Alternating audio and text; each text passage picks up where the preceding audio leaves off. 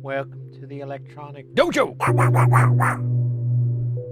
How you guys doing? Happy Thursday. Happy Thursday. Thursday the 13th of Thurstober. Or Tovember. It's not Tostober. Anyways. Let's fucking go. Porphyry coming in hot on the right on the top. And then we've got Ekin with 14 months. 14 months of love. Thank you so very, very much, mate. Really, really appreciate it. Hope you're doing well. Oh, looks like you did a bonus resub too. Oh, let's go, let's go. And then, maybe I'm misreading it.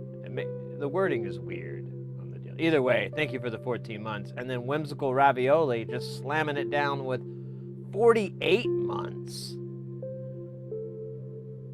That is remarkable. That is cool. I know you can't brag about this to your, work friends or family or anybody like that. They don't understand the magic that we have here, but I do. I don't know why I pointed at my temple. That's where my memories are, right here, and my empathy and my recollection of Garbage Pail Kids characters, and I think bacon recipes? No, there's no such thing. So sorry guys, I had to start the stream late today. I mentioned earlier I had a dentist appointment scheduled for today. I didn't realize I scheduled it for like the noon. I think I had a choice between like the crack of dawn or noon, and I was like, not the crack of dawn. So it was actually 12:30 is when it went down, and I don't know, like so like a week or so ago I had some fillings on this side, and they broke it up into two, which I was not gonna fight them on. But this side went much quicker. Like I guess it wasn't as big of a deal, but this one they had to give me like extra dose of Novocaine, and I think that's what did it, because it just took forever for it's still there. Like I still have the tingling on my face, but my tongue is 95% tactile and back. But yeah, it just took a really, really long time for the Novocaine to wear off. It's 6 o'clock here in the Behringer, so, and that procedure was like, I mean, I got numbed up at like 1 o'clock, so I don't know. Maybe I did bad math, but either way, it's back. I put some food in me. I had to get something to eat because I was starving, and I think we're doing all right. I think we'll be good. I don't know how long I'm gonna stream. Since I had a big meal, I could conceivably go for a long time. And Mrs. Heresy ate earlier, not too long ago as well. So I feel like that food window is kind of wide. But we'll see. We'll see. At the worst, I'll order something and snack on this stream, and then we'll keep going. But it may be a shorter stream than usual. It may just only be like 5 or 6 hours, which I don't know. I could do that. I don't know.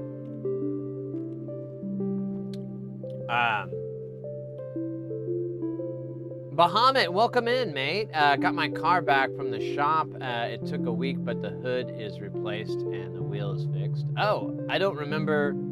I totally don't remember you tell me about this. So this is new news to me. But I'm glad your ride is rocking. Now that I've been using Twitch for a while, and it's noticed that I watch a bunch of weirdos, I've been enjoying that. It started suggesting a ton of really serious weirdos to me all the time. Really?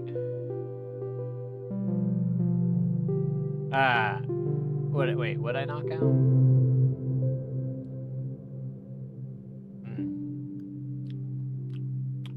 Sorry. I'm still like, yeah, the 6 hours, it'll be nothing. I'll probably want to go longer, more than anything, because I'll be like, oh no, we're not done. We have so much more. But we'll see. We'll see how it goes. It's always playing it by ear on days like this. But either way, I'm here, and my face is mostly back. Oh! Konnichiwa to you, Microman. Will Coleman. Konnichiwa. And hola. Door that was stored in the garage fell down and dented my hood and scraped the front bumper. Oh, man. I'm always worried about that happening in my garage. One time we had like a bunch of shelves I put in there just rip right out of the wall. It's kind of my fault because I didn't install them very well. And, man, it like almost totaled this car that we had. We were able to get a guy to fix it up pretty good, but, yeah, it was kind of dumb. He did put us on to like, hey, was this in a big accident before? And I'm like, what are you talking about? And he like shows me all this like previous work that was done, and I'm like, dude, I know nothing about this. It was not on any... It wasn't on the, the Carfax report or, anything like that had been in an accident. He's like, oh, it's been in an accident before. And I was like, great.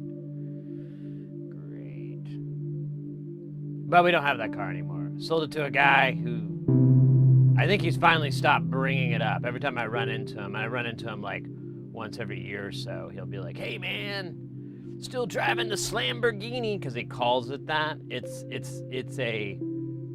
It's a convertible Chrysler Sebring from like 2008 or some shit like that. This is years and years ago when we got it. Oh my gosh, Mr. X, I was worried that I'd be going on too late to catch your presence. Wouldn't be graced with the X. So glad to see you, mate. I hope you're doing well. I was just saying, I went to the dentist today, and it was like, yeah,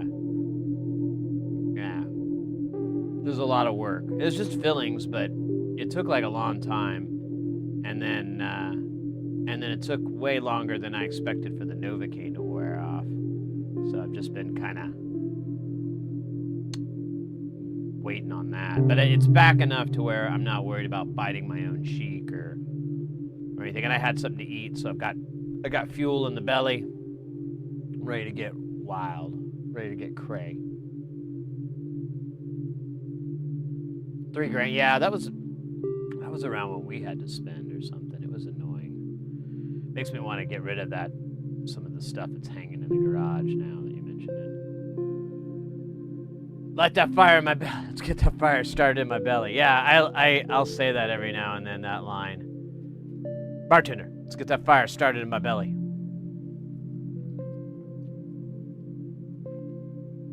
Yeah, good old Skip Remington.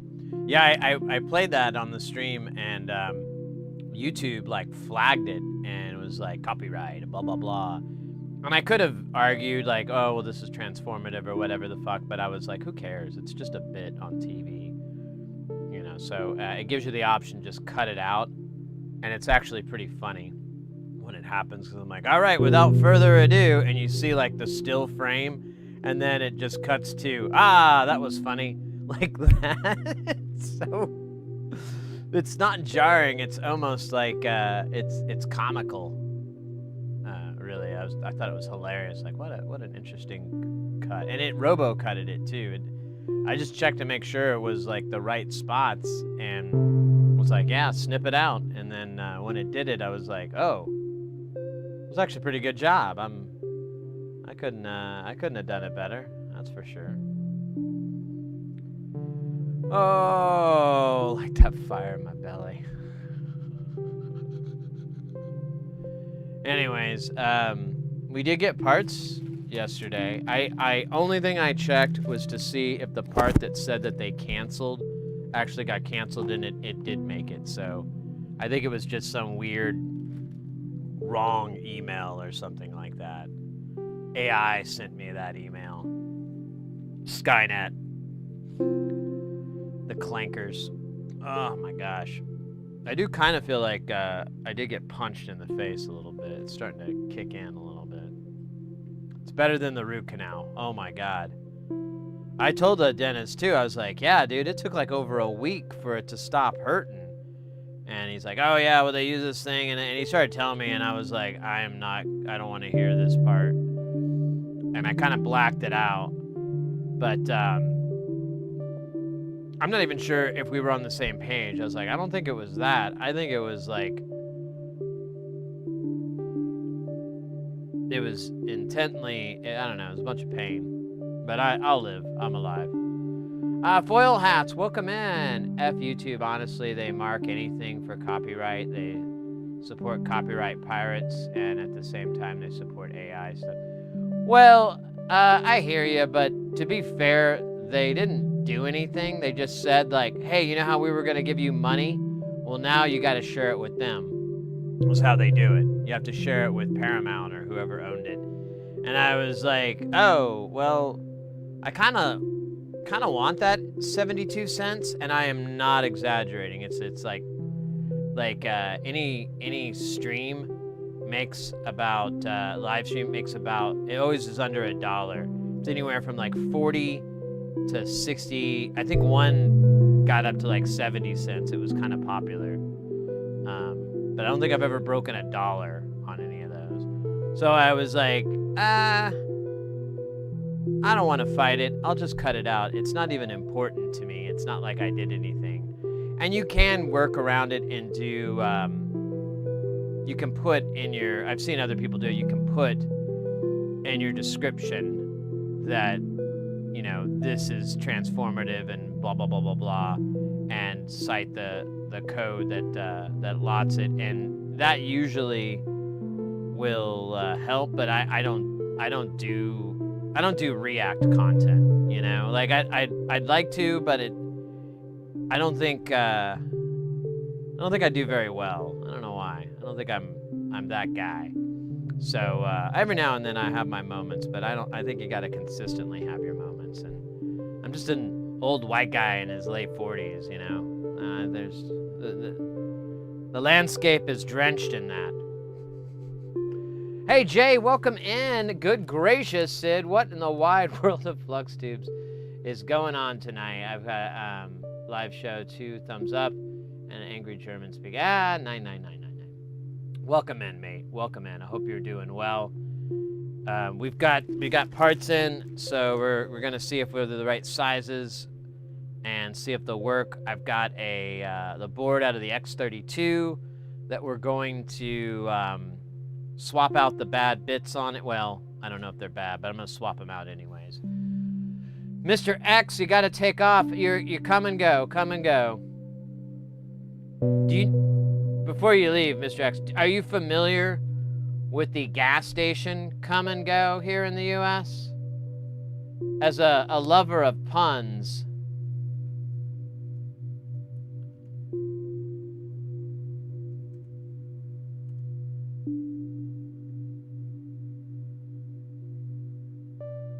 you would appreciate this. So there's a gas station, convenience store. And I'll be quick, man, because I know you gotta get some sleep. Got a red eye tomorrow. But that is the name of it. Come and go. Now they don't have too many out here in the Southwest region, but you'll see them in different parts of the country, and I avoid them. I think that is. That's a scary name. I don't think it really implies anything. It's just like, why would I go to a place called Come and Go? You know? That's a gas station. I should mention that. No, okay.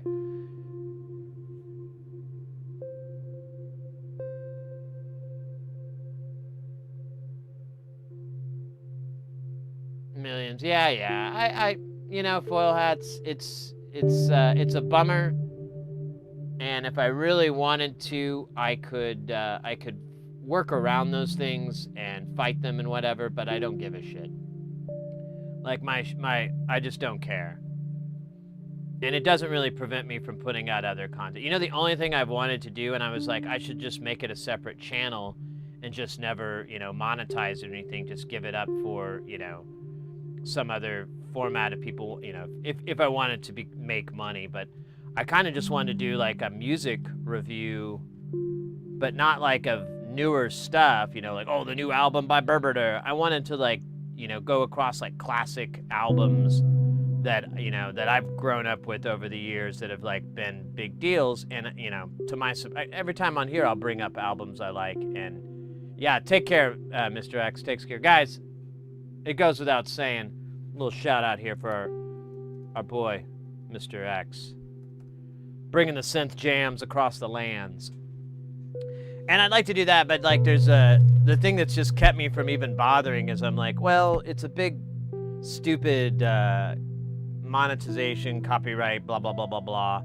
And I don't really want to fight it. And I don't even know if I'd have good enough content for it. So it's kind of like pretty low on my list. But that's about the only thing that's really curtailed anything.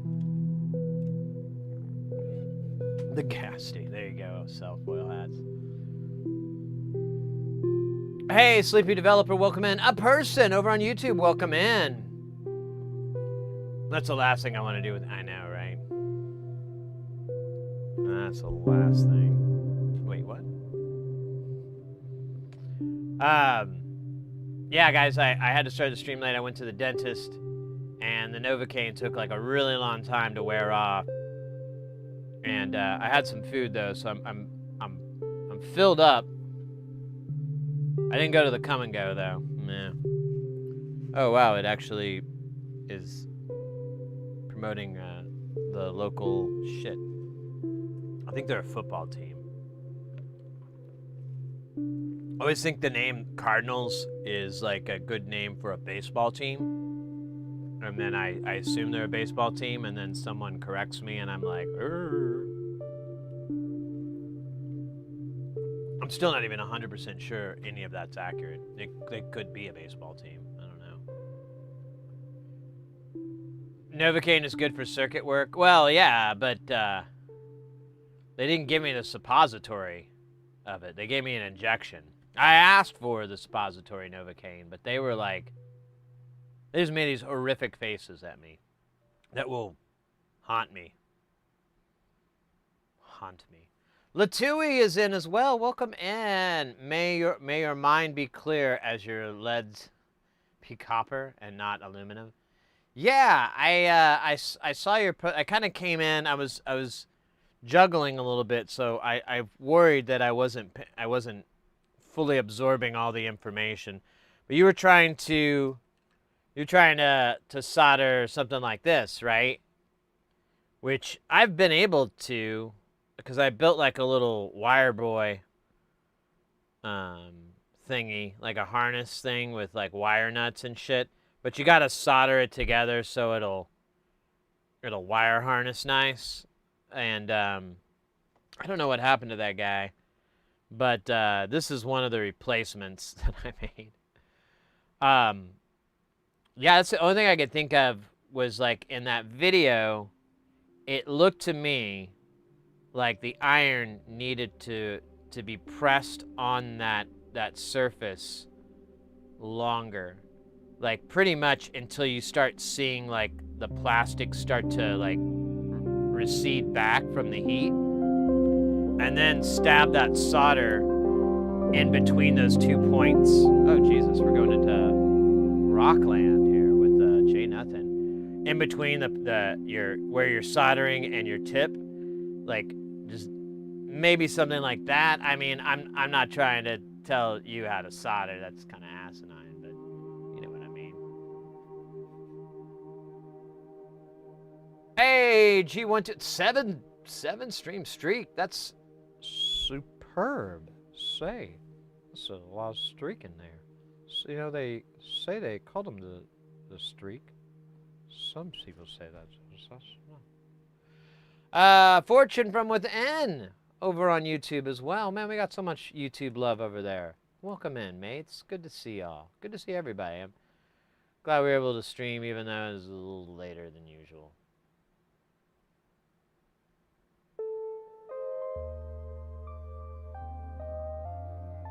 Well, I mean, I have this this guy here. We could see if I could pull it off or something, and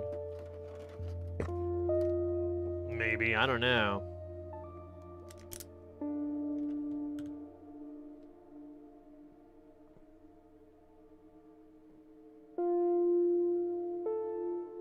I'd be willing to try. I don't know if I want to say I've soldered that material, but now I'm thinking about it harder. I'm not sure. How you doing, G123? I hope you're staying Zupageil. That's important, especially in this day and age. Particularly this day or age. Actually, they're 50-50, aren't they?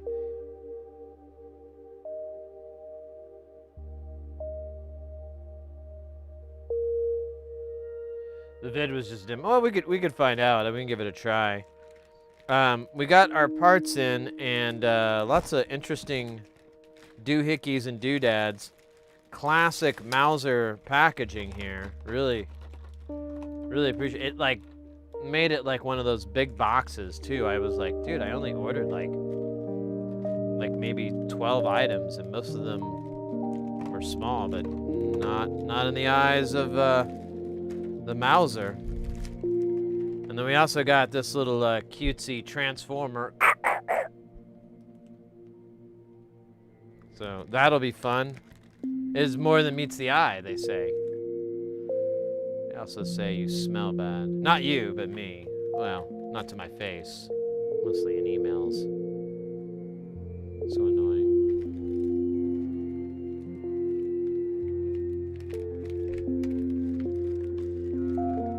That reminds me. One time, I was working at this company.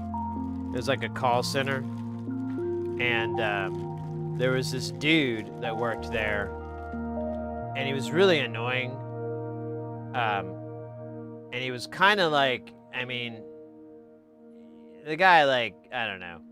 But he would show up to work. And I live in Phoenix, Arizona, in the desert. And he would wear a black, like, trench coat all the time. And, like, I sat next to him. Like, his desk was, like, you know, adjacent to mine or whatever. And he had a funk about him, you know, of an odor.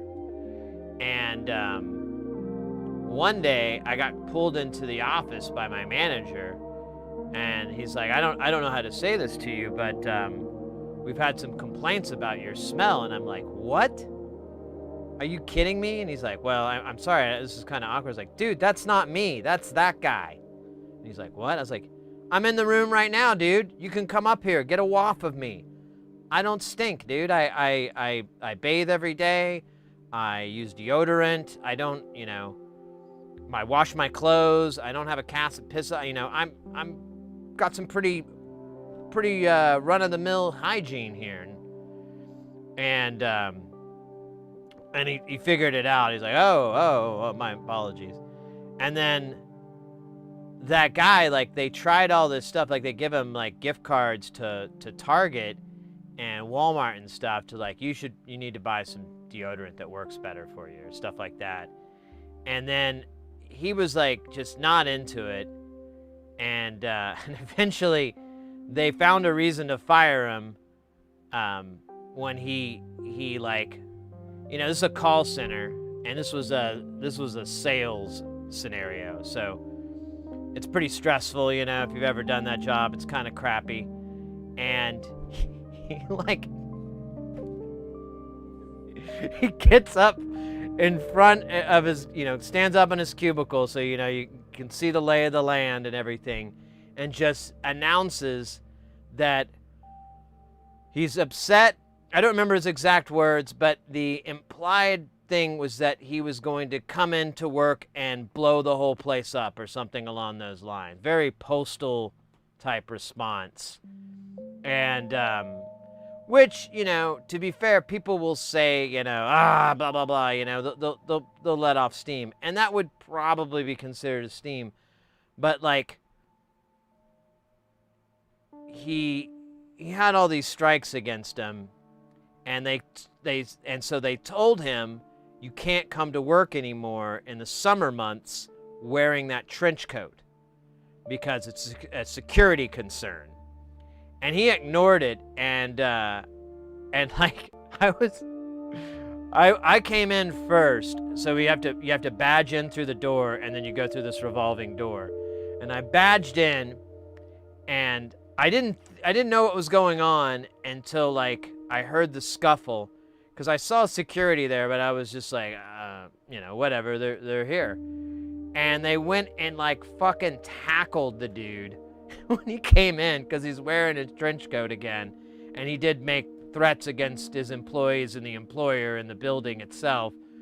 So they tackled the guy, and he, like, flipped out and everything. And then, of course, they fired him after that. But I don't know why that story came up, but every now and then things like that leap into my skull, and I'm, unfortunately, you're the kind of sharing with you, so yeah, it's on you.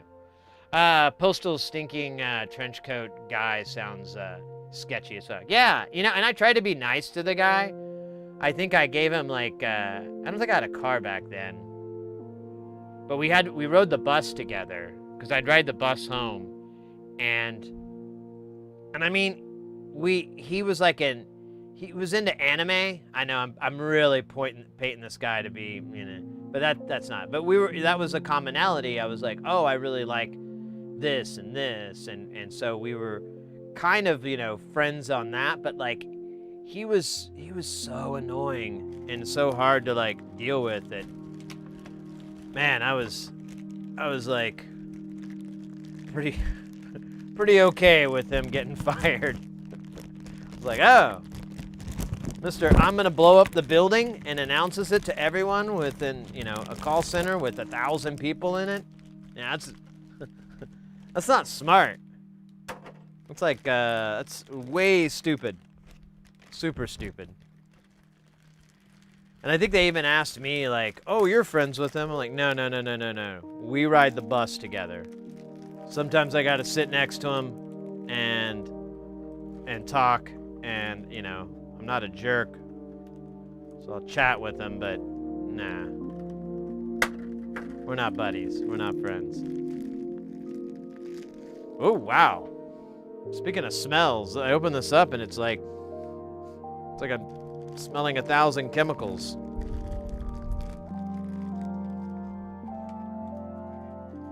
Good smell, good feeling. Oh, so I ordered 2 faders. Oh shit, this one is. You're not gonna be able to do some fast crossfading with this thing. No, none of that. Dude, this like moves sluggish as hell. We might try lubing it up a little bit if it's the right one, baby. I ordered 2 though, and I haven't seen the other one yet. Oh, no, this is a transformer. Yes, I will be making that cringy sound effect each time. Here's a whole bunch of Brazilian Jiu-Jitsu tomahawks. I think that's what BJT stands for. It could be a lot worse.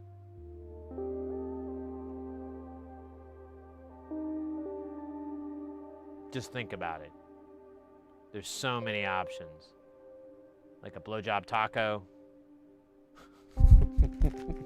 Actually, yeah, that's it. That's the only one that would be worse.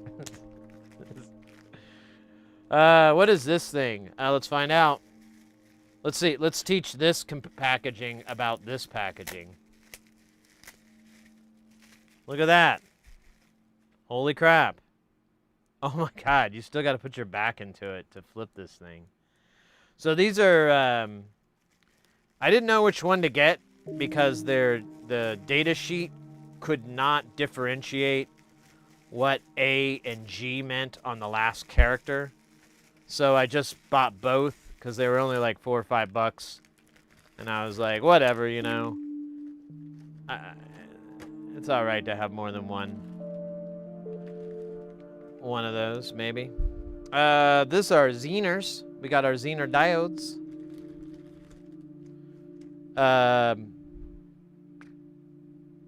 We got our DG412, which Mauser sent me this this email when I placed my order that said they canceled this. And I know cancel culture, right? First it was Bill Cosby, and now it's this. That was bad. Oh crap. No, they said that they canceled that order, or they canceled that thing, and the reason they said is that the manufacturer does not. Wait, what was the wording? The wording is very peculiar.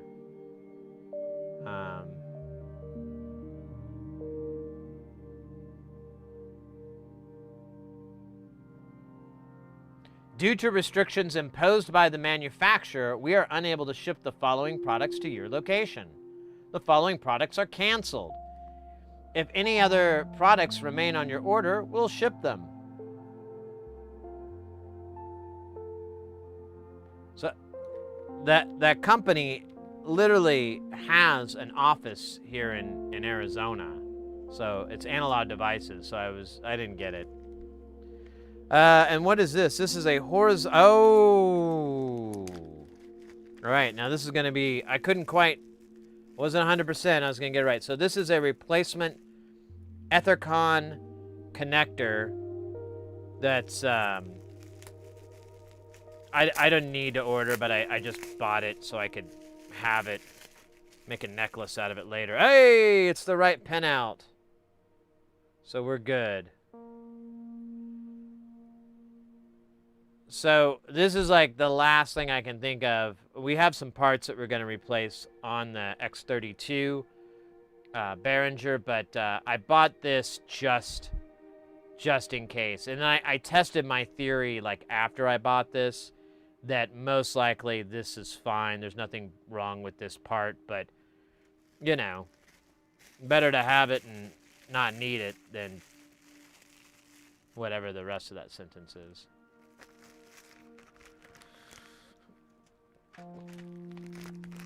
So, with that being said, let's put all our parts that we're going to need for projects in this bag for now.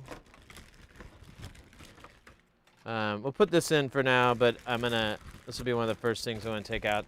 And we need to do a little bit of this thing I've read about in books called organize. Yeah, I think it's organize. It's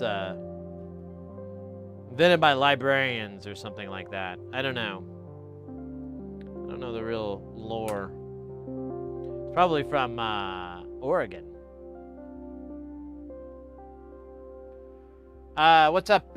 Foil Hats AD will not ship chips to private housing addresses if they are using it in a military application, because there are random people who have been recruited to buy them, and hobbyists, and resent them to Russia or its allies. It's all over the EU and the US. Yeah, that's fucking stupid. It's a switching IC. It's not a... I mean, I'm not disagreeing with you. I'm just saying, like, it's a switching IC. It's an SPST switch. It's not, you know, an NVIDIA GPU or something like that. I don't know. Fuck them all. Fuck them by. I don't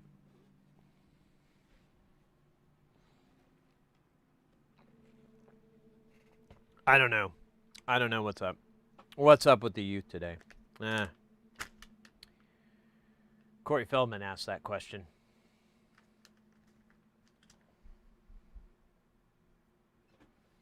Never got the answer. Oh, scheisse. Let's see. We just need these 2 books.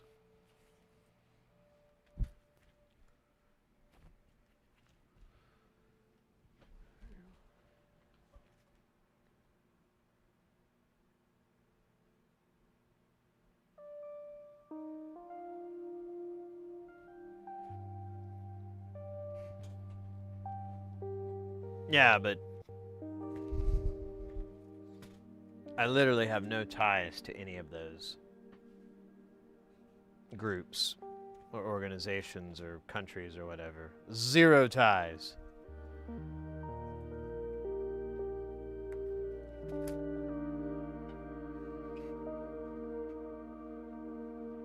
Maybe a few bow ties, but not regular kerchief ties. Oh my gosh.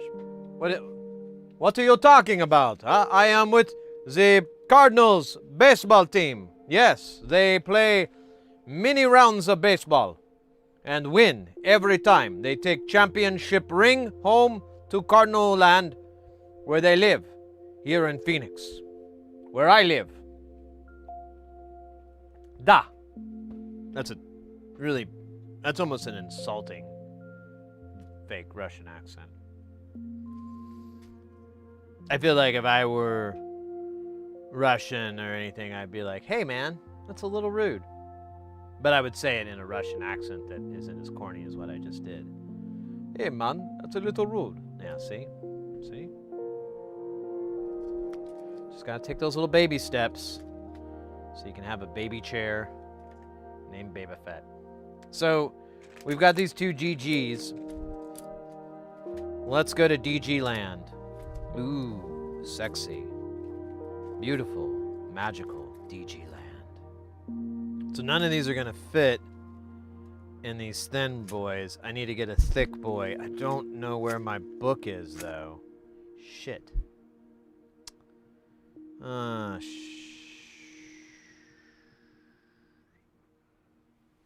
Let me check here.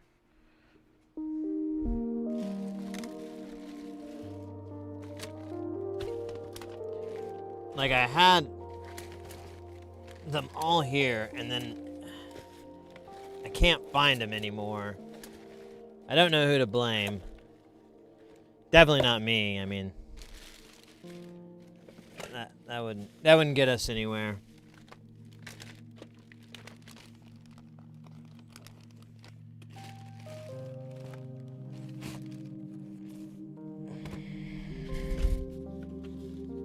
Alright, I may not be able to put these away because I don't have or lost the bloody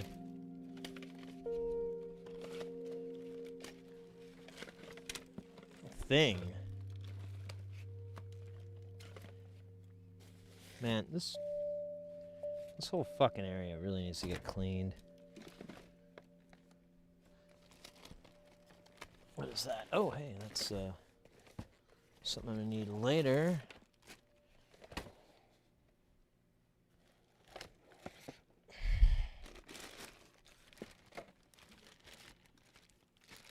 I don't see it. I wonder if I put it in a uniquely new location and I didn't tell myself about it. Let me just check here. Because it's just a bag that I have all these extra pages for those books, and I don't see it, and I lost it in the sands of time.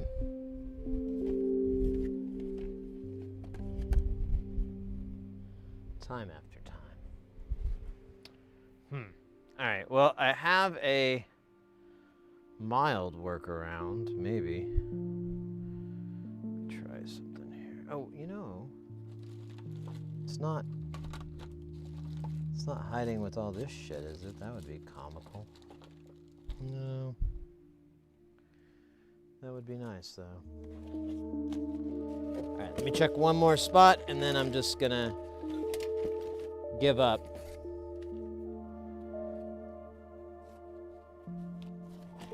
And just have like a really quick cry. Just a quick one.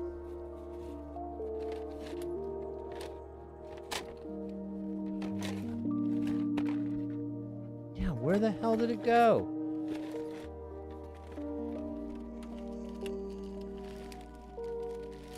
No, those are shipping bags. Alright, well, we can cheat. Just gonna steal a page from this book.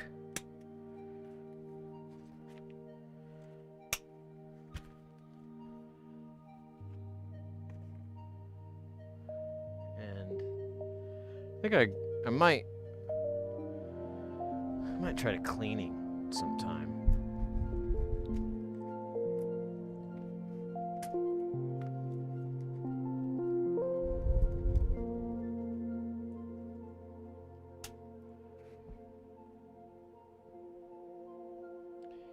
To have an authentic Russian accent, you need to have some hard E and I sounds. Get by pushing out the lower jaw while spelling the letters. Also replace H with G, but G is also hard. Like grocery. Extend the jaw. Grocery. Da. Alright. Soon we will all have the Borat bits. Alright, so I'm going to move these two DG2s over to here, and this will free up space here. for here.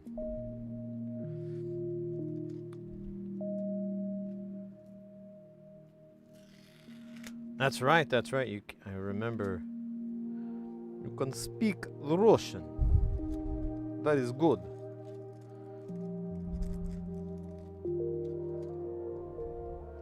If you are playing Fortnite, this is good.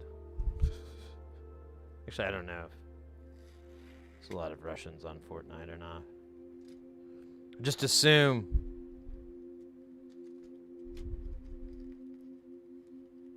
My assumptions are based on nothing.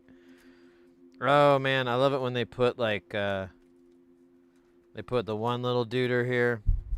It's so comical. Not really.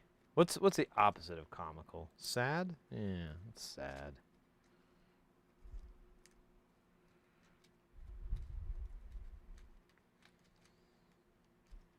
Okay, so we're gonna do 408 first. So it's gonna go up at the top, and it's gonna be a lot. I bought like a not an ass load. What's it? Butt load? An ass butt load? About 25. Whatever unit of measurement we're going to use for that. Because we need it. Oh boy, do we need a lot of these.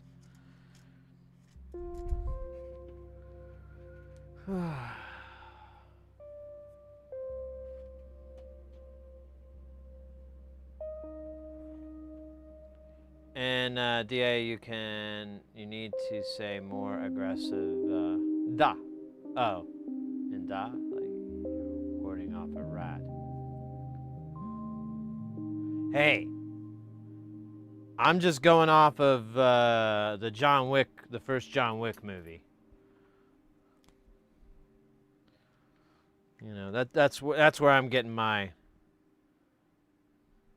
training from.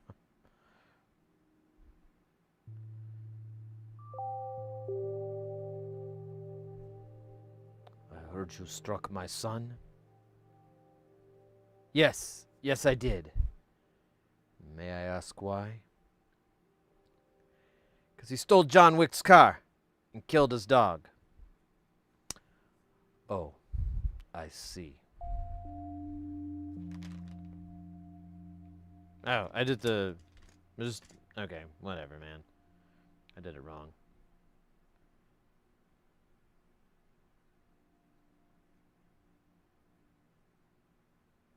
Baba Yaga.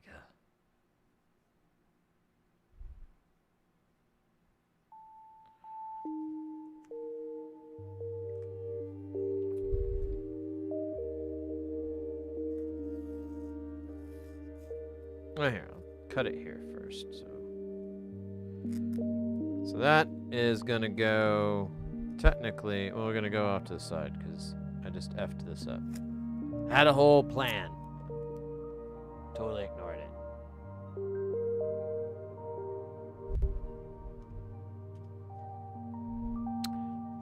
Postal sneaky. Yeah, you know, sometimes I wonder whatever happened to that guy.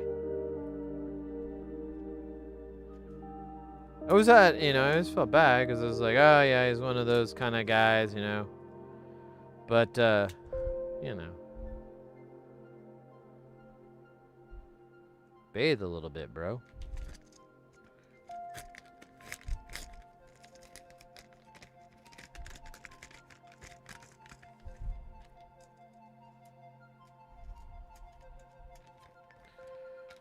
All right, well, despite Analog Devices embargo against me, I was able to still get the component. I wonder if they're never going to send it to me again. Oh! Danny Whack! Knick Knack Danny Whack. Welcome, my name is not Stallone. Oh, that was classy. Oh, Jesus Jones. I got a lot of these. Look at that. Those are all Brazilian Jiu-Jitsu tacos. That's what we're going to say BJT stands for. It doesn't. But the thing it does stand for, I don't know how many times I can say it before I get in trouble. with the moral police. But yeah, welcome in, mate. Thank you for the follow. Hope you're having a guile-tastic day. We got parts in, so we're filling them up into the book of parts, and then we're going to then we have some repairs to do. One, I'm very curious if this is gonna happen or not. We'll see. You know, I realized too I didn't prep it. I should have taken out the old fader, but you know, why would it? Oh yeah, we needed like 18, and I only had like 9 or 12 or something. That's why. I was like, what? I still have plenty of these. Jeez. It's like what Worf would wear. Photon torpedoes armed, Captain. Sorry, that's a really terrible Michael Dorn impression. I have more. I can do the guy from Police Academy. The guy? Oh, shit. These are terrible bits. Terrible. I almost want to... I don't even want to put it in here because it's so long. I'm thinking about putting it in the bucket so that it may live in the bucket until we are ready. I think that's what we're going to do for now, because there's just, I mean, I could make room, but it's like, it's not going to go well. And this is, I mean, once we start that project, we'll empty this out, and then we'll start this, and that'll begin that strip. That'll be the way to go. All right, sorry to jump the gun, but sometimes they're very loud, and they startle me. Now it's not often you hear some say Jesus Jones anymore. Yeah, it's like this really, really stupid joke. Cause wait, let me make sure. I haven't even tested this theory.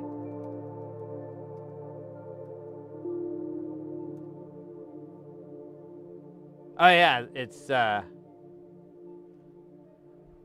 see, I screwed it up. So Jesus Jones, it's when it's right here, right now. And then EMF is what I should have said, for when something is unbelievable. But I get those two bands confused because I think they came out around the same time, or at least they did when I was a kid, and that's all that matters. But yeah, welcome in. I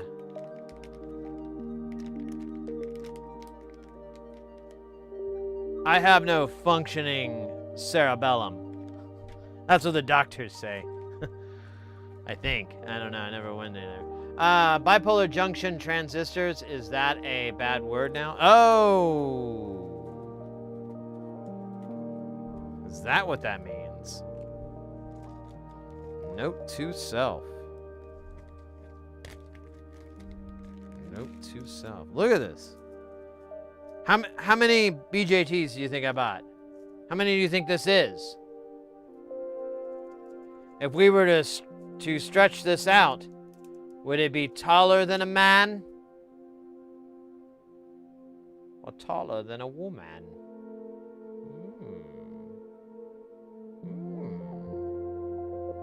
Would it be more than 4 dogs? Snout to butt? No one will know. It is a secret that I will keep until my dying breath. Man, these drama classes I've been taking are really kind of going to my head.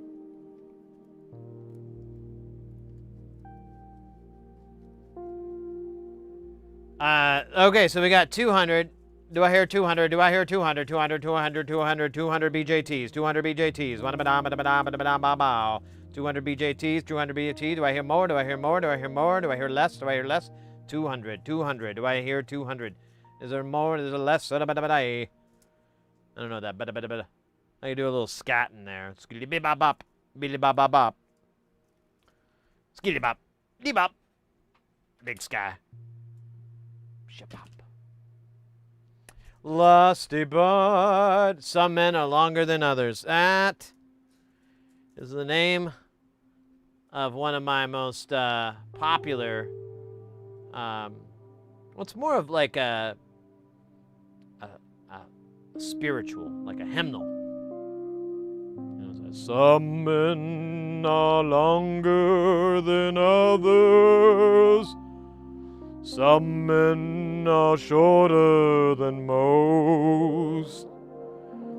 Take the average person and remember that half of them are dumber than you. It's a good song.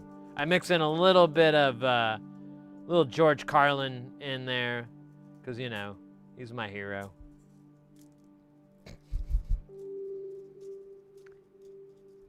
He fought in the Great Comedy Wars. He was a general or a brigadier, depending on what part of the country you're from. And Balder says 500. Any other guesses there? Good to see you, by the way, Lusty Bard. I don't know if I said that already in the middle of my stupid jokes. But it's true. SOT 23, they are correct. Here, I'll cover up the quantity there. You got SOT 23 45V. It's from good old Diotech Semiconductors. You know, those guys love to goof around over there. They got the Sobachek Diotech. So stupid. Oh, shit.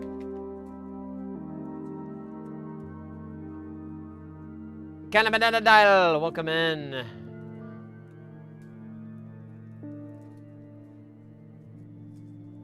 Alright, if quantity is also encoded in data matrix. Well, I hope so.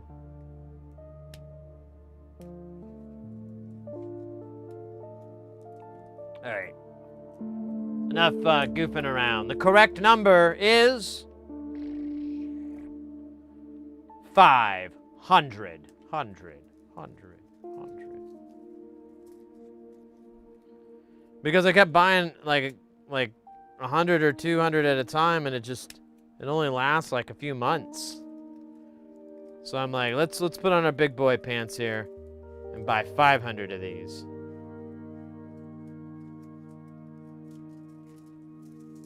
And wow, I came from the, how did I do that? I did like an Ouroboros here. Huh. Oh well, whatever.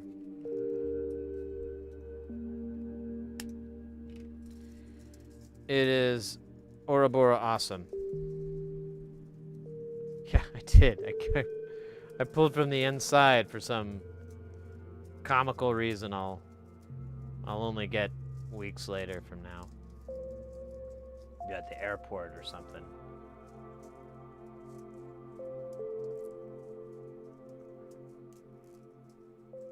Oh wow, maybe not. Oh, this is from, oh, it is an Ouroboros. Ah.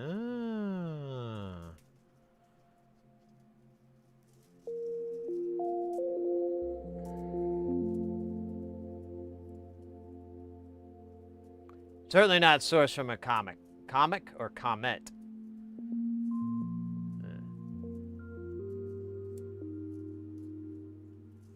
Well, it's hard to say, mate. I mean, we're running at 1080p, but only 30 frames. We could do 60 again. I don't know.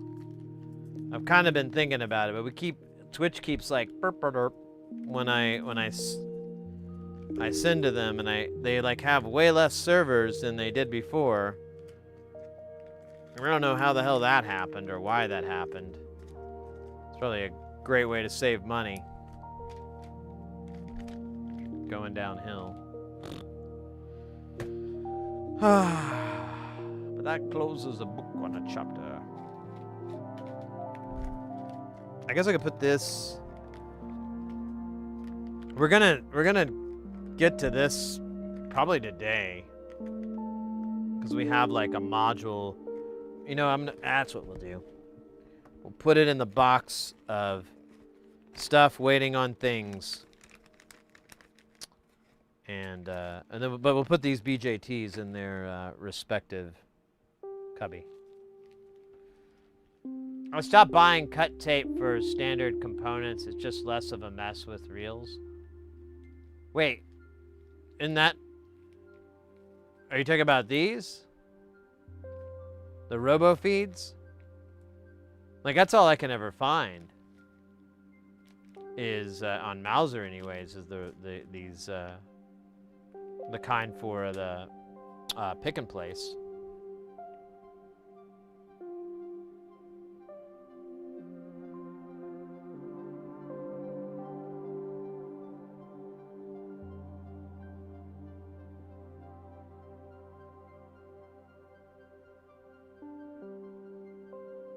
This shit, what?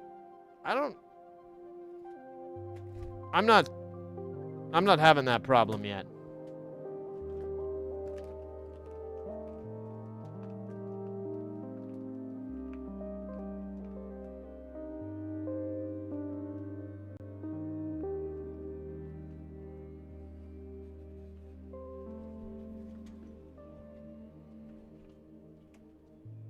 No, the quantity wasn't written into the number.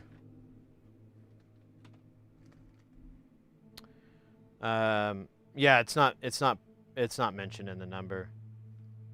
Because all you have the customer number, you have the invoice number, and then you have the manufacturer and the Mauser part number. Those are all going to be the same. Now you probably can derive if it's a cut tape or a reel or whatever from the Mauser part number, maybe, but definitely couldn't get quantity. Just because the one I buy, you can go down to individual. You could buy them one at a time, or you could buy 5,000 or whatever. I think. Man, it is warm. Or, as they say in Germany, warm. Flask, willkommen. How you doing, mate?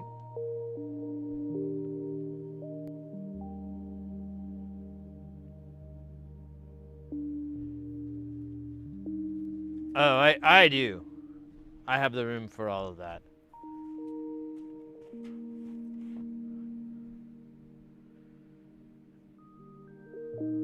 That's one of the few things I have room for. That and a love of kittens. I have room for that. Phil Coleman is a member of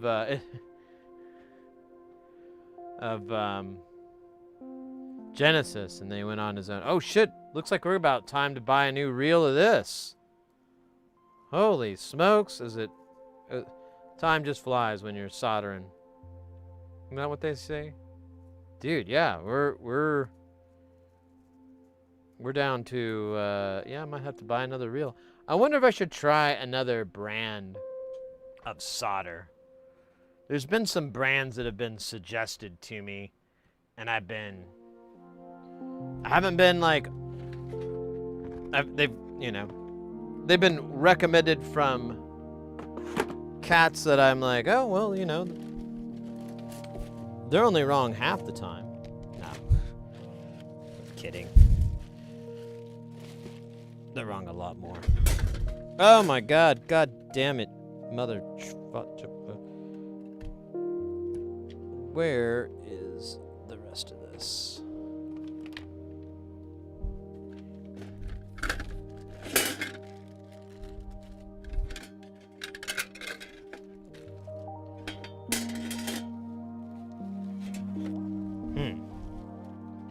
Where did I put the fader bit?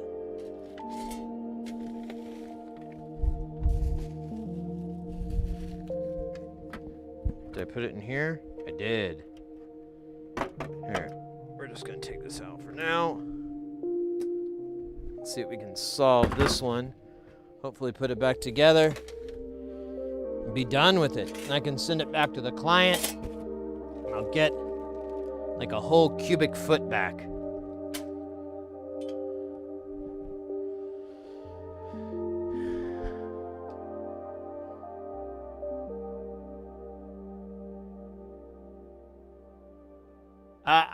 I like 6337. I'm into that.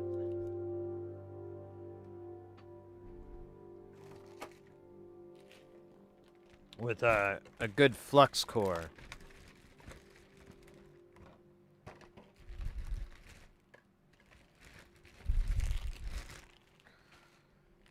All right, so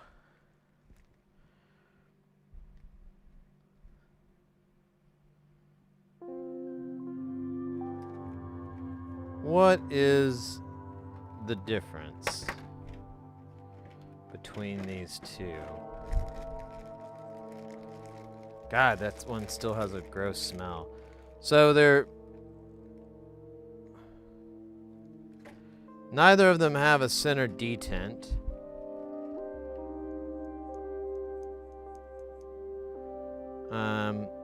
Oh, wait a minute. No, same. Oh, yeah. Same footprint. Footprint looks identical. The dimensions are good, and I think this is the exact same thing. There's just like the last letter is different. One's a G and one's an A. Ah, and there it is.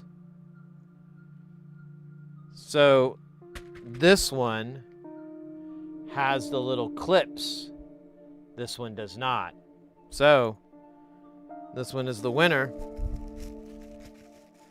And this one is the failure, or something like that.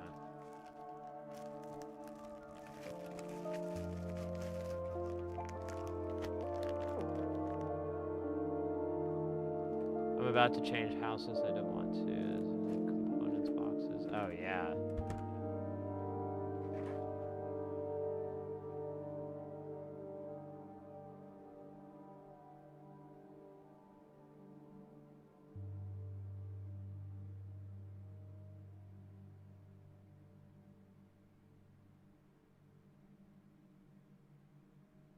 Four-reel carriers. Oh, wow.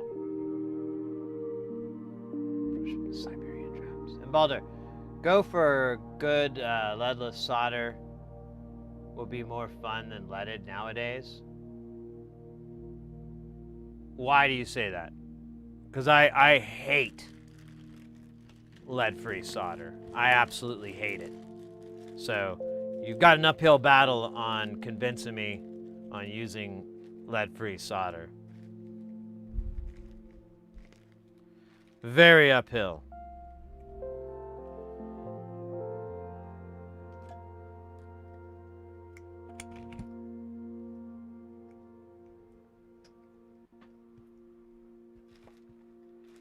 But, you know, you can make a compelling argument. I'll listen. But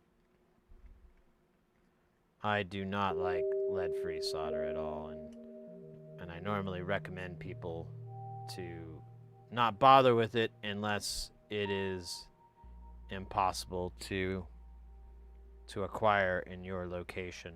Because I know in the EU and other parts of the world, it's really, really difficult to get. But here in America, it's pretty easy to get. It melts better. It's easier to, it's less damage to the board because your temperature is lower.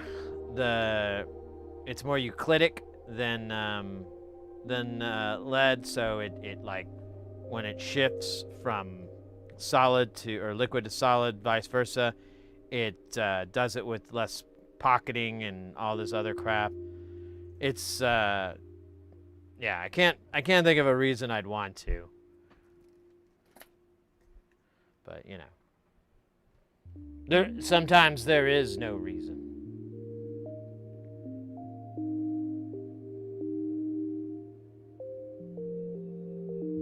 Aluminum.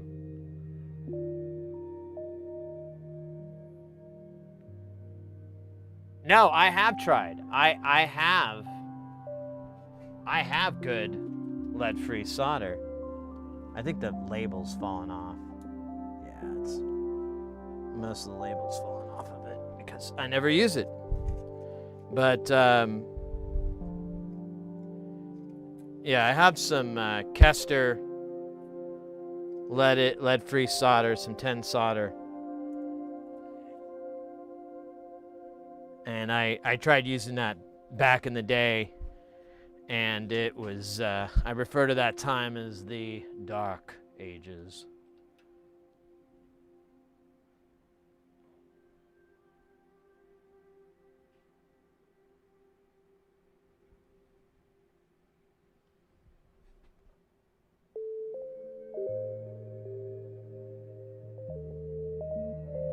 Yeah, no, I mean, I'm speaking from experience. I've used lead-free solder plenty, and I've gotten decent rolls of it.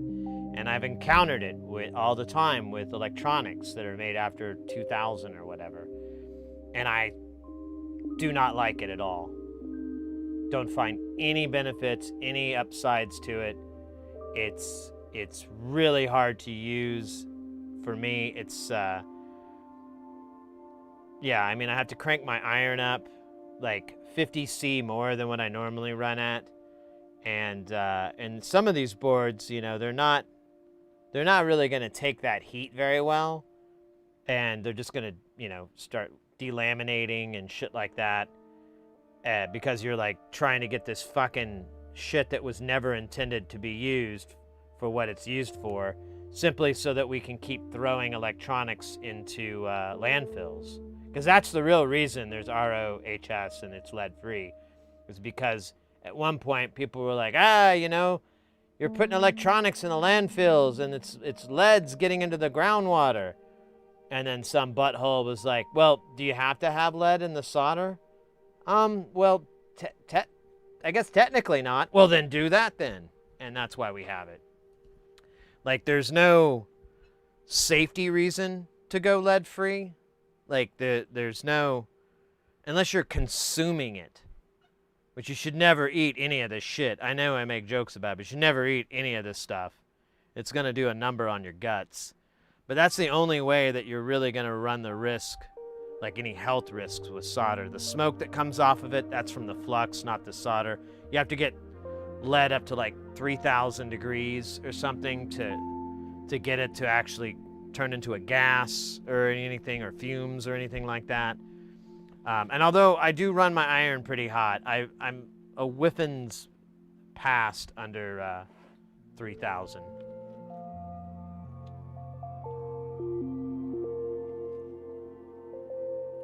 Not rubbing lead in your, yeah, but it's not brittle. It's solid. There's, and I mean, if you're genuinely concerned, you can wear gloves. If I'm dealing with solder paste, I'll wear gloves, absolutely, because it's like little tiny microscopic pieces, and yeah, you could easily foobar and, you know, pick your nose or something and get it in your system. That makes sense. But wire solder, you really have to try to poison yourself with it. I'm sorry, I don't mean to get all huffity-puffity about it. I hope I'm not coming across that way. I also should stop shouting. I feel like I'm just shouting the whole fucking time. If you want, you can get 139 leadless, which is great for repairing things.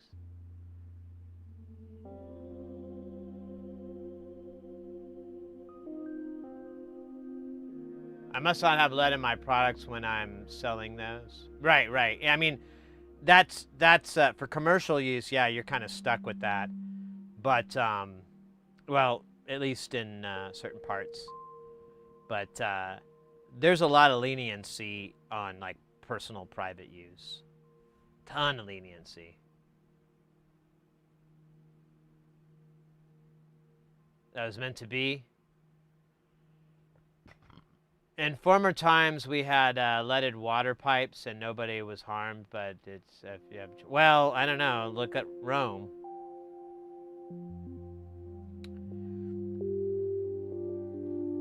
I've heard that, I've heard that argument before about, you know, leaded solder being toxic.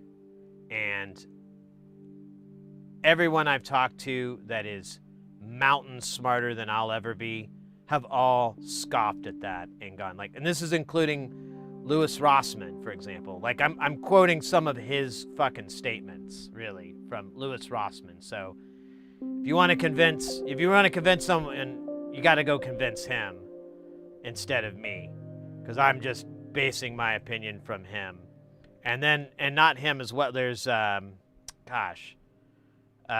Northridge actually kind of briefly brings it up from time to time, but I don't have anything tucked in my brain from something he said. I've talked to other engineers, other people that have worked, you know, that work in the business producing stuff, and they've all confirmed, like, yeah, dude, you got to eat it, and you're gonna have to do it for a while, and then eventually you'll start, you know, exhibiting lead poisoning symptoms, but not from soldering. Soldering, it's safe.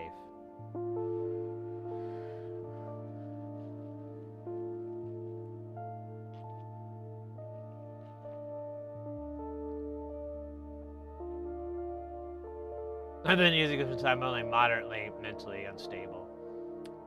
Well, it will, like lead poisoning, it'll be like, it'll make you stupid, basically, over time, and it can also cause psychosis and craziness and stuff, because lead will get up into your brain, and it'll mess with your brain mechanics. I don't have the knowledge to tell you what that is. But, yeah, I'm good. But I mean, if someone could make an argument like, oh, you should use lead-free solder because of this, this, and this, you know, like it's more mechanically sound. It transfers the heat better or whatever, you know? I mean, like, if I could get some arguments that would be like, oh, yeah, you know what, I should. But otherwise, I'm going to keep using lead and suggest it to people starting out, because it's just easier. Like if you start out soldering and use lead-free solder, it's going to be rough. I mean, you can get flux for it and that'll help, but it's still like I struggled with it, and I've seen a lot of other people struggle with it. So it just makes, and I've you know, checked to see like, oh, this isn't unhealthy, right? And they're like, no, it's fine.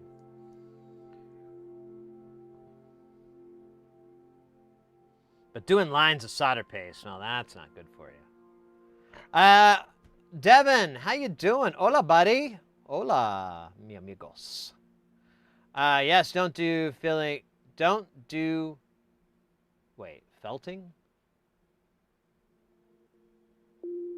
Felting beaver hats at home with homemade heavy metal.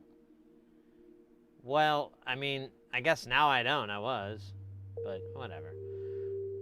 Yeah, same. It's more about environment, not user, unless you chew on it. Exactly, foil hats.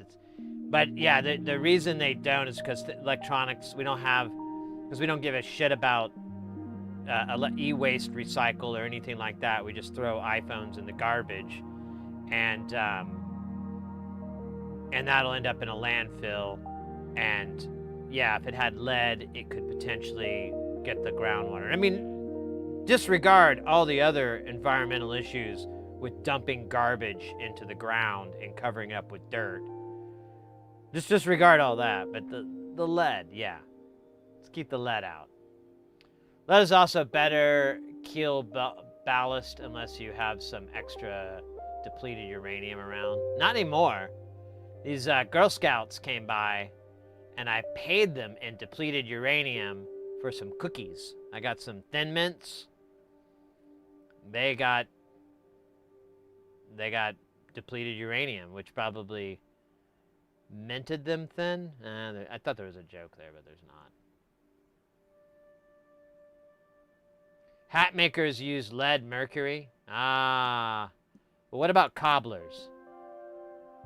Do shoemakers? Do they have the problem? Doesn't lead come from the ground, though? Yeah, I know, right? Well, you have to smelt it, I think. And whoever smelt it, dealt it. That's the joke they say at the refineries. A lot. They're pretty dumb there from all the lead poisoning. Arthritis swiftly followed. Wait, what? That was a left-hand turn with no blinker. I had to check for lead poisoning when I was young. The doc explained to me it's easy to check for lead in the blood, but it's not easily possible to check the depots in your bones, where it culminates over years.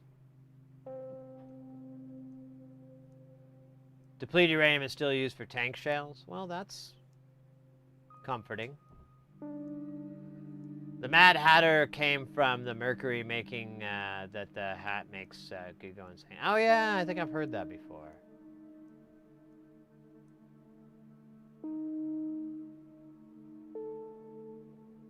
They say it's not big of a deal. Well, you know, they would. They got all this depleted uranium they're trying to get rid of.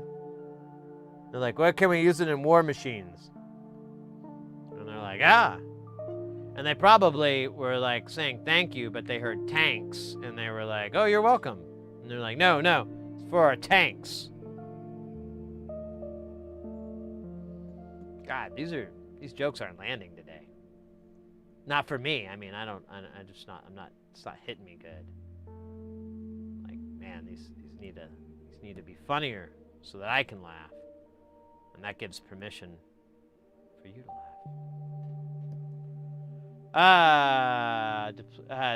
They say it's not that big of a deal. With they, I mean Ukrainians that got the thing with Abrams. Oh, the Abrams tanks? Man. I used to play that video game. That was pretty fun. Hey, Devin, thanks. Like on the Sega Genesis, they had Abrams M1 tank. It was a pretty fun game. It was like a 3D game before 3D was really a 3D thing.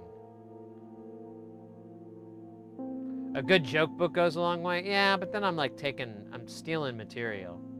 What I need is to hire a bunch of writers, have them write me jokes, and then tell them all that the jokes are bad, and maintain that feeling of superiority over them. I hear that's what Conan did. Conan the Barbarian, not Conan O'Brien, the comedian. Conan the Barbarian, he had joke writers for him. And he'd like swing his sword, and they'd be like, swing sword. You know, they made like jokes, and he didn't like them. But I think he secretly did. What the fuck is going on? Let's get this part off. Let me warn you right now, it's on there good. And we can't use an enormous amount of violence. I know. I wanted to as well. But the good thing is we don't care about the part anymore, so we can like totally use an enormous amount of violence. Well, heat. Violence in the form of heat. Heat violence, I think is the term I'm looking for. Gotta roll your own jokes? Oh my gosh. Oh, speaking of roll your own, in my quest to come back to the ganja side, yesterday, I was like, I have these gummies. I'm gonna have one of these gummies because I got a bunch of work done and I was really happy with myself. I was like, hey, way to go, you had a productive day.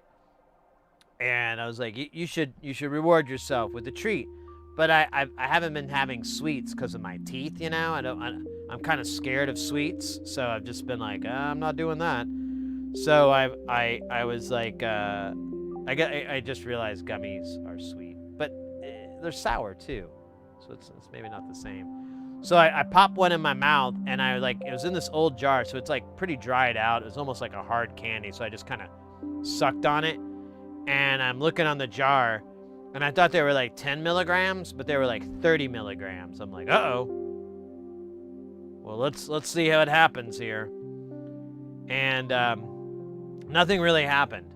So then I ate like 3 or 4 of them, and then I went to bed, because the whole reason I'm like, oh my God, I got to start smoking again is I've started dreaming, and my dreams are so fucking mundanely awful. They're like mundane, horrible things. Like one was I ordered an Uber, and I accidentally got it for the wrong part of town. It was like going to be a 4-hour trip or something from like LA to San Diego. And I'm trying to cancel it on my phone, but I can't get good reception. And the driver's waiting on me, and everyone's mad at me. So that was one.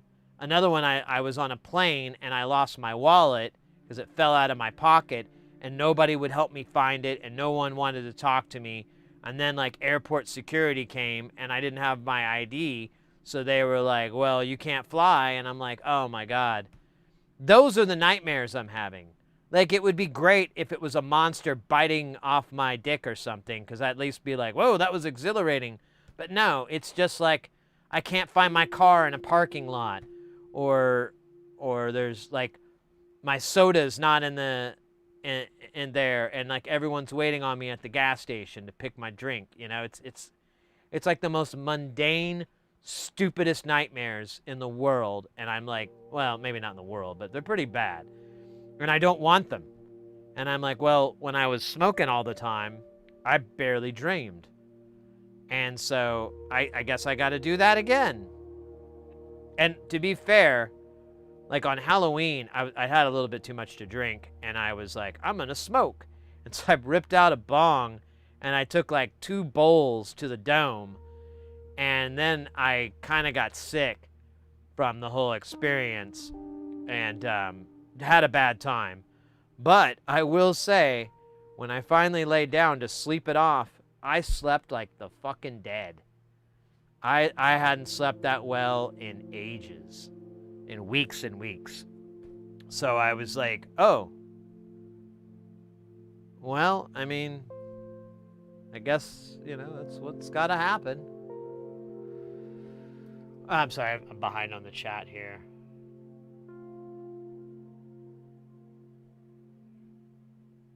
I hope you have a dick-severing dream tonight. Well, like before, when I was having dreams, like right when the first week or so that I quit, unintentionally, I had like really awesome dreams. Like it was mostly me and Mrs. Heresy, not whatever the hell that's supposed to be. And we were like getting in adventures and having fun. It was like really cool. It was like great dreams. I remember I'd wake up and I'd be like, oh my God, go back to sleep. What happened next? What happened next? And then I could slip back into the world. But now it's like I wake up and I'm like, oh my God, that was such a fucking stupid dream. Couldn't find my wallet on a plane, and it was like a giant jumbo jet with like all the rows and everything. And I like, oh, well, let me go back to sleep. Oh, I'm back in the fucking, on the plane. No one still will talk to me. And everyone's mad at me for some reason. Oh, God. Anyways. 421 running running some Punonic grok? Wait. Running some Punonic. I don't even know what that is. That kind of reminds me of the old days when they had the Taco Bell cups, and it would have like these whole sentences, but it was every letter was lowercase, uppercase, and it all stringed together, and it was like a word puzzle trying to figure that out. That's kind of what I'm getting from you, 421. Welcome in, by the way. I don't know if I greeted properly. Flask, I wanted to I want to try high reliability solder, but for the real reasons other than curiosity, and it's expensive. Oh.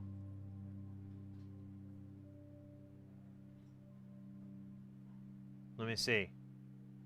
What is high reliability? AIM solder, solder wire, 2.5, 0.32, oh, inch diameter. I was like, damn, that's skinny mini.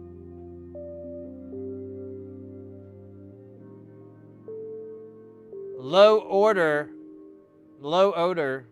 fumes. What's the, it's got 2.5% rosin in there. That's all right. Still in this boring ass dream fuck. Yeah, I know. It's stupid. What, me snooze? What? Wait. What's going on, Cannabanana Dial?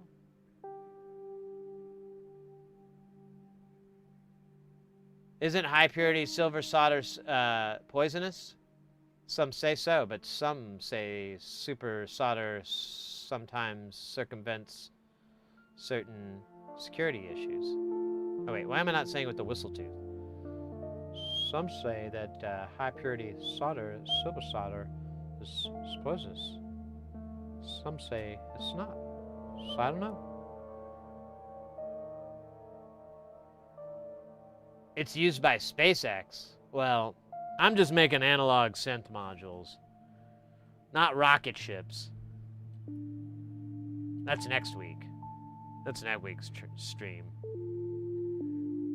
Right now we're gonna mix in low melt solder.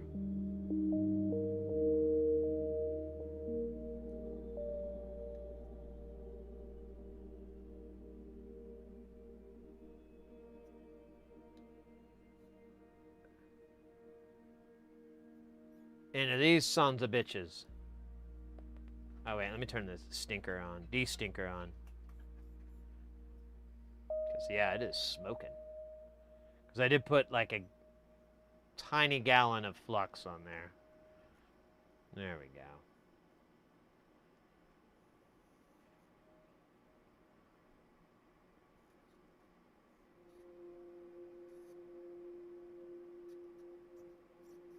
All right. Now that we have the mixture of Mighty and Soul, I need a prying device.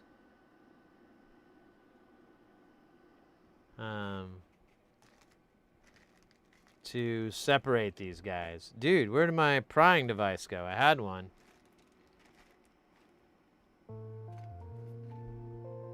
Shit. It was stolen. I guess I can use like tweezers or something? I don't know. What's this guy? Oh, these are like shit tweezers. These will be perfect. These are like the first ones I ever bought. And the last time I ever bought fucking garbage like this.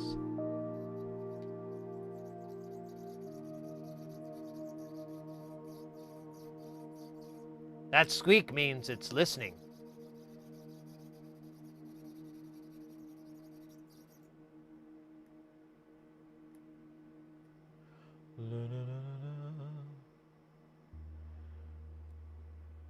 Here, we'll heat these guys up first, because they're gonna be the boogers.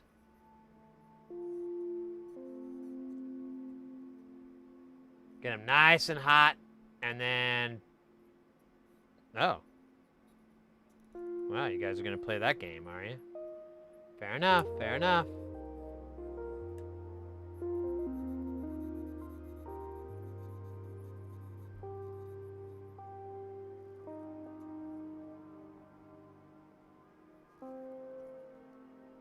Fair enough, and pop.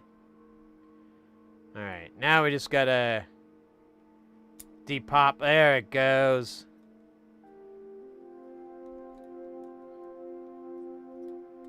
There she is. I don't think I took any traces with it. Alright, so it doesn't matter. This is very hot, and it's going in the trash. This won't hurt anyone. Well, should we save it to make sure? So the only difference I see is like this top is a little bit bigger, but it just has to work with these. Where'd I have them in here somewhere. I don't know where they are, but I bought like replacement fader tops for this, so it just got to fit on there. At the worst, we might have to, I don't know, use something more malleable. Sharpie bad on it for the people who excavate the trash in the future. Yeah, I guess I could write that. You know, though, when it gets hit with rubbing alcohol, the Sharpie will get obliterated off. Not Michael Jackson's bad. Shamo. We're just gonna keep it in case I need any reference from it. Which I don't think I will, but I just feel like the moment I throw it in the garbage is when I'm gonna have to go hunting through the garbage.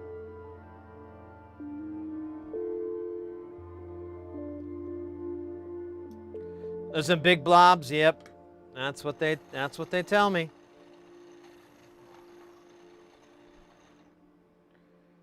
That's what they tell me.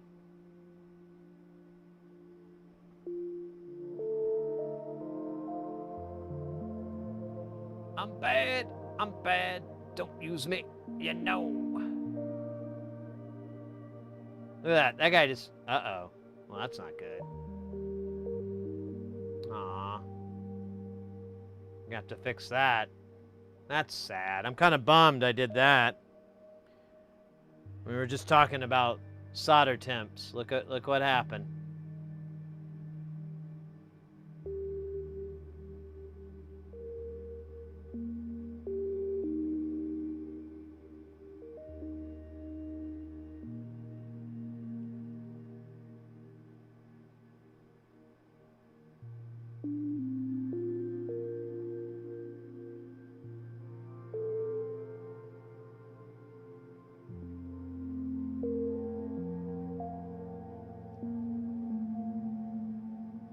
That is a lot of solder, isn't it?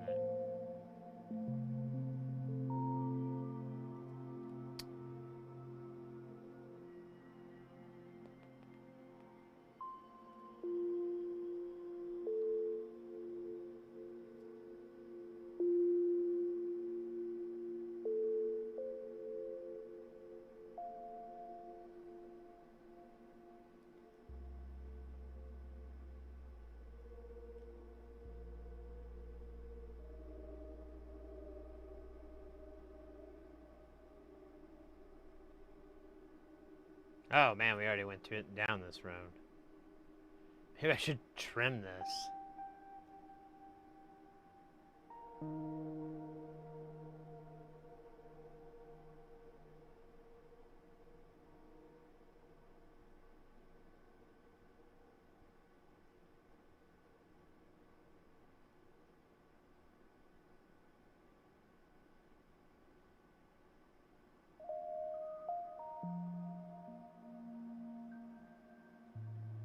Makes good mounting rods, huh?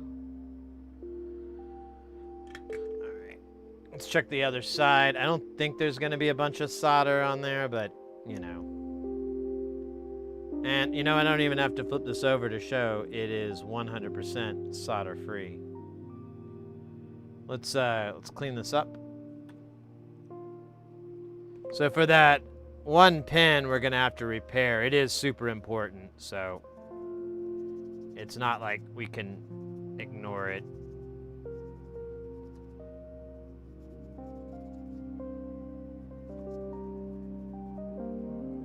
But it's not going to be the most painful fix.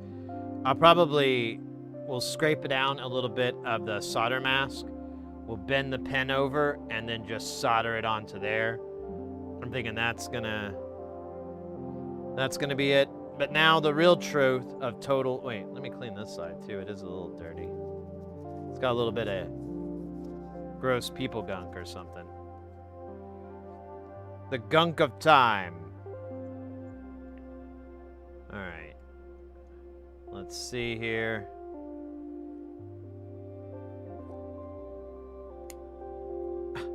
Like a glove. It's still really hard to move this fader, but if it works, I don't care. So the nice thing is too, we don't have to do anything. We can just pop this guy in and start getting to work. We don't have to worry about gravity, the force that grabs us to this earth and will never let go. And also keyboards, yeah, exactly. It's kind of nice to just get in there and do a little cleaning. So this was how long this thing was, so it's definitely past its time of trimming. All right, let's hit it with that 6337, baby. Oh. One more time, making sure we're on there nice and solid. Looks good, feels good. Look at that. It's pretty as a picture.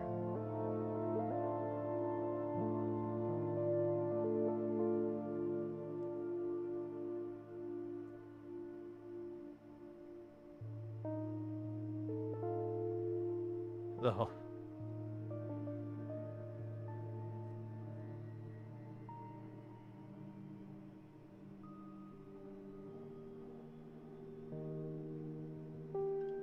It's how I roll. It's how I roll.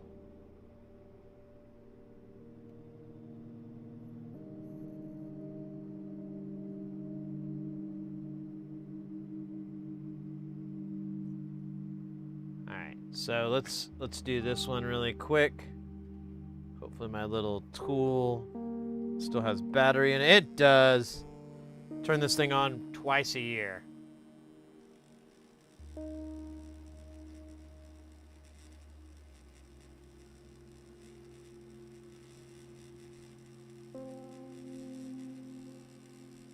So that unlike the dental procedure I just had completed earlier today.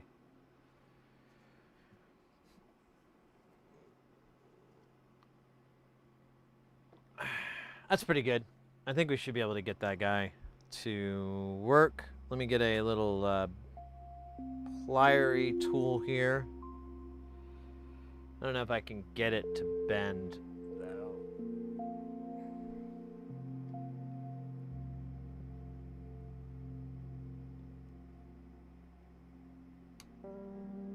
Boom! Boom! Bop! I got the poison. I got the remedy. I got the post-victim rhythmical remedy. I got the poison. All right. Please put a copper wire loop around it. What are you talking about? I'm good. We're good.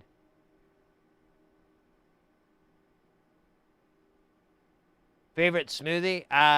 Anything that doesn't have pineapple in it. I don't like pineapple. Pineapples used to bully me as a child, so developed a hatred for them.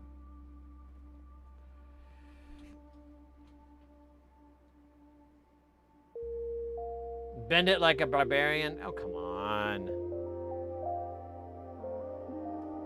Conan wasn't a barbarian. I bet he got chicks too, so hey. I mean, not that I need that, it's just, it's a metric. Oh, okay, I'm getting a little too stupid here.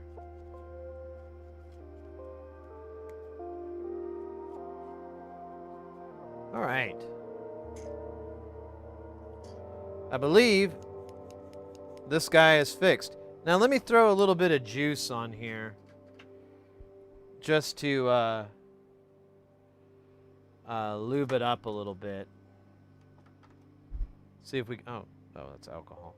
See if we can get a little bit of, because like, I don't know, I don't have like a Newton meter or anything like that, or an Olivia Newton-John, but We'll put a little deox in here. See if we can make it a little bit faster.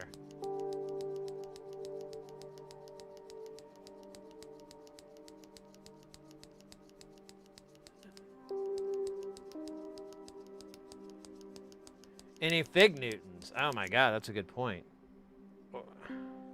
Man, I just see it like it. Well, the center is good. Whatever, we're good. I'm not gonna dwell on this. All right, should we? What should we do? Should we test that it's working properly first? That kind of sounds like what you're supposed to do. I kind of feel like we could just throw it in the damn thing and it's gonna work. Let's do that. That'll be a better test. Because if we throw it in and it doesn't work, then we've got a whole hell of a lot more problems on our hands. And our feet. We've got a lot of problems on our feet. I'm going to throw this in the trash.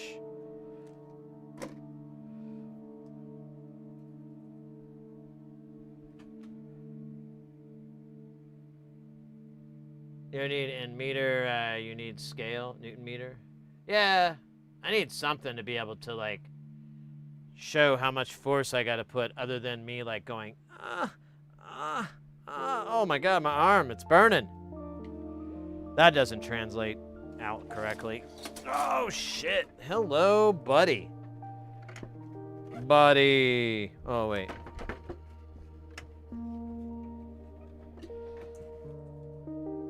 Jesus, come on. Buddy. All right.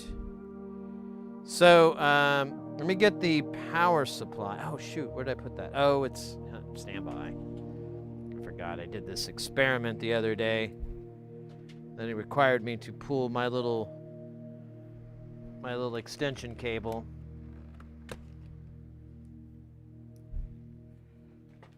Oh, come on, you little bastard. All right, cool. Bastard came out. All right. We shall see.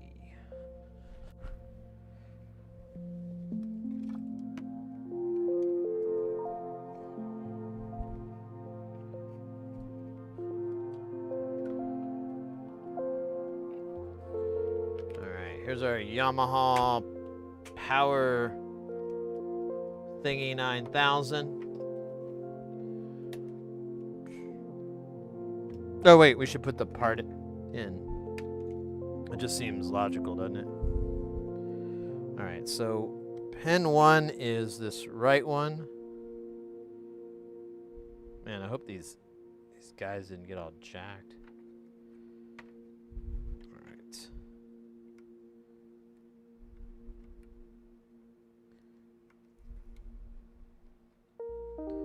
Stand by. This is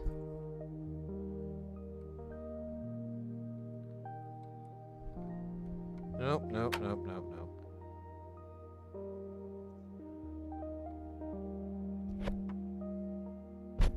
It's like threading a needle. Okay, so now we've got the crossfader in. We're going to, we don't need this part. We're going to power this up and hopefully no smoke. Power supply is in. We're gonna flip the, we're gonna put it in this middle so we can verify it's gonna work. Hey, come on, guys. Don't be jumping. All right. Let's listen to the sweet jams.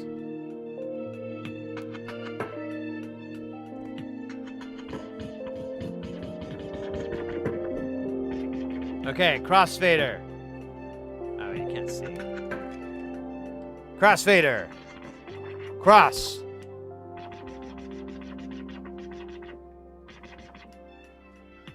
Fuck. Yeah! Hua! Hua! Hua! Ba ba ba ba ba ba ba!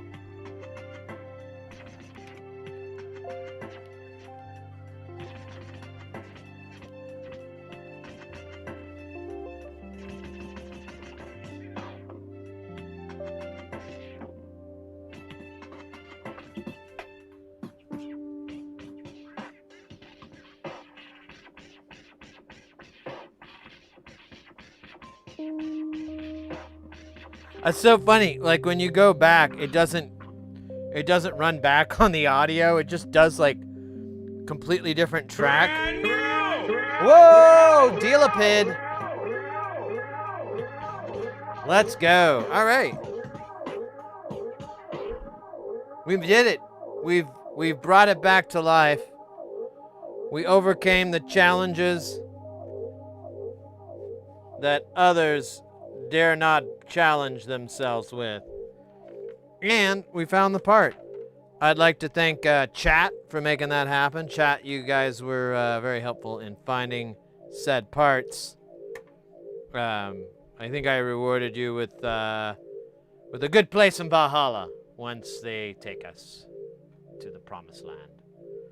So, hey, Dilpit, welcome in, mate. You just came in like on an occasion where we do something and it actually fixes it. Normally, it's just like throwing darts into the lake. So we gotta put this back together. We have this stupid housing thing that goes on this, which I think I'm gonna try to sneak that again. It's like a weird sandwich from Satan. Satan sandwich. There it goes. So we're gonna slide this. Here, we got it all. Yeah, it's completely powered down. Just gonna slide this Satan sandwich under. Yum yum yum yum yum yum. Ba ba ba ba ba. Asiande. Ella had a mercy. She know me no Babylon boy. Oh shoot. Come on, man. There it is. There it goes. Like butter. So the screws with the arrows indicate doom screws. So we'll doom it up. Oh man, I cannot believe that worked. Well, I kind of do, but I can't believe it took me so long to get that to work. Oh man, this is actually really hard to get back in here now. Good thing we didn't put all this together quite yet. Yeah, let's get this part in, because I didn't realize it was going to be a pain. Oh, shit. Why is this such... This was never an issue before, I thought.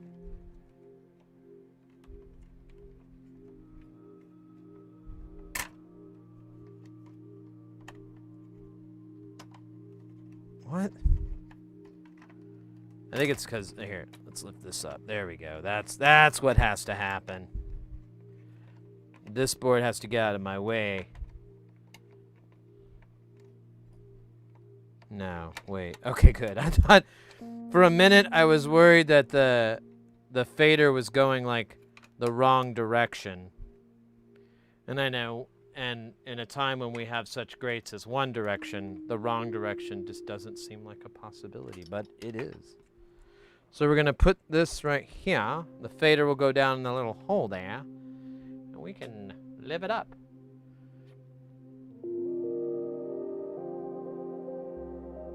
Satan, I don't think you're familiar with the Brood Witch.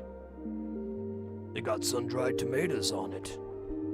The Brood Witch cannot be taken apart or disassembled.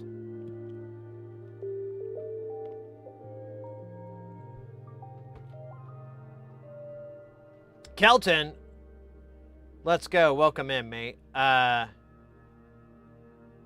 Swim barefoot? Yeah, don't swim barefoot. Like, you'll get darts in your feet. That's a common... I thought everybody knew that.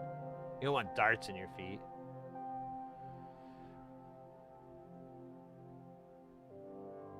Wrong direction. Yeah, we're like a One Direction cover band. We also do some NKOTB. If you know, you know. Ow, shit. I just know that my table is there and it meets my knee in the bestest parts. Ah, the Brood Witch. The Brood Witch is an episode of Aqua Teen Hunger Force. It is, it's basically this sandwich that if you eat it, you'll go to hell. And But of course, in Aqua Teen Hunger Force universe, that's not that simple.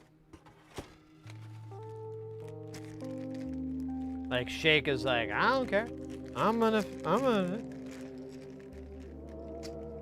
Shake being Shake. Oh, what are these screws for? Oh, I think these screws go to the crossfader. Man, we have overcome a bunch on this bitch. Oh, no, it does not. Well, what? These screws are different sizes. Are they? No, I just have a lead-related brain defect. No, this one screw is longer than the others. Fuck you, Dr. Williams. Yeah, it's, I would, generously say it's not for everybody. It's one of my favorite television shows in the world, but it is pretty wild. The best part of the Brood Witch episode is, man, I can't remember the other actor, but, oh shit, I think my screwdriver is still, it's screwed, yeah. The other, one of them is, I think it's H. John Benjamin, and they play like these two demons, and, they're like talking and just complaining about their personal life.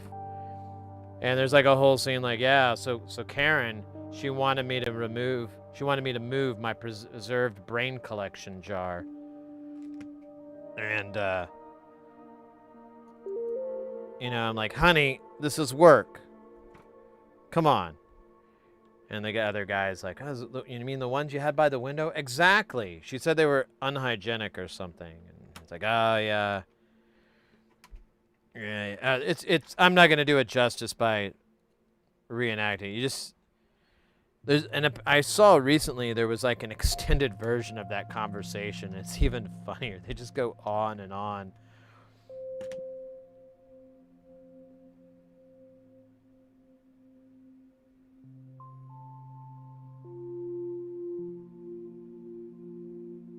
Yeah, to be fair, Foil Hats, like Aqua Teen is just like really absurdism laced, and then yeah, there is a lot of pop culture references which I'm sure don't hit very well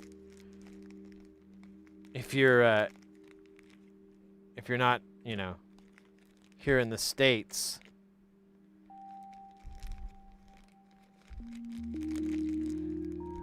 But the Brood Witch is pretty funny. The Brood Witch cannot be taken apart or disassembled. Well, I did it. Dr. D, welcome in.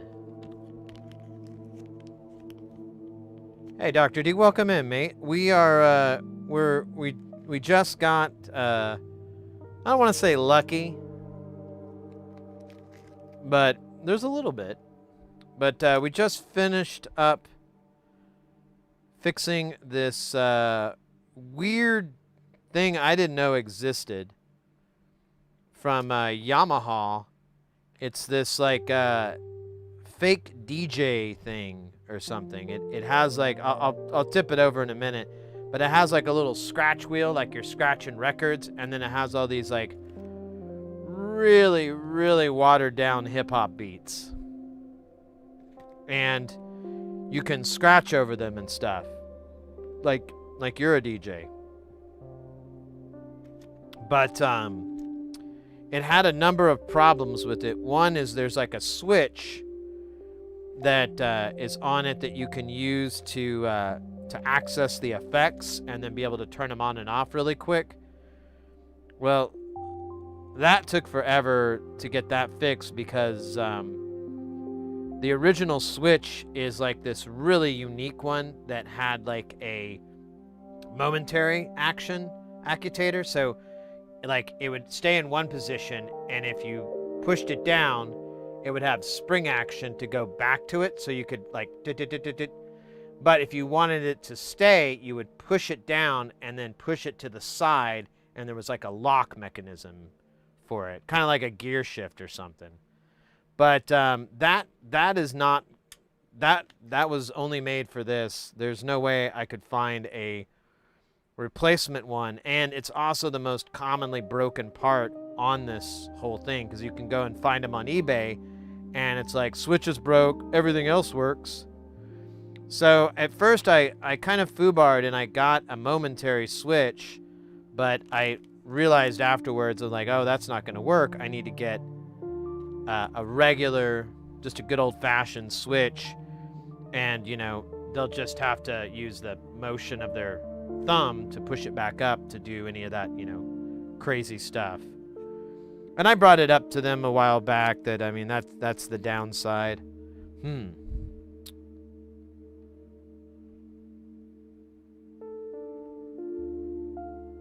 I wonder if the long screws, I think the long screws are going to go through the plate and everything, and these short ones, but I don't have that many long, I don't know.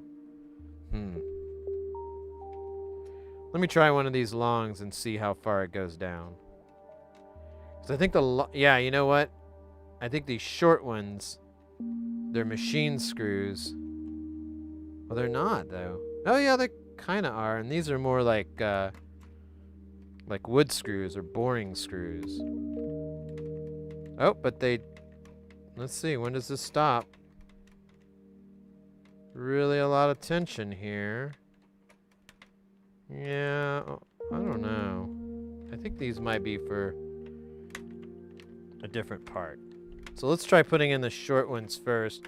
Maybe the long ones, I think, might go for the casing, because there's a buttload of casing. And that would explain longer screws. Anyways, I'm mildly rambling. Let me read.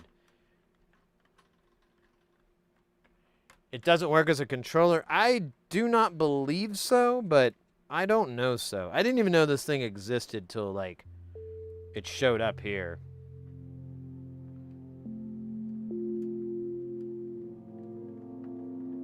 Yeah, so there was the switch. We got the switch finally fixed and dealt with, and then it was this fader, and I thought, oh, the fader's just, you know, dirty. We'll just clean it up. Well, we cleaned it up, and it still wouldn't work. And then I started troubleshooting it, and I troubleshot its feed into this chip here, and it wasn't getting there. I was like, oh, well, I can't remember what it was. It was producing this nonsense on there, and so we took it off, and we figured out that like half the fader wasn't working, because it's a dual gang fader, although a bunch of the pins are all tied together, so that it was totally unnecessary. I don't understand why they did it that way.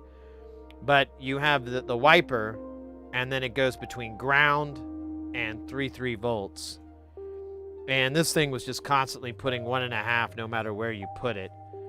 And then my goofy butt decided, oh, wait a minute,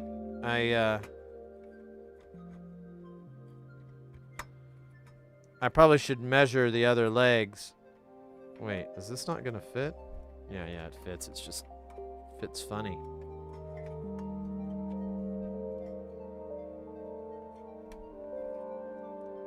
This is right?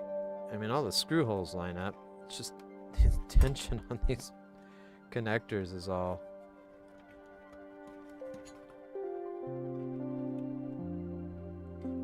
Weird. Okay. We're in.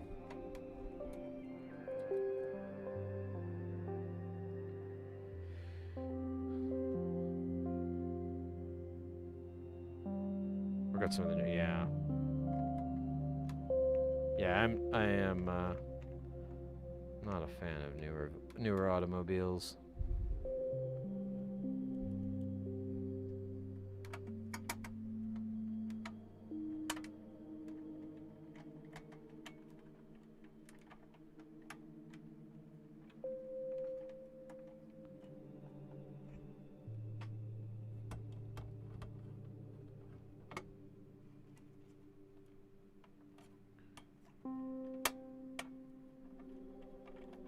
There we go. Let's hope that never happens again. These things are... There's a lot of pressure on this shielding box. Which is literally all it does is shield. There's a lot of shielding in here. There's this goofy guy. I don't know. Whatever, man. At least we can put this thing back together, and then I can spend the weekend boxing it back up and sending it back to the client. And apologizing for it taking so long. But they're really chill, so I always appreciate their chillness. And as I tell anybody who wants to send me something to fix, like, you cannot be in a hurry. I'll do it as fast as I can, but you can't be in any hurry. If you're in a hurry, go to someone else. They'll do it. They'll do it for a price, but they'll do it quick. I do it for like a quarter of their price, and I do it pretty slow.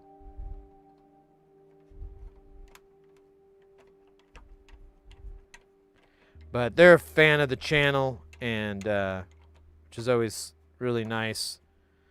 So, you know, you do what you do when you do it. God damn, it's really hot in here. Sock Monkey Repairs, welcome in. Hey, thank you for the sub, mate. Over on the YouTube side, appreciate that. We got a couple of new faces in here in the chat. I should do my spiel on what we're all about.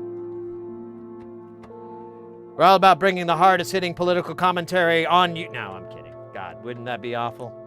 No. I probably shouldn't even joke about that, because that could, you know, 1 second that person would be like, oh, I'm out. No, we're all about electronics here. We're all about getting people into soldering, into making the building, into doing this kind of stuff for fun. It's definitely doesn't require any special education or and most of the tools, while they can start to get up into the price range, we're really big into helping you find cheap tools that get the job done and work with your budget and all that good stuff. But we'll do repairs as well. Not a ton, but we will. Today's like, I'm trying to get rid of all these repairs, so we have like a what do you call it? A Behringer X32 digital console that we're gonna work on next, because we need to replace some parts. I'm hoping that fixes it. Unfortunately, it is such a process to reassemble it. I'm not going to do it on channel. We'll replace the parts, put the board off to the side, and then tonight or tomorrow I'll reassemble it and go, God damn it, really, really loud. And maybe cry, just like, not a lot, but like a little bit of tears, because I can't figure out what's wrong with it. And I've replaced everything that could possibly break on it.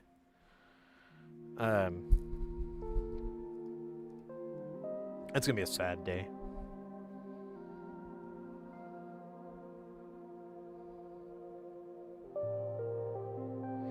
Yeah, right? Grease the wheels up with a little NKOTB.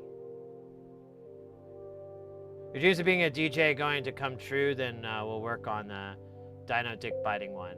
So I actually did DJ back in like the 90s. I got really into turntablism and DJing and stuff. I was like one of the few people that had their own place, even though I lived in the back of a funeral home in a 1-bedroom kind of studio apartment with another guy. And that's a whole other story. That guy, like, I could tell that story for hours.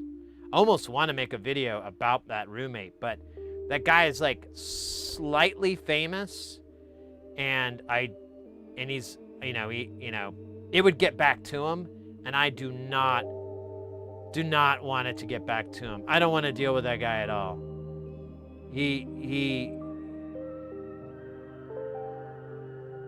I don't want to ever deal with that dude. But I had 2 Technic 1200s and a Vestax mixer, and like everyone would leave their crates of records at my house. So I had like thousands of records, and like a lot of them were DJs too, and they were into hip-hop DJing and turntablism. So I had dupes. So I learned how to do beat juggling and like all these little tricks and everything that you do when you really get into DJing. And a little teeny tiny piece of me wouldn't mind seeing if I still got the skills, or you know, how long would it take me to get my skills back at DJing.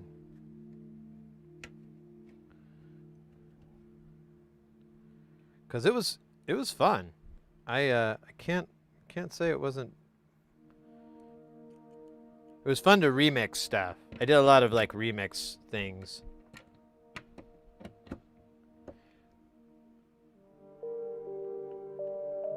Leave the tears in a jar. They will replenish someone's soul one day.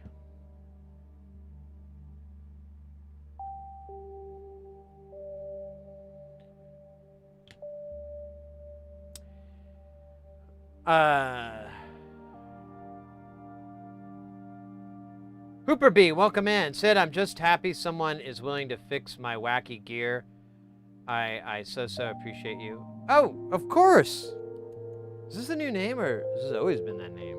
Actually, I'm getting names all confused these days. I don't know if that's part of senility. Oh, we might have to switch screwdrivers. Might have to switch to the long one.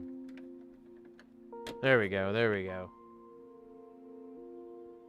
Okay, so that is you. Okay, hey, good to see you, mate. Yeah. Did you see it? Did you see the proof of concept? The life we brought back into it. Let me tell you, it was pretty dope. The only downside is that this fader is not fast moving like the old one. And there's not much I can think of to do to fix that. Like, that's the only problem with all this repair is it's like kind of like 80% like the original. But with the fader, I feel like, you know, over time and over usage, it should kind of come back. Like you should get a little bit of speed. There is, I have some, but I have no idea where I put it last. And if I get a chance, I'll try to use it on here. There is some stuff made by DJX called Fader Lube. And that might help the tensioning a little bit, but I think it's just gonna, I don't think it's gonna be like a night and day improvement or anything like that. I think if anything, it might help it out a teeny tiny bit.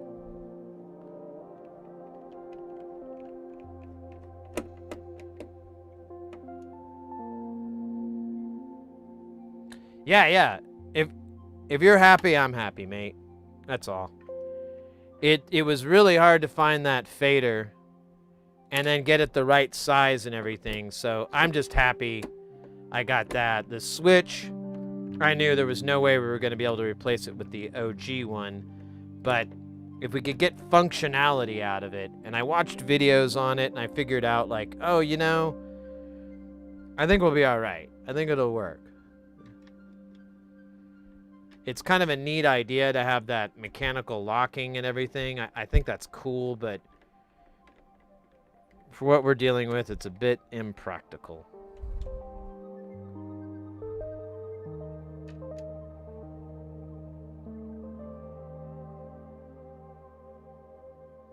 Dude, beat matching, yeah. I was my big argument back in the day. It was like, if you can't beat mix, then you're not a DJ. Nowadays, you don't even have to do that. You just hit the sync button.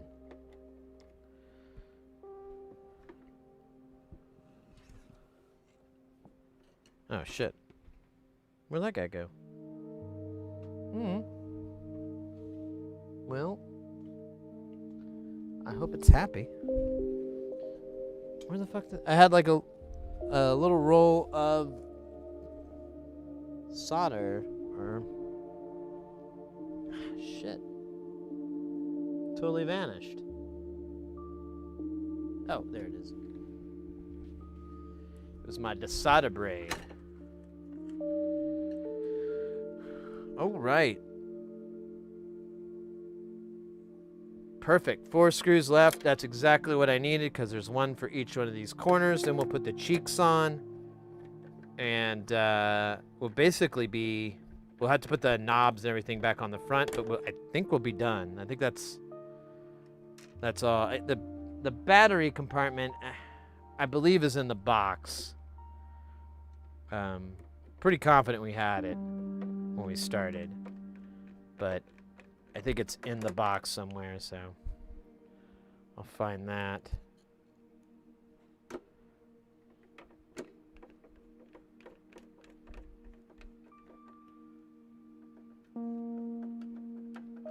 It's only as fast as you can push it, right? Yeah.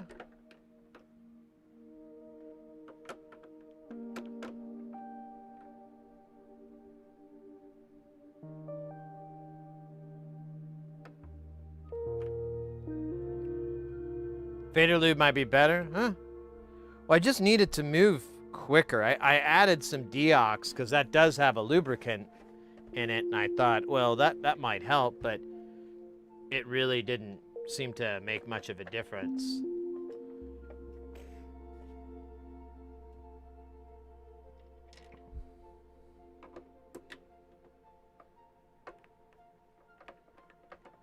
I could maybe try if I can order some. Because I can't... I have one idea where it might be. Oh, what was that noise? Oh, that's the case snapping together. So I should go over all these screws again. Such is the life.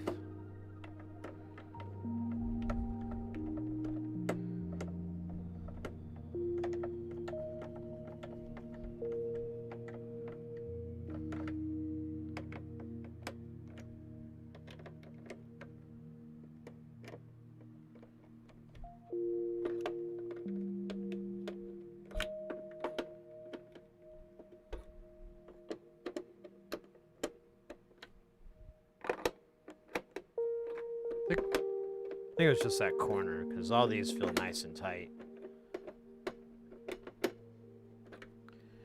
Just double bubble. Yeah, it was just this side that was loose. All right. Let's put the knobs and buttons. Oh, yeah, wait a minute. We still have the cheeks.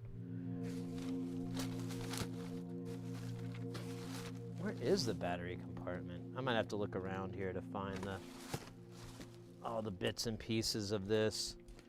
I keep them all in one box, but okay, there's our one part. But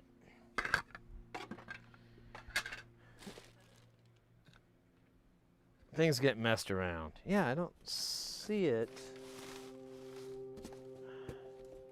Oh, there she be. Wunderbar. All right. Oh, it looks like it had a screw. Oh, you know what? It's probably one of these. Yeah, it's one of these beefy screws here. Okay.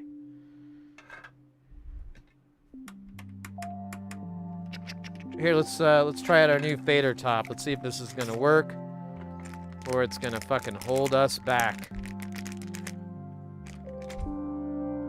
You give it a little kiss beforehand, and hold your breath.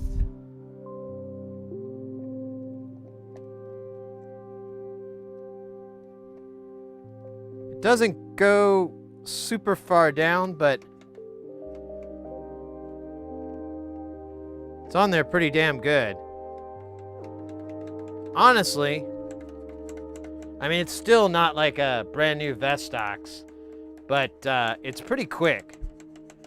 The fader actually adds a lot of torque to it, so I'm not mad. Cool.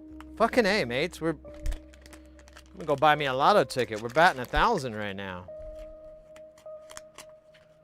Here, let me write on what this is. So,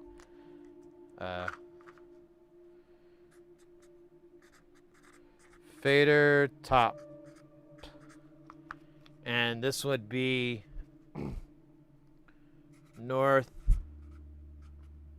south. I'm sure I'll understand what that means later. Dig Dugster, welcome in, mate. I caught your stream the other day. Look at that, Nikki Cage. Nikki Cage. Welcome in, mate. Good to see ya.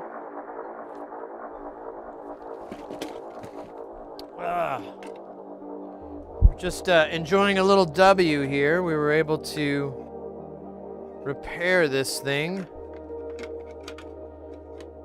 back to its original glory. Well, back to working. I don't know about original glory.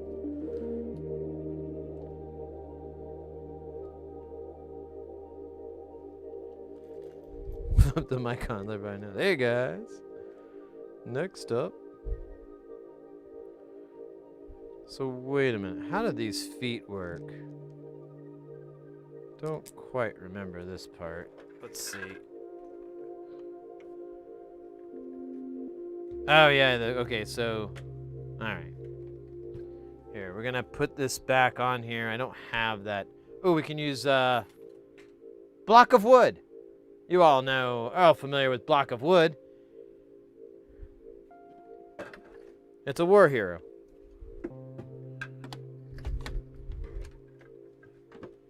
Block of wood fought for your right to party. Never forget that. And Balder, welcome in as well.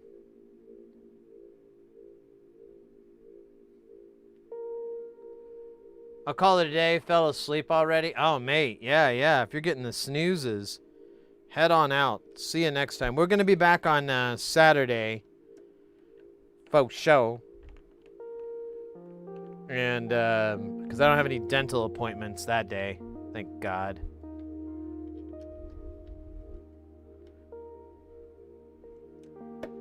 Honestly, I just have all I have offline is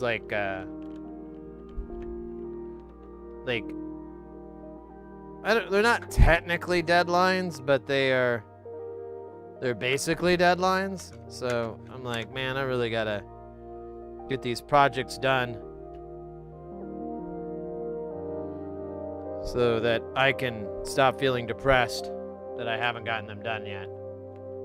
That Ouroboros. Oh shoot, I missed a stretch from Cannabinadile. And oh, that's it. Alright, let me put these screws on here and we'll get that stretch going. Jazz my pants! What up yourself, mate? Good to see ya. Welcome in. We're summoning demons. Join us. This one is named Beelzebub.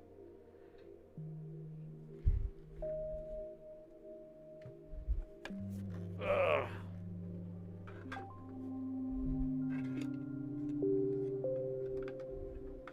Should I put these little feet part in first? I feel like that's what was intended in the great scriptures.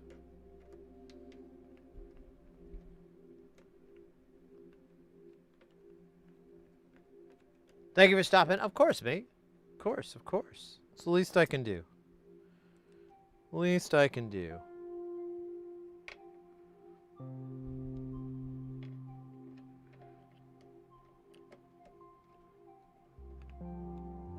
I think actually you gave me a shout out, and I believe one of your viewers followed me, or it was just like an incredible coincidence that it happened shortly after that.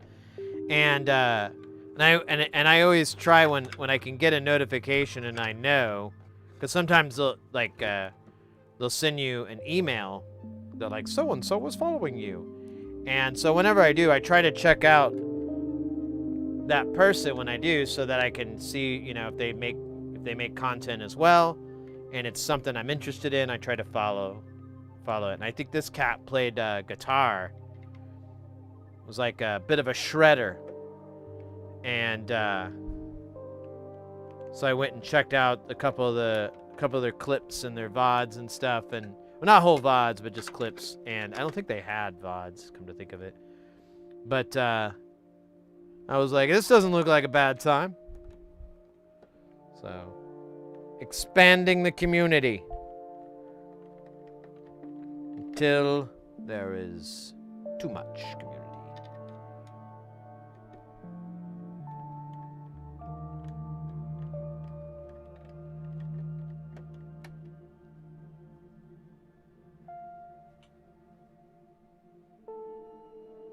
No, this cat,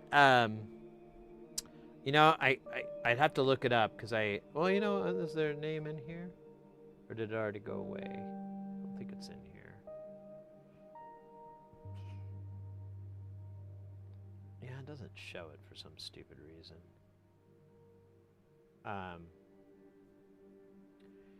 They had like a, man, what kind of guitar was that? It was a nice electric guitar. I'm trying to remember the brand. Typically the the frets markings are like this cool little stylized triangle. I can't think of the fucking brand right now. I'm drawing a blank. But they were like, they play over some stuff and shred. It kind of reminds me a bit of one of my favorite streamers, who I don't really see him so much no more, is Grimm, formerly known as Lord Grimm. That guy is amazing. I still see him on from time to time. He like tried to go to Kick, or like, and he may still be there, I don't know, but I remember he was kind of moving away from Twitch, because like half his VODs would have to be muted because he's playing to other music and stuff, and I think that was one of his motivations to go to, like, I think it was Kick, or it was one of those other streaming platforms similar to Twitch, but definitely more laxed on their laws and so forth. And so this person that I'm referring to, I can't remember their name, I can't find the fucking email or anything, they kind of were in a similar vein as far as like shredding on top of some pre-existing tracks. Tronics, welcome in. Yeah, I'm in his Discord, but I have it muted. I have almost every Discord muted because I felt like my new job was to like clear out notifications, and I'm like, yeah, I don't like this job. So I just mute, and I go and hit them up every now and then, different channels and so forth. Is this? I guess it really doesn't matter. Feels like this might have been better the other way. You know what? Let's just do it. Because I think I got all these other ones. Well, you know what? This is actually crappy on both sides, so it doesn't really matter. Okay. It's fine. Little wear, a little tear, a little hair. Everywhere. There. Fuck! Look, I swear it is me! I swear it is! I know who it is! I know who the monster is! I know who it is! I don't belong among them! I swear I know who it is! We should listen to that song sometime. I don't think that gets copyrighted. It's like way too old and obscure.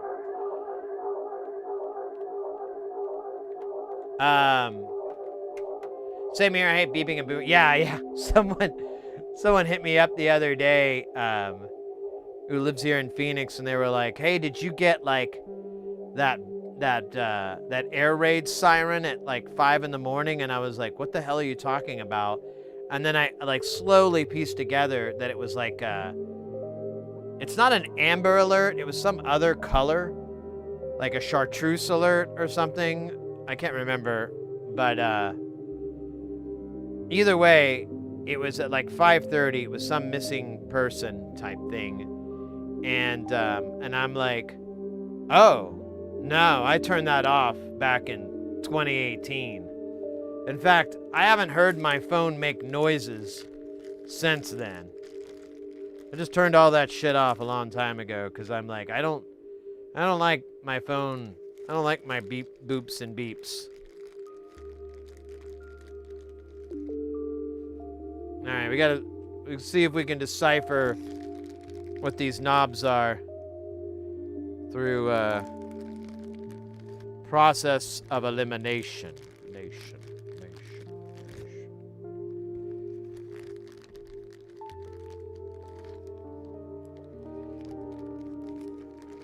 Come on, little guy.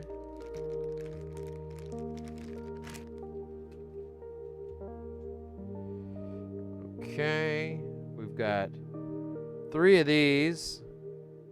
1 of these. Oh, we got 4 of these.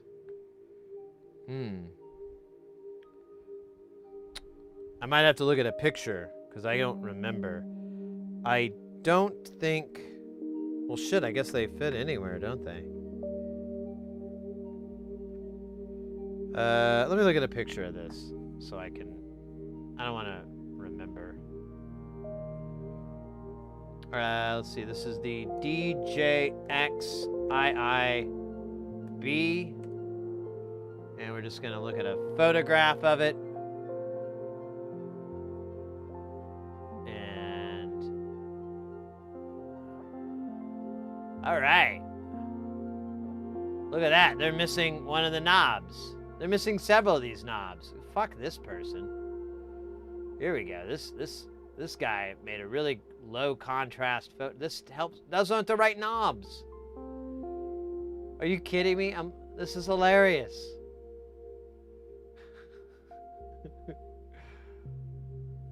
All right. Looks like that's different too. Oh my God. What am I dealing with here? So I don't have 2 red ones. What the Oh, weird. You think there was one for different parts of the world? Like they made different color schemes? Like there's like a Union Jack and an American version or something?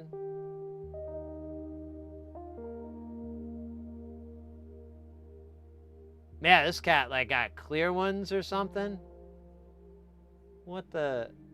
Hey, oddball, welcome in. Like a missing old person? No, it was like a teenager. And it was like way on the other side of town. I don't live anywhere near that part of town. And then I think I read up that they came home. You know, it's like some kid that ran away or something. And they felt it was necessary to wake up the city. Well, there you go. That's definitely the same device.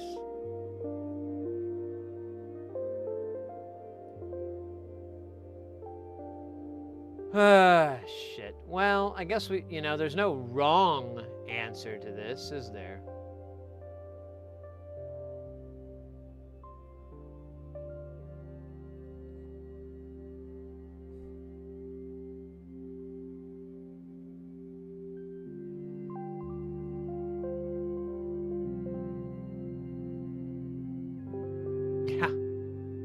I wonder if someone replaced these knobs on their own.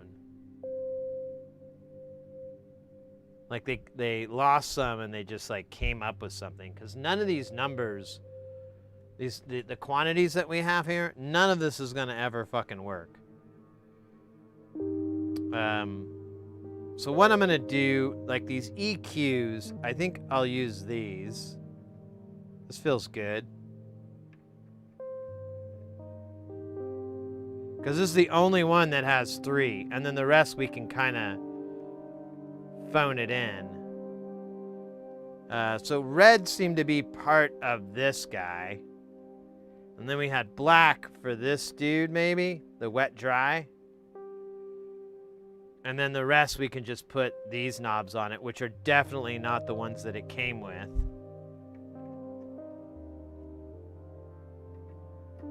But, I mean, this is what I pulled off of it. I'll go and watch the old video just to be 100% sure. But,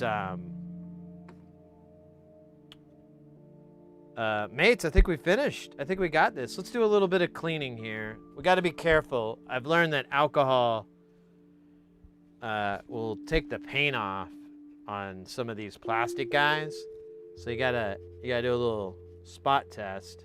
Now look at that, it's just taking the dirt off. That's great.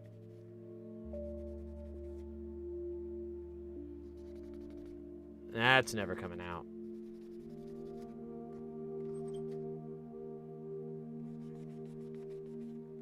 We'll give the old DJX IIB a little cleaning there. Nothing too crazy, because again, I don't want to start seeing paint on the other end.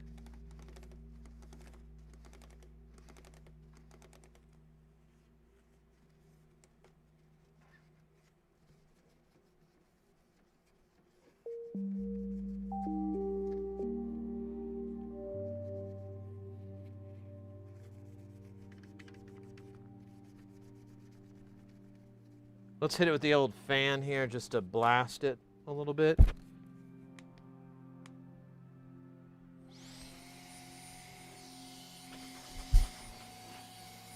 Whoa. Personal air conditioner.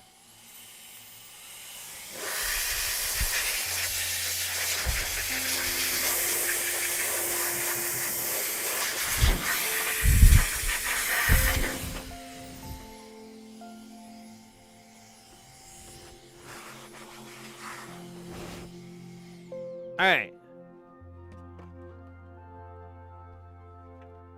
In the words of DJ Kali, and another one.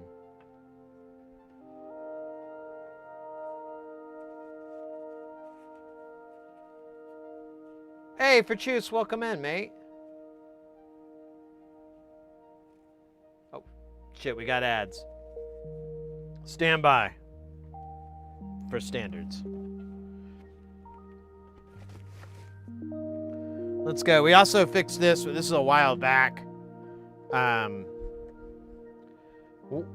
It was basically just a lot of cleaning. We cleaned up these faders. I think we had to replace one of them. It was busted.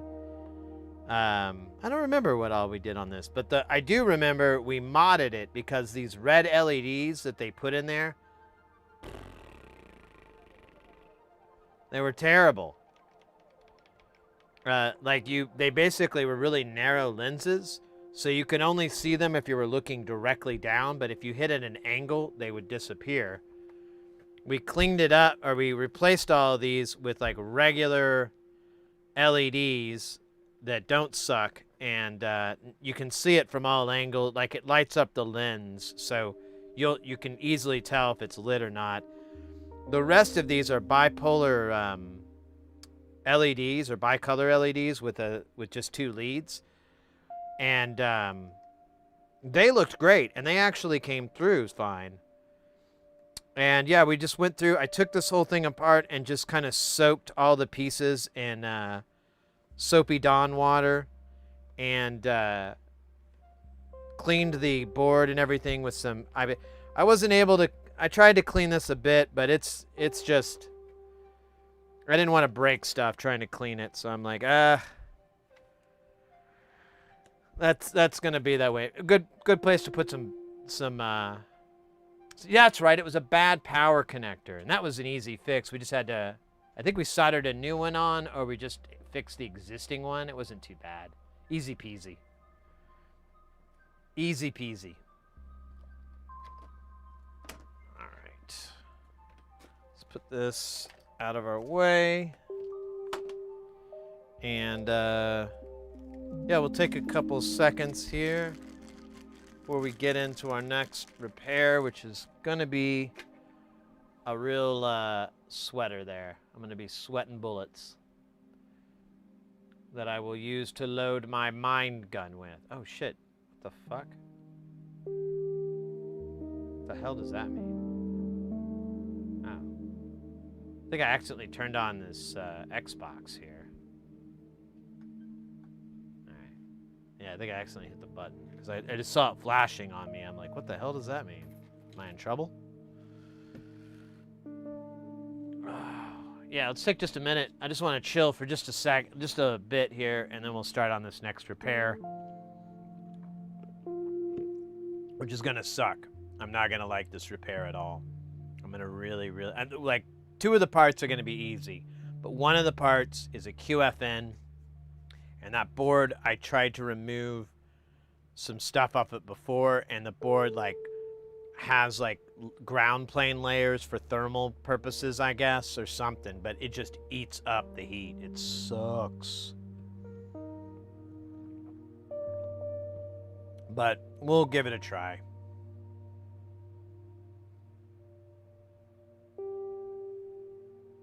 The summary, I thought we kind of did.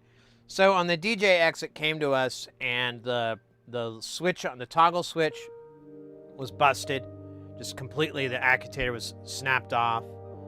I think I have the old part. Yeah. So I have the old broken part. You can see it's and I tried to buy different things. I kind of like did a moron order because like it's originally it's a momentary, but it needs to be able to lock, and the original one you would do that and then push it to the side and it would lock into place. But there was no way in hell we were going to find that switch. And then I was like looking for a switch, and I inadvertently found well, I wanted to find one with this housing on it, this extra housing, because that kind of helps with stability. And bada bing, bada boom, I found one, and I was like, oh, neat. And it was like, it wasn't on Mouser, it was in a data sheet. Because I looked and looked on Mouser, I couldn't find it. But then in the data sheet, it was like, you know how data sheets are, it's like, well, this and this and this and like, and one of those characters was to have this like extra strut or whatever you want to call it on it. And so I'm like, oh shit, no way. And I throw that number in Mouser, and the part pulls up, and I'm like, dude, I've been looking for you my whole life. And so we got lucky there, and I thought the issue was just the fader. The crossfader was bad. So I was like, oh, I'll just I'll just clean it up and repair it. And I measured it thinking I fixed it, because I just measured one side and I could get variance on it. But then we plugged it in, it wouldn't work, and we troubleshot it, and I realized like, oh, I'm a big dumb idiot. One half of that fader works. So the center tap, the wiper, would work with pin 1, but it wouldn't work with pin 3. Nothing would happen. And I started probing around, and I realized like, oh, this is a dual gang fader, and that side's just completely broke. It's just dead. And so we tried to find it, and I thought it was going to be a lost cause, and then chat found one, but it was in Germany, and it was going to be like $40 for shipping, and it was a $5 part. And I was like, oh, all right, I guess I'll figure out how I want to do that. And I started researching that part after the stream, and I was like, oh, you know what? This isn't going to work, because it's like the wrong this or that. There was something weird, because like it had to be a dual gang 10K linear snap-in, and it had to have that format of 4 pins on the bottom, 2 pins on the top. And but I had a model number, so I started plugging that model number into Google, and much to my surprise, even though we scoured Mouser, boom, it pops up. And I'm looking at it, and there's one that ends in an A and one that ends in a G. And I couldn't tell from the data sheet, because the data sheet was piss, what that letter meant. Like, it'd give you the stuff for like the first 6 characters, but then after that, it was like, oh, you'll figure it out. So I ended up just buying both. And one had the little center snap-in parts for the housing, and the other one did not. So we ended up popping the one that did have the housing in there. And oh, I think I put it in backwards. But whatever, it doesn't matter. And bada bing, bada boom, we had liftoff. And then it was just a matter of putting it back together, which I think y'all probably came in on some part of that. No, the taper, yeah, one of the tapers broke. And you know what? We could take that thing apart, and I bet it's going to be something similar to this. So you had these two skis that go along. This side's really beat up. But if you look at this side, so this one of these connects continuously to, you know, the wire, and then this goes up and down the taper. So this all connects so that you have it. But this one's one that broke, the plastic broke, and so this doesn't make a good connection at all when it goes up and down. And I've smashed it too, so it would never ever work. But that's what's inside, and this is basically what happened to that other one. This side was busted, this side worked, and that's why I was getting half of a correct reading. And yeah, this is dumb. Yeah, I thought about trying to fix it, like, oh, maybe I can put some super glue in, but I'm like, how long is that going to last, you know? How much force is that going to take to break that bond, and then, you know, you're back to square one. And I was looking at, there are kits to repair faders, and Mauser sells them, but, like, that's going to be a whole another world of hell.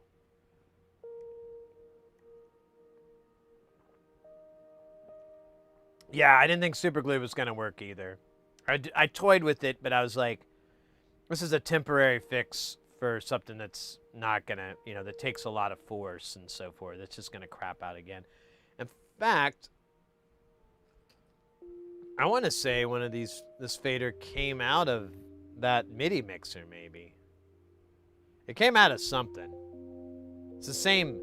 I mean, they're two totally different instruments, but you know, this is a real common 4 pins on the bottom, 2 pins on the top. So this would be the G version because it doesn't have the little center brackets, like the snap-in brackets, which I guess I've got to spare one of those if I ever need it. Should probably make like a thing for that. Oh my gosh, I feel good, mates. Feel good fixing that thing. I can't wait to send it back to the client. Do the ceremonial done and move on. Let's hope that our luck and our magic will carry over to the next project, the X32. Unfortunately, like I said earlier, I won't be able to test it because it takes like a half an hour to reassemble it enough to test it, and it's not an inconvenient. I can't fit it on this desk very well. It doesn't shoot well. It's just not going to happen. But we can replace these parts together and share stories of our triumphs and failures.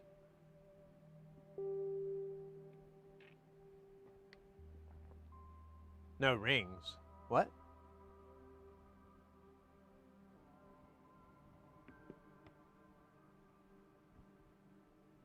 Oh my gosh. Killing this delicious soda. What time are we at here? Oh my god, we're already 9 o'clock. Yeah, man, starting the stream so late is very disorienting.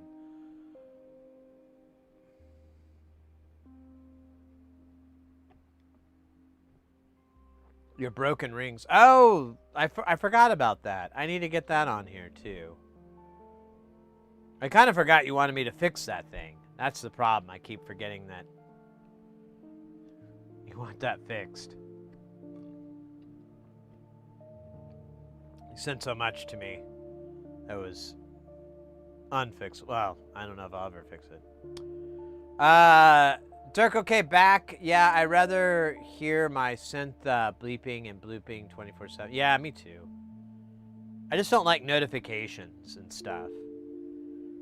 Like, I left it on as kind of a joke here on the channel, but, and I don't really use my PC very much, but, like, sound effects on a computer I turn off, and, like, way back when I first got into, computer IT repair, help desk stuff. And I was, and granted, I was a bit of an angrier person back then. I was a younger man. I really, really am just like, why do you need sounds to tell you your computer's on? Can't you just fucking look? Why do you need a sound that tells you when you get a this? Just can't you look? Why are you a slave to the beeps and the boops? Just look it up at your convenience, you know? It's like the whole you've got mail thing.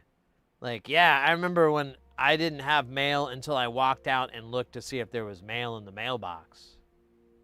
And I guess I'm old school. I really like it that way. I just like not giving a shit until I go out there and go, oh, there's that thing.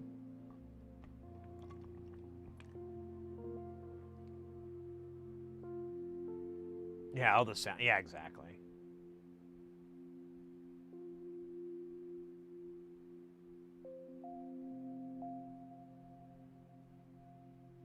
Yeah, well, I remember back in like Windows 98 and everything days when people would put like these really funny audio bits when they first turn on their computer, or, you know, if something, I don't know, something would happen. I can't think of any alerts anymore because I just don't use them. The only one I have is like the ba-da-bum sound, or ba-da-bum. I have that on because it's funny. I would turn it off, but then I accidentally triggered it one time and it went through the delay, and I was like, well, that's funny. I'm not getting rid of that. That's simple comedy.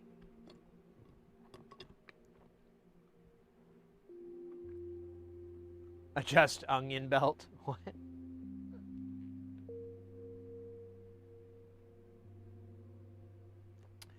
Usually it was like samples from like Fight Club or Pulp Fiction or something. And I didn't have a PC growing up, so I don't know what it was like.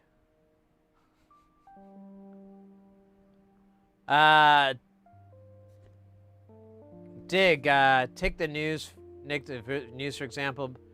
Back before cable TV, we got the news like 2 or 3 times a day, and dude just read us the news and left us to figure it out ourselves. Now everything. Yeah, I know. Newstainment. Yeah. That's. I don't want to tread too deeply into these waters, but yeah, I think that's a step backwards than a step forward. But that's just me being an old man. I think part of it, but whatever, man. It is what it is. You can only be responsible for what's directly in front of you. Everything else is fucking some other problem. What unwise garbage comes out of my mouth?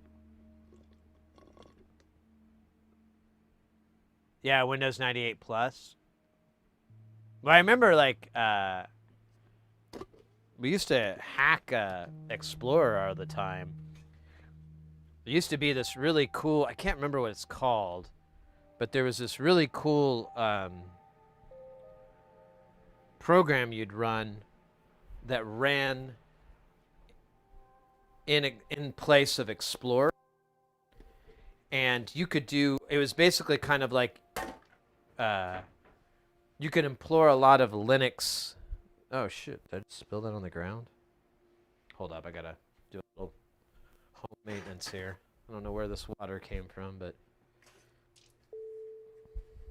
could have came from me.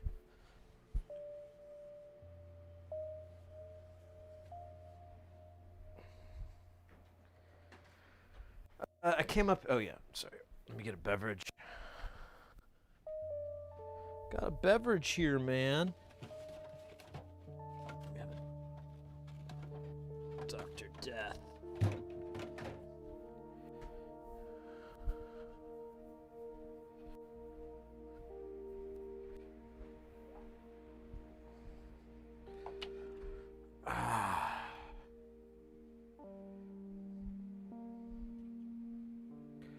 Alright, let me grab our next victim.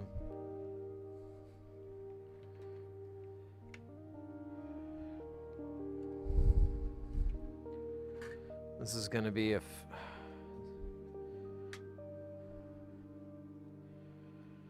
going to be a nightmare.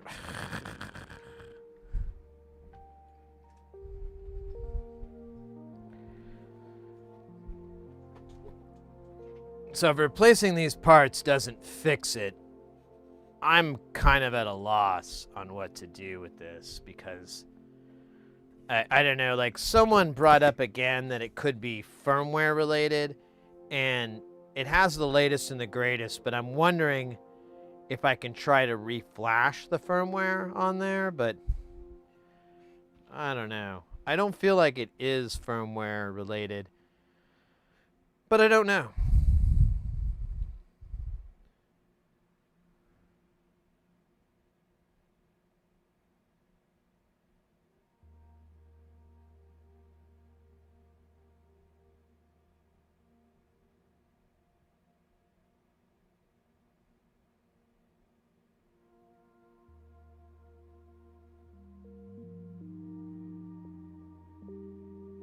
I just read headlines. All right, I'll take care. See you next time.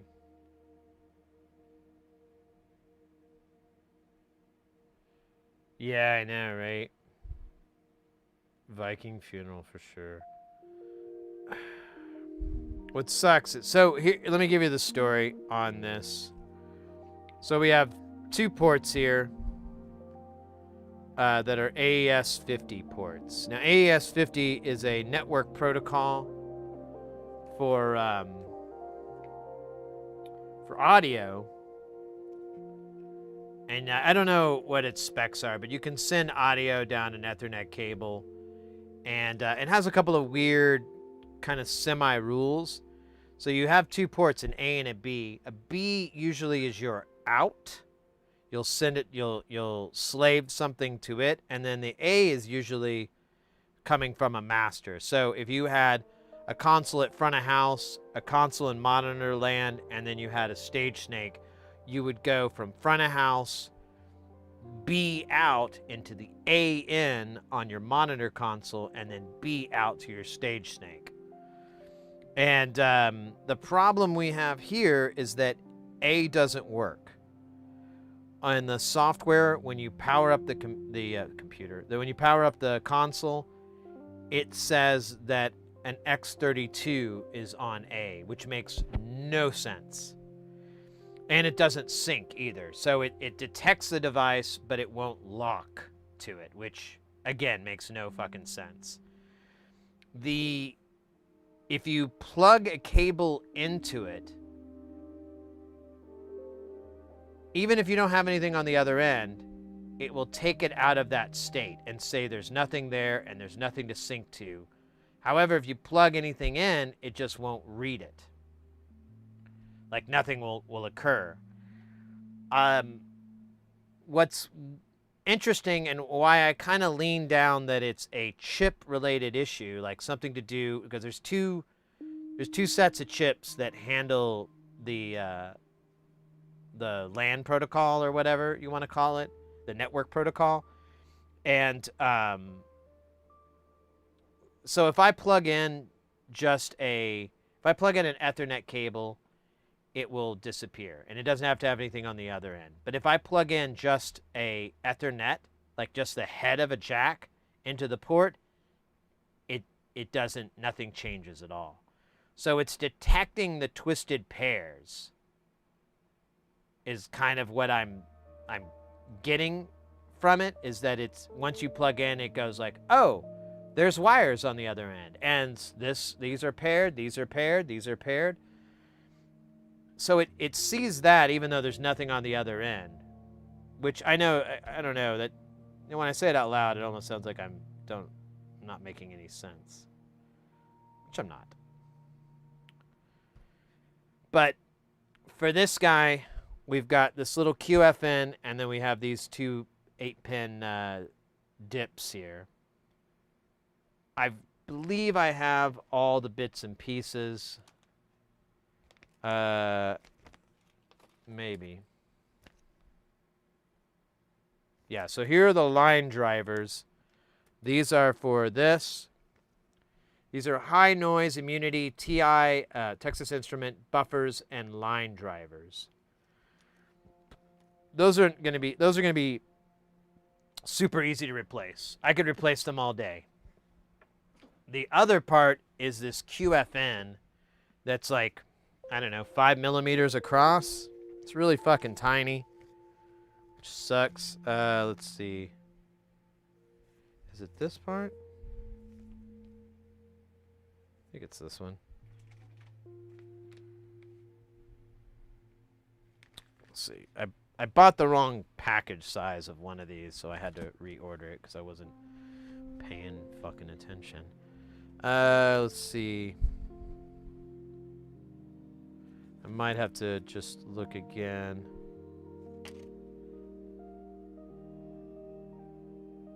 Oh, here we go. So here's the wrong one, and this is the right one. So I haven't even checked to make sure I got the right package on this. So let's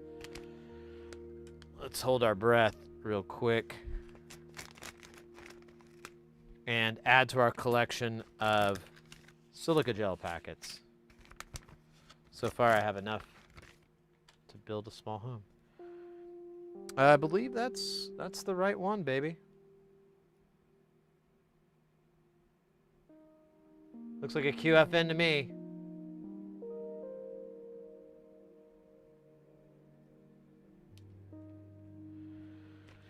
So yeah, that's our next project. I'm not looking forward to it at all. I have to get this out of my house though. It takes up so much space in here that I haven't been able to do Jamtown at all because there's just no room. I don't know if you can even see, but it's just filled with hard shell cases that are as big as a coffee table, and I have 2 of them. And I can't use them as a coffee table. That's the real crime.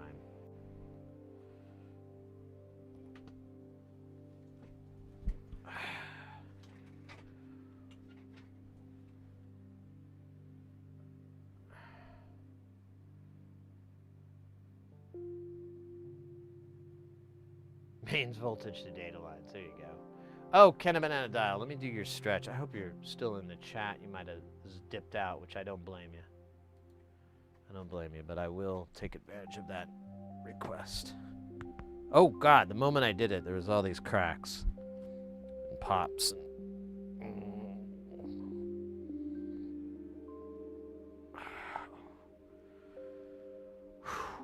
Oh, man, that felt good, actually. It was like a little stress off my chest.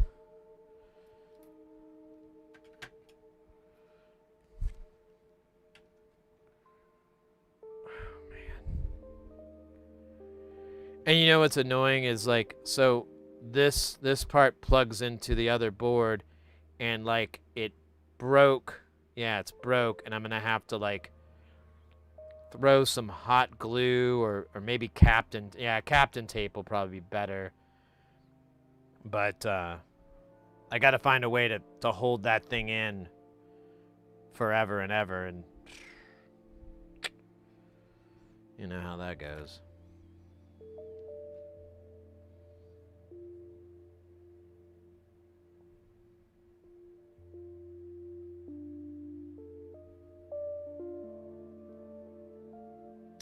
Which ICs are you talking about? The QFN? So my, if I'm assuming that's what you're talking about. So my technique, I'm kind of copying from other people. It's probably not too far off from what you're talking about. So once I take the old one off, I'll go in and resolder the pins around it. I'm gonna try not to get solder in the center because usually my iron will stop because it just takes all the heat away, and I can't, put a decent amount. And the technique that I've seen over and over on the internet, so feel free to criticize on that, is to place the chip on there as good as possible, heat it up, and it should kind of slide into place and lock into place.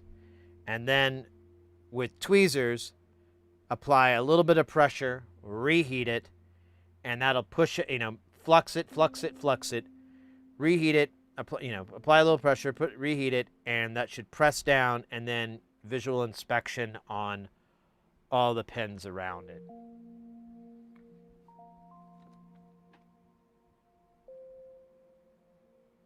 I've seen that method done several times, although to be fair, it's larger QFN chips than this. This one's probably the smallest one I've ever dealt with. But, oh shoot, let me do this. I'm gonna switch these, this tip out to the knife tip so that I can just take these chips off really easily. These dips.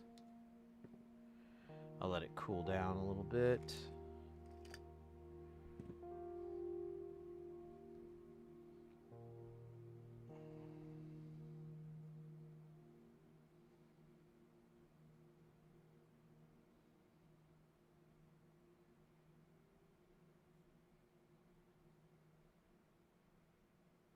Let's see.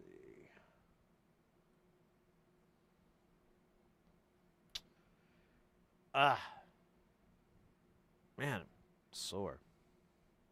That back popping really released the beast. So one of the problems with this QFN2 is I'm gonna have to build a lot of kind of thermal protection because it's next to two electrolytic caps, and it's also next to a plastic connector.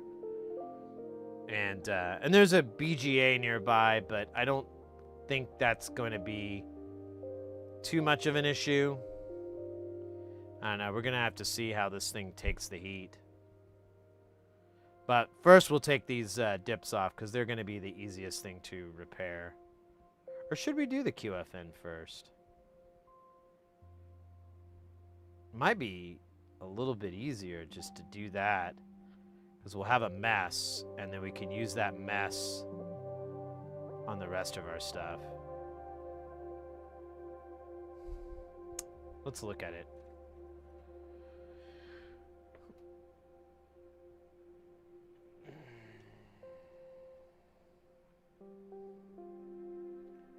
See, what a dumb location.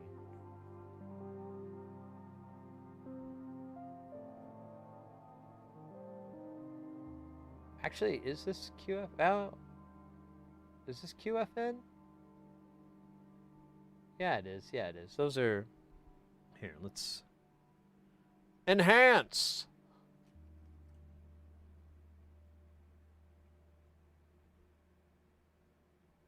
Yeah.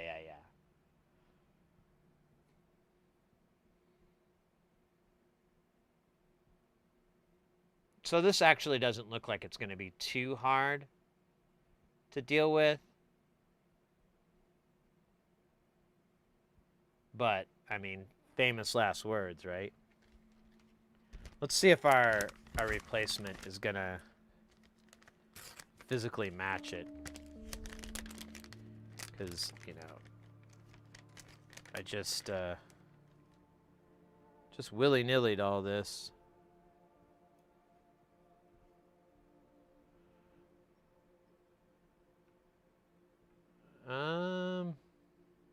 Shit. Is that not the... It does not look right, does it? God damn it, dude. This guy's been waiting forever for this fucking thing. I cannot,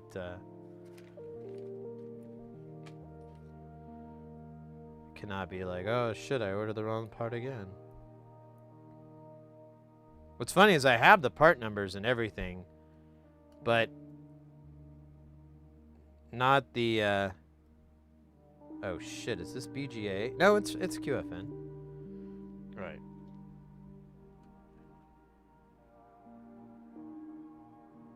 Wow, you said turn 90 degrees.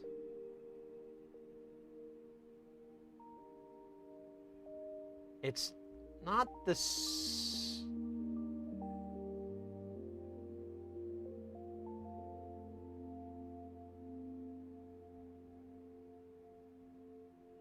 So this is an 8720, and this says 8720A. The rest of that doesn't line up, but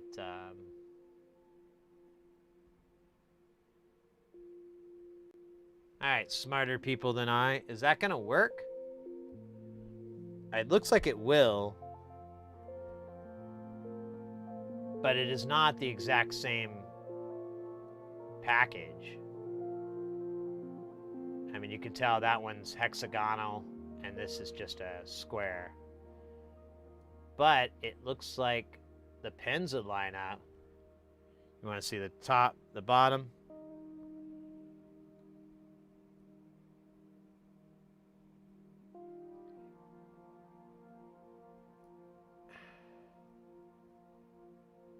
See, it doesn't have the pins along the edge, and that's where I'm nervous about it, right? Because I don't know if these traces go all the way into the package, right? And the only way I would tell is if I take this thing off and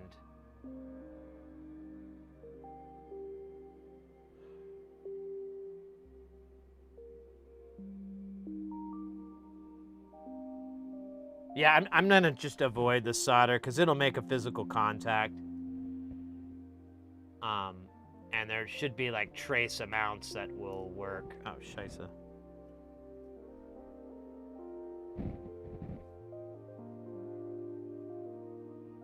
Yeah, I don't think it's, yeah, I think you're right, mate. I don't think it's the same. I don't think it's a drop-in replacement. I mean, the pin configuration is probably identical.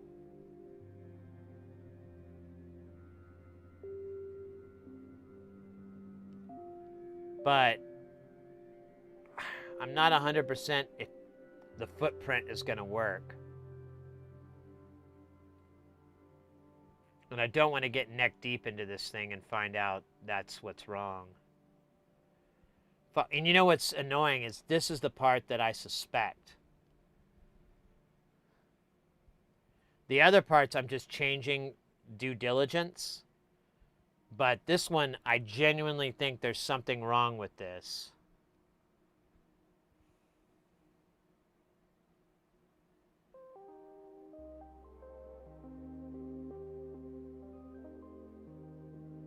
The letter A? Oh, was there... Oh.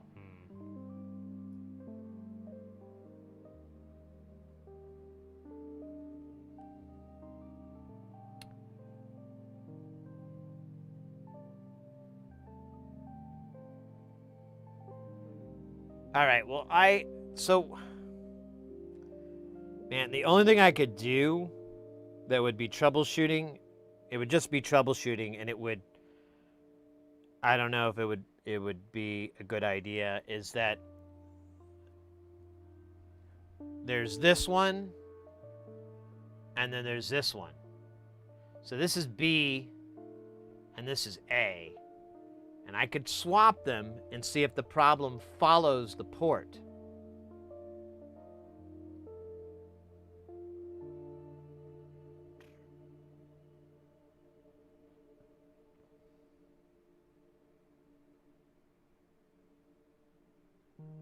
But that's like a bunch of work. And I mean, you could potentially, without a replacement part, it's kind of like, you risk really fucking things up because then you got to get a whole new bit again. We're kind of back to square one. So let me think here. All right, so replacing this with that chip is out of the question. It's the wrong footprint. I'm pissed off I did this again, but maybe we can take this opportunity to look up the part on Mauser and get the exact right one, and you guys can help keep me honest and make sure I don't make another dumbass mistake again.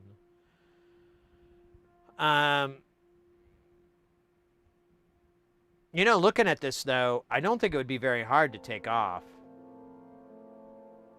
Like, my concerns about the surrounding parts and stuff like that have kind of dwindled away. Because I'm like, this is such a small surface area. I can just blast it with heat, put flux on it, and all those joints are going to turn shiny liquid. But I mistaken this for a QFN pack. I don't know what this type of package is. Actually, I don't know the name of it. But, let's do that really fast while we're here. We can figure this out properly, get the right part, and,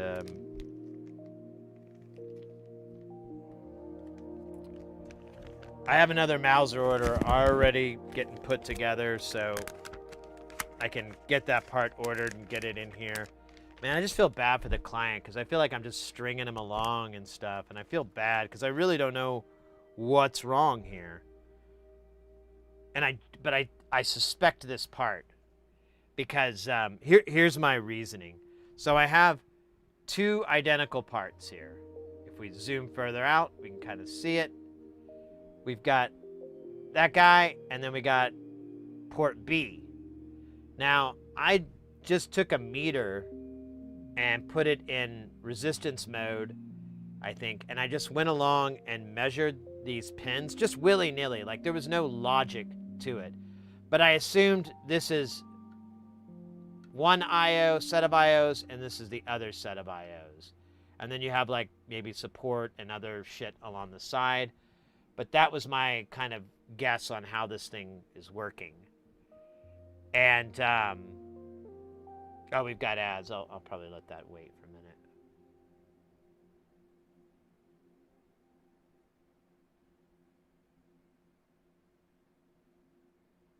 Swapping, you think swapping's a good idea, Ekin?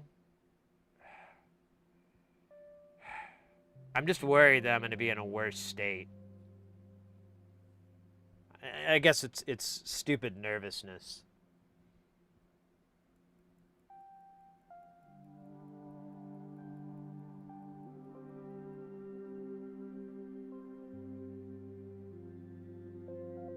Oh, wait. For choose, you're actually... Oh, you are suggesting what it... Yeah, I mean, that's a good point, Ekin. You guys are making really compelling arguments. I'm not trying to push back. I'm just... This is what's going on in my crazy head. It's probably dumb.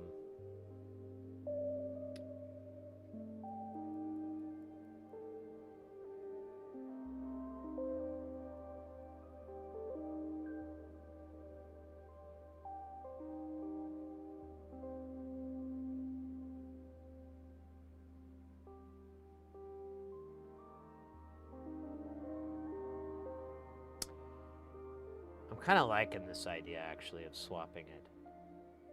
It's just a lot of work.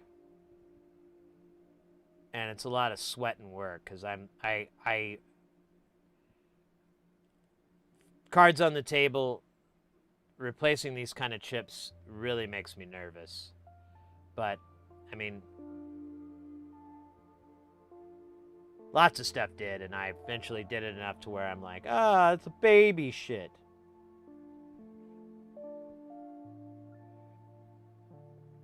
You're fully sure it's not the jack? If you could give me another way to test it, I'd be happy to. I mentioned earlier that if you plug a cable in, it'll stop showing it, but it won't communicate down the cable. But if you just put a jack in with no wires attached to it, just like the head of a, like I have a bunch, make your own Ethernet cables. So I've just put a head in there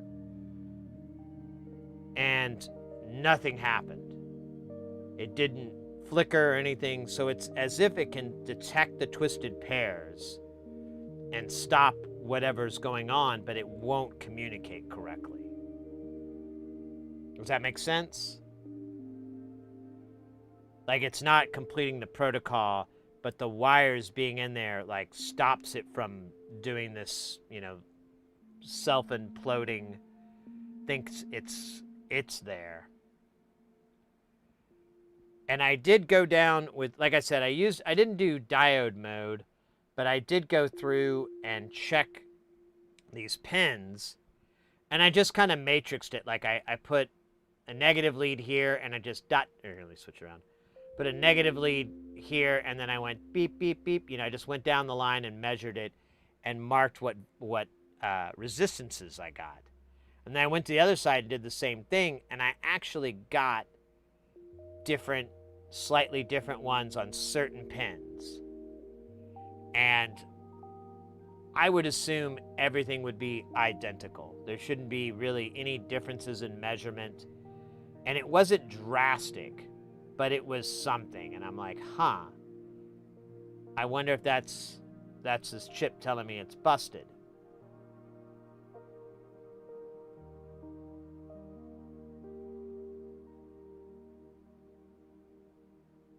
So that's the working one. Let's look at the broken one here. The broken one looks fine, though. I don't see any,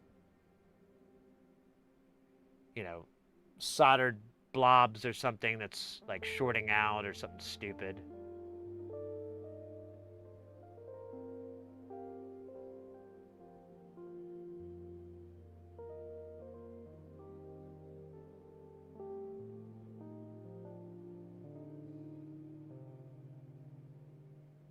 Sorry, I'm thinking more on this. Trying to convince myself to just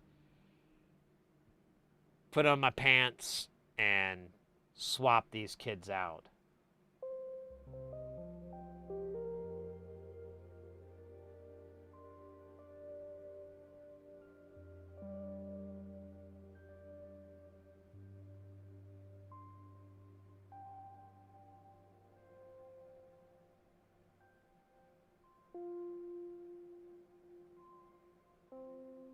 You know, I don't want to do it, but I think I'm going to have to. Because I'll replace these parts like I was going to. These two guys. I'll replace these. But these, I measured these identical. I couldn't find any variance or anything. So I'm expecting that to do nothing. But it's due diligence. But again, I think it's this thing is the cause. And the only way I can prove that is by replacing it. But I got the wrong package.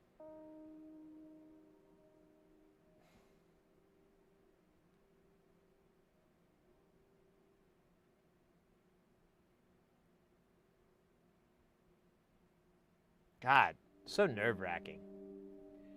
Well, let's just put on our pants, big boy pants, and we'll just go at it. Hey, Joe, welcome in. See how big the ads are? Oh, the pads. Oh, yeah. Sorry, it's my first day. Yeah, you know, I mean, it was pointed out that the chip might be a bit different, so it's probably not going to work. Even if the pads did go in far enough, my P is messed up. Yeah, I've had that happen to me. Got to find a good urologist. They'll fix your P.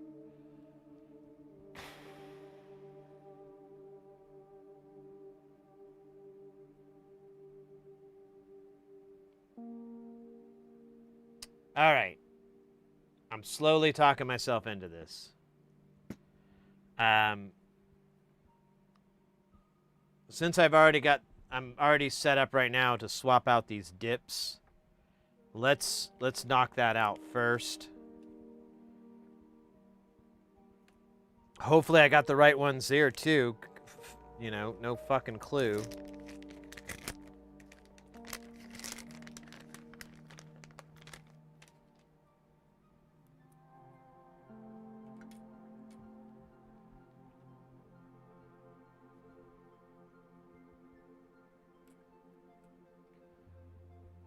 MF20. Here, let me do it this way so it's easier to read. I don't have to bend my brain much. Oh shit, well, maybe there's a good reason for that. Because yeah, this thing has a big chunk of crump. Here. Let me just take this off and I'll pop it out.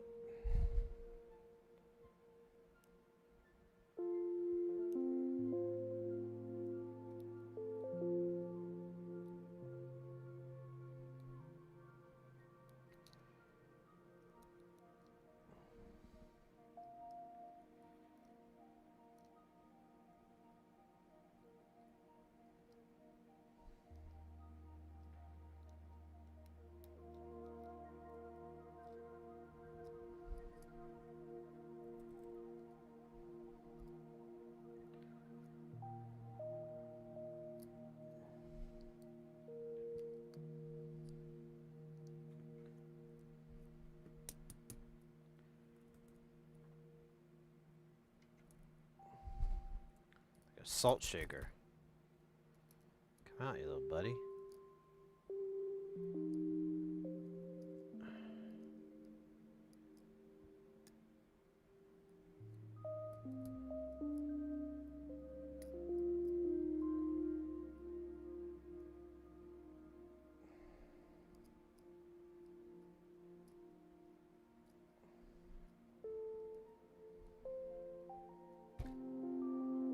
Oh my god, this does not want to come out.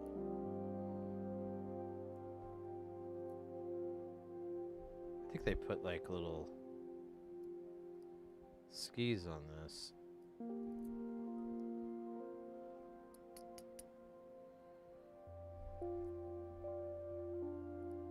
Yeah, they did.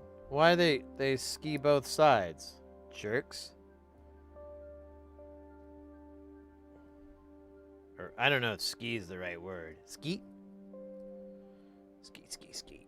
Let me see if I can push it down from behind. No. Well, wait a minute. There we go.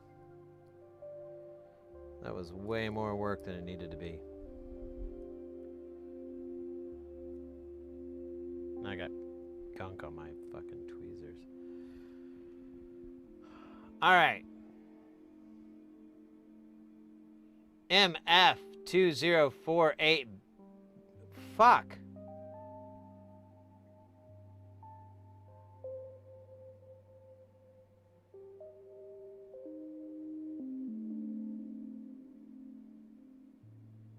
I think I need Alpha instead of Bravo.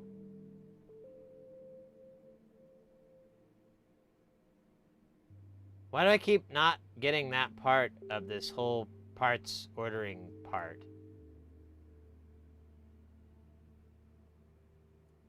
Yeah, shit. I don't think that's gonna work.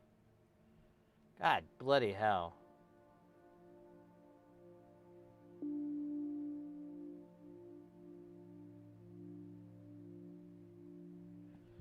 Man. Some days.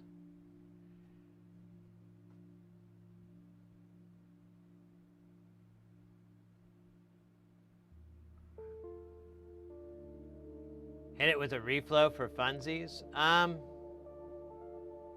could. I don't know. Hey,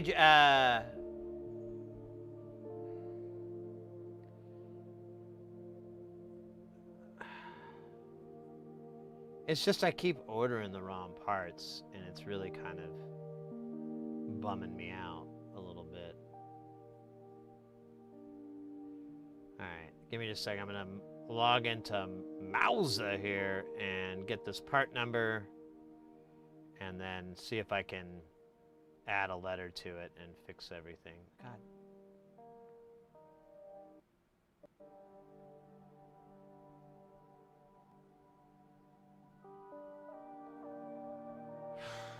Dude, I cannot even.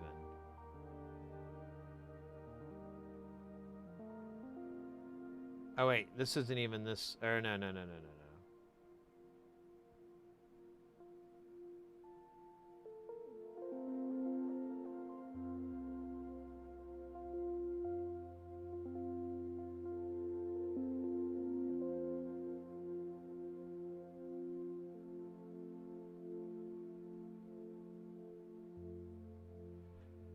Okay.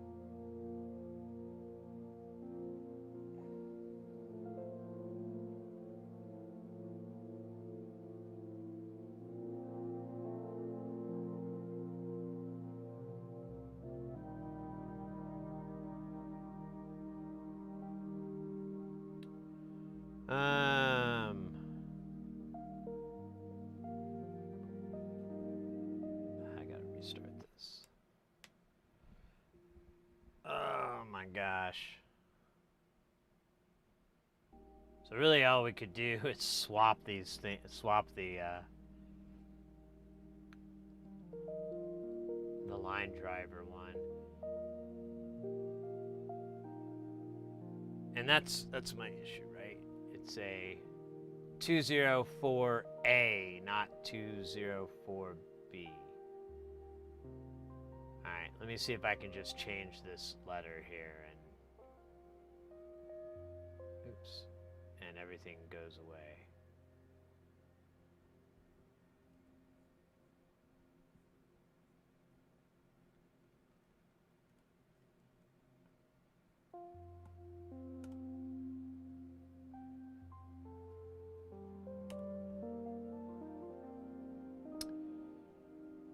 Yep.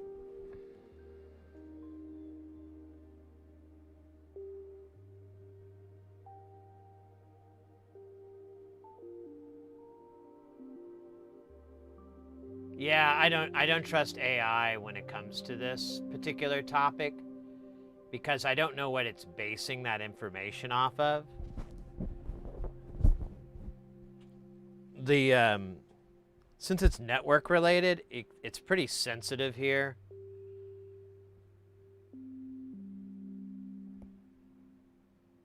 Normally, I mean, I'm not, you know, just to be clear, I'm not anti-AI. I like using it as a tool from time to time. But it does lie a lot. When it doesn't know the answer, it's like, yeah, sure. Sure, whatever, man. It's like that friend that's like always glazing you and stuff, and you're like, what's going on here? I'm kidding. I've never had a friend like that.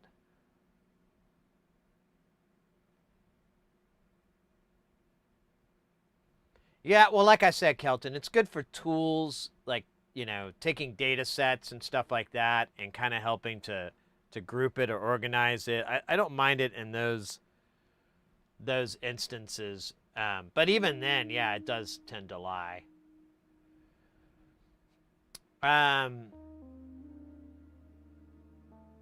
Let's see what the...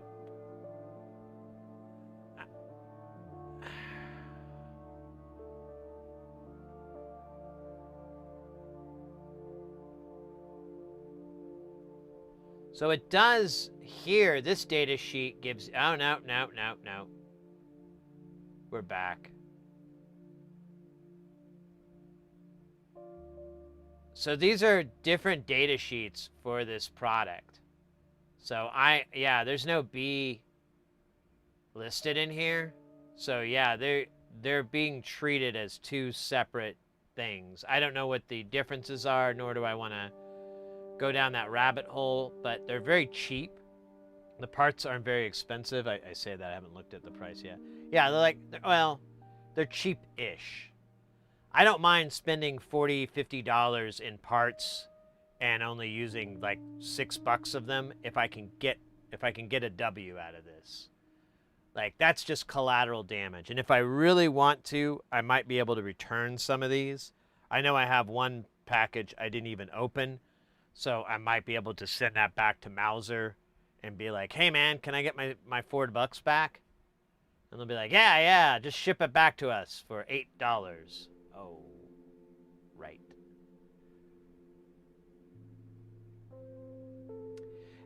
Hey, Kelton. So we've got a couple of issues here. I bought the parts for this board, but I screwed up again on their part number. And one of them is way off. It's just not going to work. The footprint is slightly different. The package is different. It's just not going to happen. However, I'm very tempted to swap that thing and see if the problem follows it. But I did want to replace these LVDS chips, but I don't think I got the right one, because the one on there is a 204A and this is a 204B, and they have different data sheets. It's not like, oh, these are the same thing, but B has the blah, blah, blah. Like, they're different data sheets for each one. So I don't think it might work, but if I'm trying to troubleshoot something and I'm going to put a part in that may or may not fix the problem, and I don't even know, I mean, it's just going to cause more headache. But I can order it here. Looks like for $3.26. I'll need to buy 2 of them. And it's Soik 8, so it'll fit. I think that's what I'm going to have to do. But I'm very, very, very... Page 31 of the data sheet.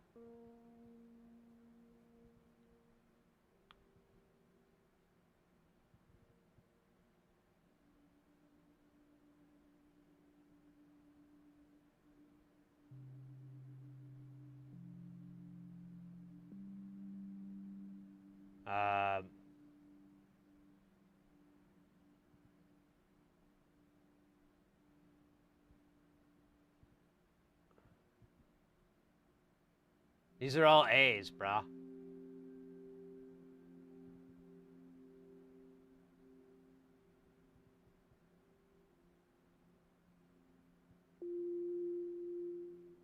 Yeah, these are all A's.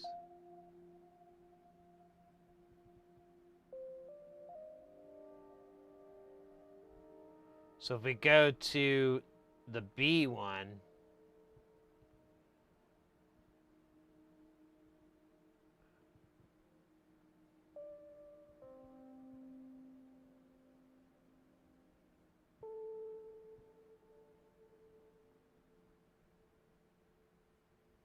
see if we can go to, maybe it has a page 31, the same. So there's 30.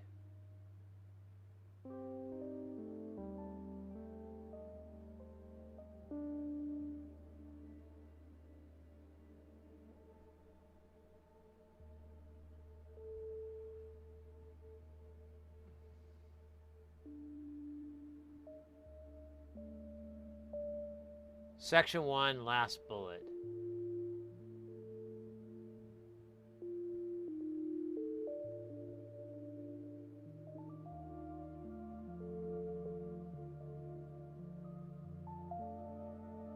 What's up? I'm lost, mates. Very beginning. I don't know what you mean.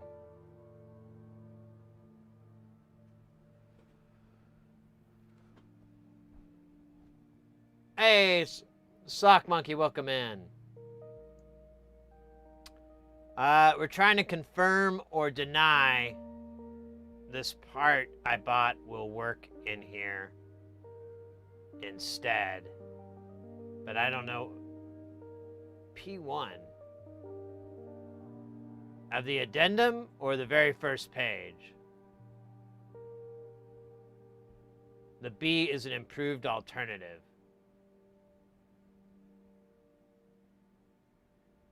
Page 1 of the whole thing or page 1 of addendum? Because we're on page 1 of addendum.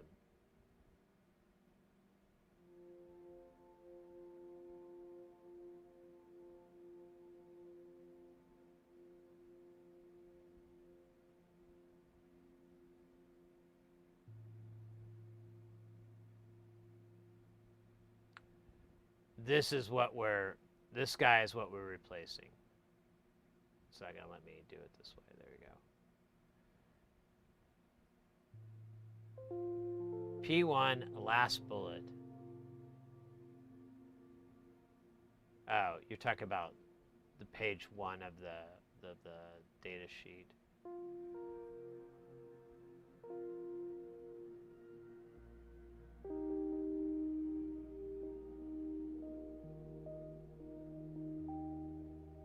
we talking about? Or are you talking about on the B?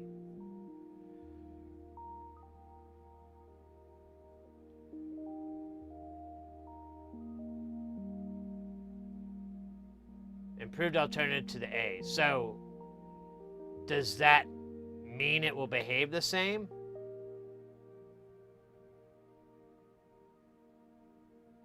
They just have output impedance rate control. I don't even quite grasp what that is. No, I'm hearing you, mate. I'm ignorant on it, so I'm at the mercy of y'all's wisdom. But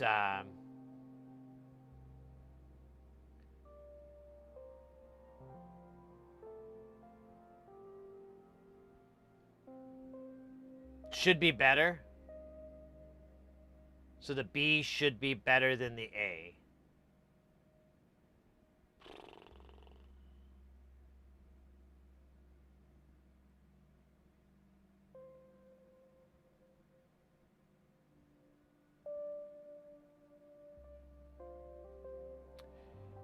Let me just make sure the pinouts are the same. They should be. I don't expect them to be different, but I'm just due diligence, right? R-E, D, and then VCCB and A.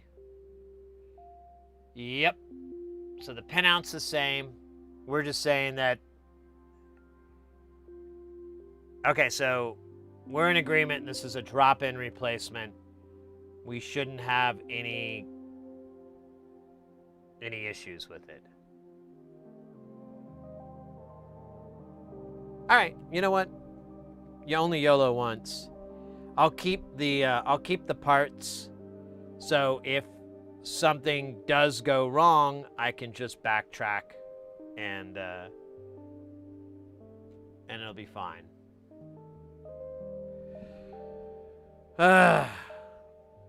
Cool. Well, I'd rather do that than fucking have another, because I can't send these back. I've already opened it. So, and I don't mind. It's just, what the fuck am I going to do with it? So we're going to switch over to the Seeger knife tip. Oh, it's not even warm. It's ice cold, like my heart.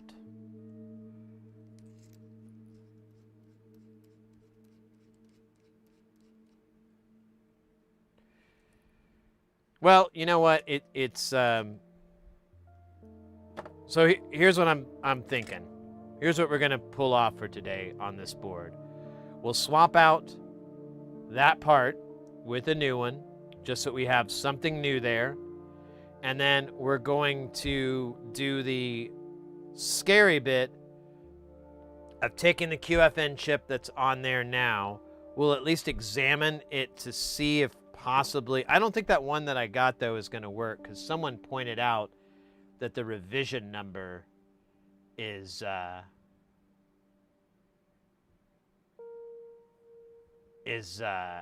gonna jive. Let me come back to it. Let me see. It was I gotta look at an old order, so forgive me. When you're looking up it has like a lot of personal information, like if I like long walks on the beach, or I just like to be at the beach walking long. Let's see. So this is is this the guy? No, I bought 10 of them. That's not it. That's a transformer. Here we go. This is the LAN chip. It should be LAN 87220. Wait a minute. I bought a 20A. Why does it say I bought a 20B? Hold up. Wait a minute. Did I get the wrong thing?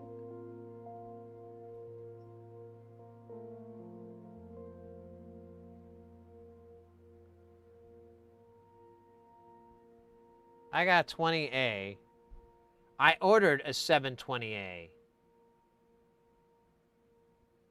Well, why does it say B on it? Well, that's the wrong one, but Yeah, I got the right part. Hold up. I didn't mess up. I ordered the right part. So is this like a marking thing, or... What the hell?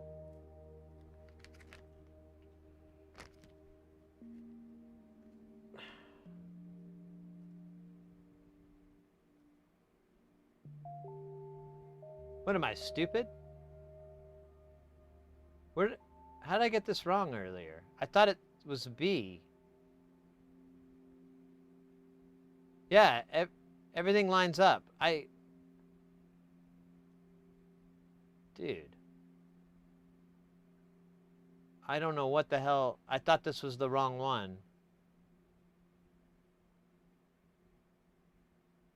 Yeah, they're both A. How did I get that wrong?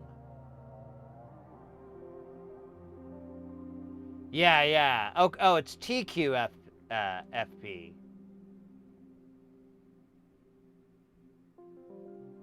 For some reason, I thought I got the... I don't know, man. I gotta go back and watch the stream and figure out how I screwed that up. For Chus and I, we're looking at it too. So I don't know. I don't know, man. Whatever. But yeah, it's the wrong package. So let me see if I can get the right one. Yeah, I'm wondering though too, if I take this off, if it might fit in there. So I feel like we'll take this guy off. We'll see what the footprint looks like. If we can put a QFN in there, let's go. Because it fits right on top. We're basically gambling on how far... Oops, sorry, guys. Didn't mean to make you seasick there.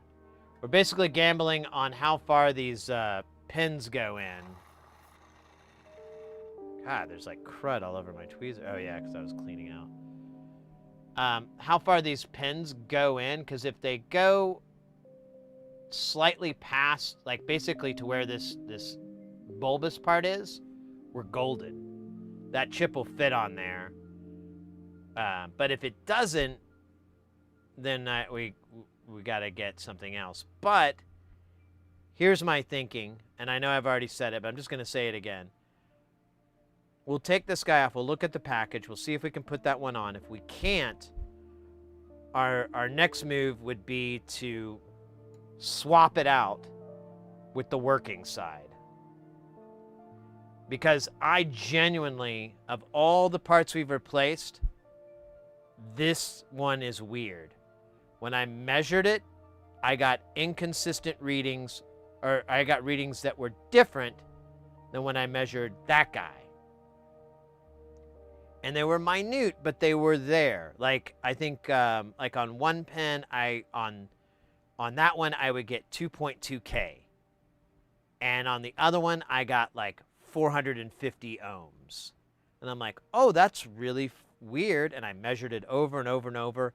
And it was always related to this. It was like one of these middle pins.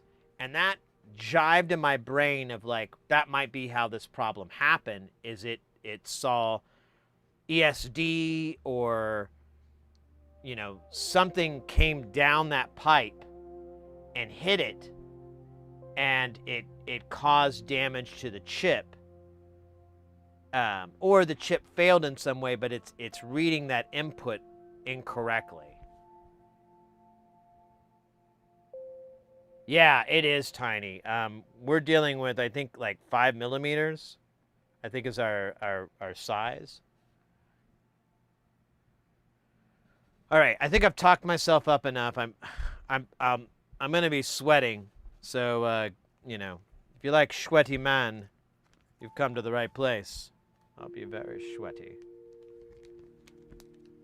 But I think we might be able to pull this off. I don't know. We'll find out, right? First thing we're going to do is swap out these girls with the new ones. We don't have to mark these chips.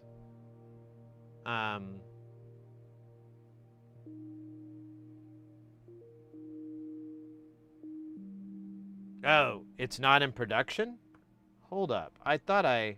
Here, let me look here. That might have been why I bought it. Here, let me see. LAN 20A. Let me put us over on...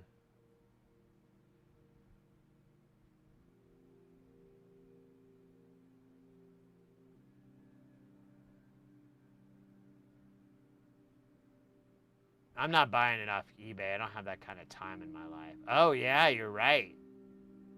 We only get QFN and SQFN? I don't even know what that is. Is that the sexy version of QFN?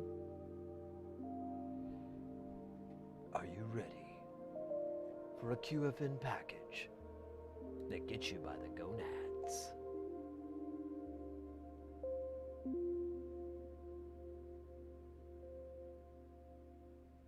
Where's our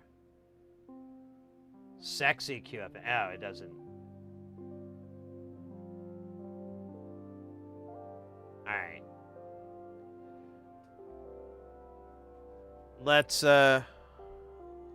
Let's get ready to rumble.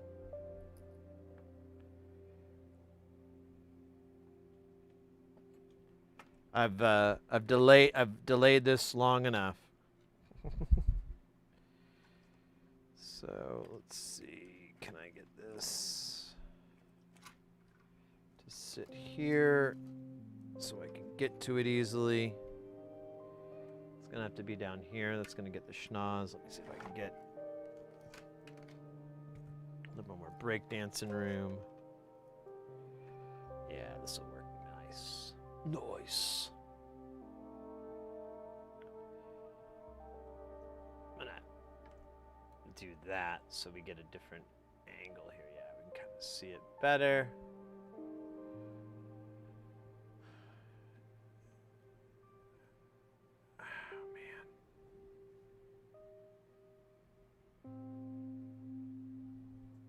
Yeah, I don't want to buy it off of eBay.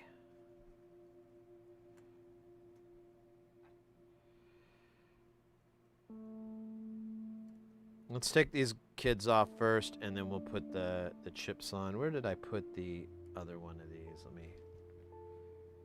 Oh, shit. Where did it go? Ah, fuck me. Where did I put it? Of course. Most logical place I could find.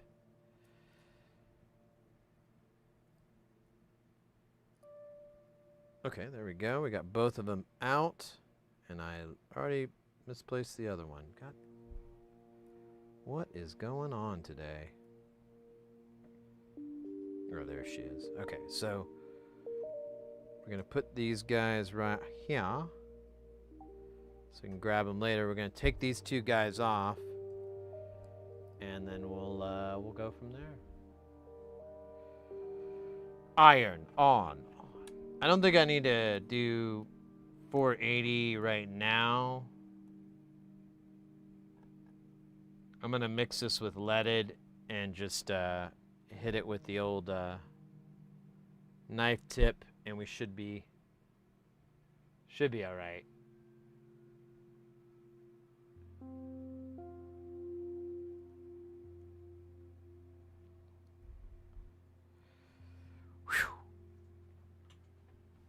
Got my sweats on. All right.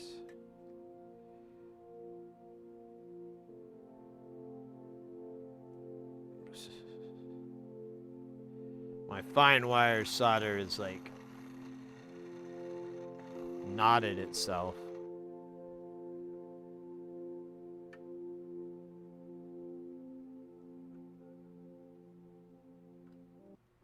Okay. Are we getting... not getting network knocks, are we? No?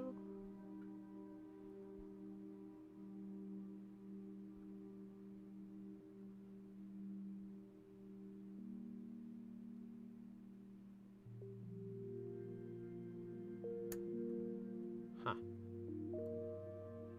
Let me heat both sides up.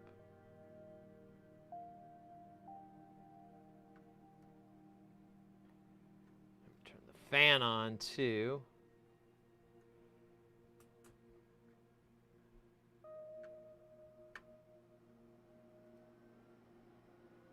I wonder if these are glued on. I don't think they were. No. I can see it wiggling. Here, I'm gonna have to come in from the side a little bit here. This is gonna be...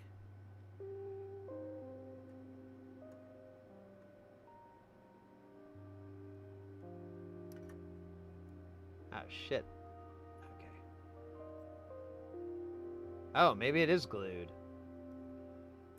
Oh, no, I'm just dumb.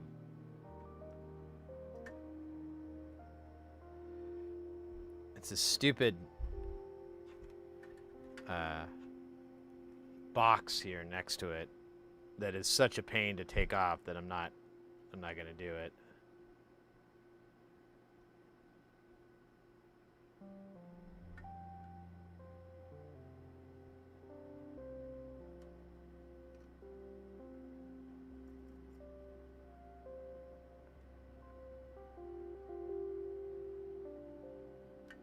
Oh, come on, you little bugger.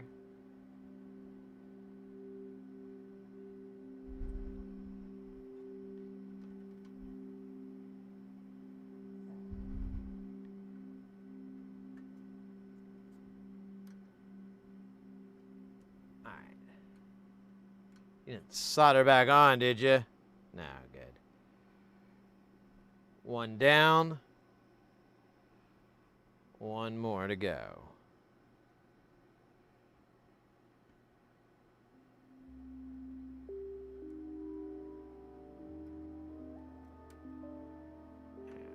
This side up too, just to put that goofy solder on there. But, man, I can't get my fucking tweezers in here.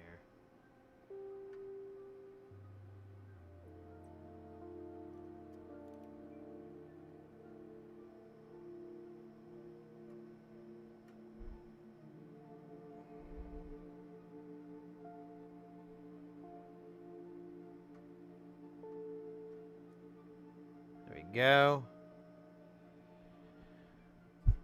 Let's clean these little spots up here with a little bit of, well, maybe. Suddenly this tip doesn't really make sense.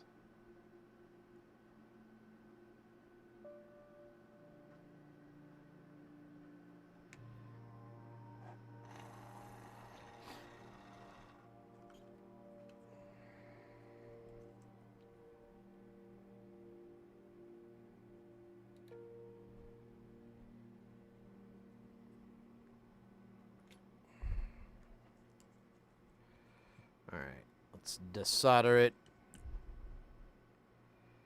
Now I cut this, I just realized I can't hold it with my stupid fingers because I cut it too short. Oh wait, let me clean this.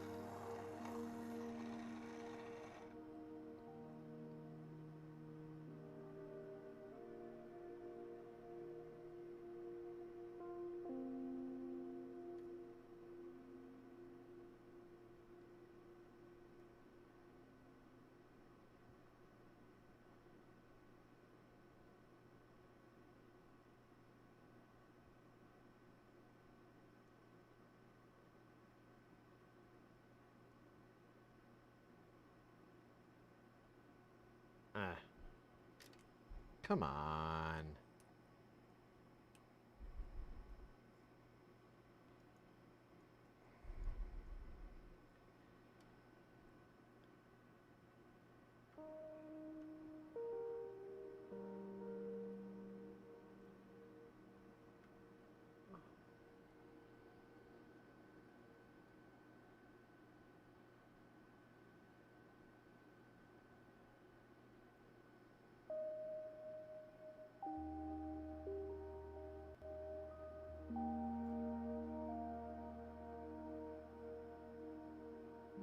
Dude, what's going on here? I can't get a good angle with this iron. There it is.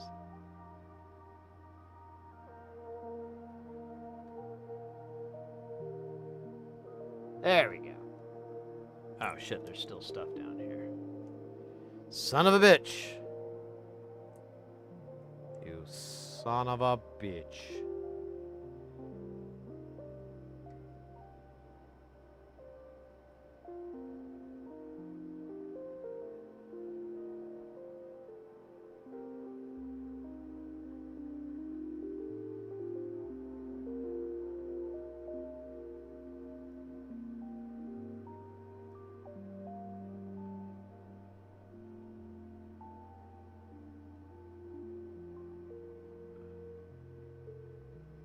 Probably good enough.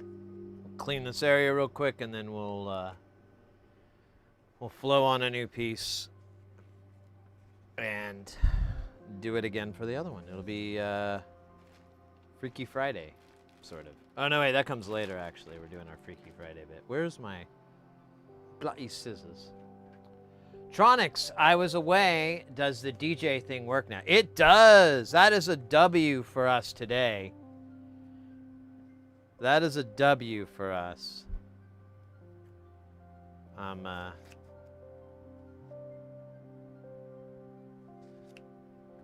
mega happy on that one.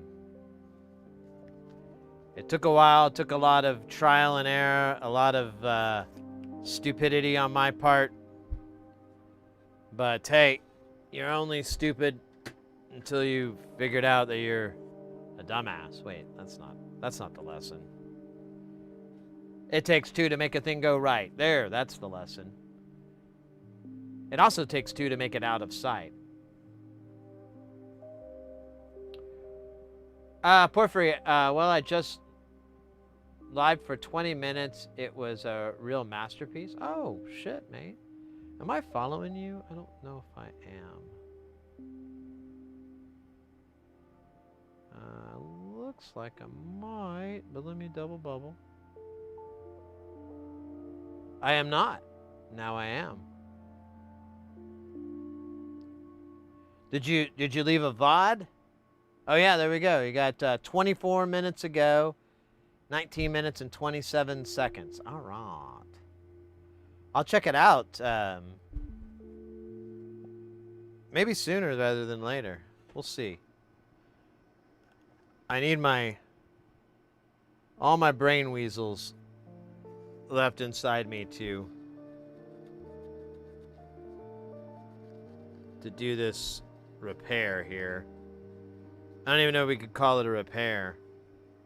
This job. There you go.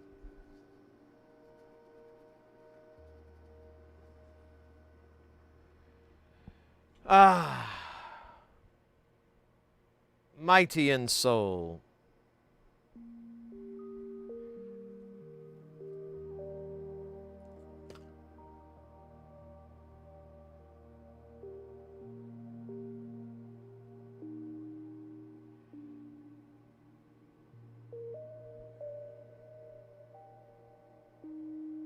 A little bit of flux there by that cap. We didn't hit any of those with the desolder braid. All right, which way is that? Oh god damn, why did this pick up a... Oh, it's from that stupid... it's still got fiber shit here. Looks like clean the crap off these tweezers. I really just need to bite the bullet and buy like a hypersonic cleaner, but I don't like the noise they make. I thought they were quiet. I thought hypersonic meant it was like I needed to worry about my pets or something, but no, they're very audible, and it's very annoying sound for me.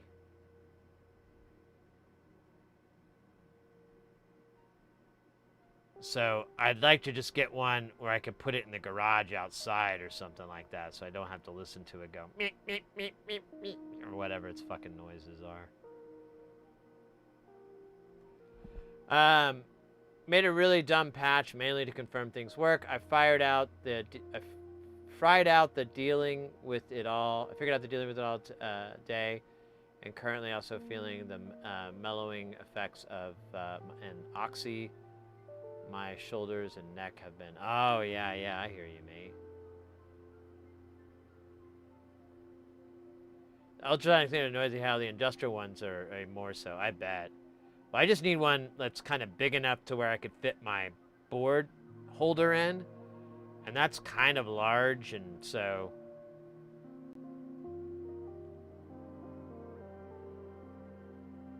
Plus, doing research, like the stuff you use to add to it is kind of expensive. I mean, it's not compared to alcohol, which is what I have been using to clean, and I'm like, oh, alcohol, that's easy. I don't know why I keep tinkering with this thing. It'll go in just fine. I'm just being a big baby. Hey, Tronic, so we're working on a Behringer X32 digital mixing console. It has a weird problem. There's 2 expansion ports for it that use the AES-50 protocol.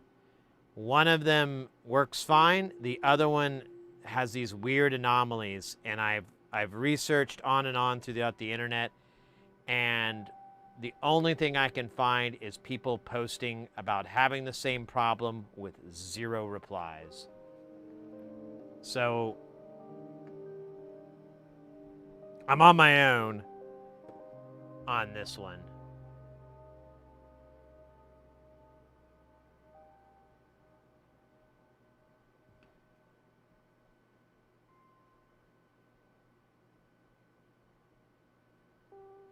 That should be funny.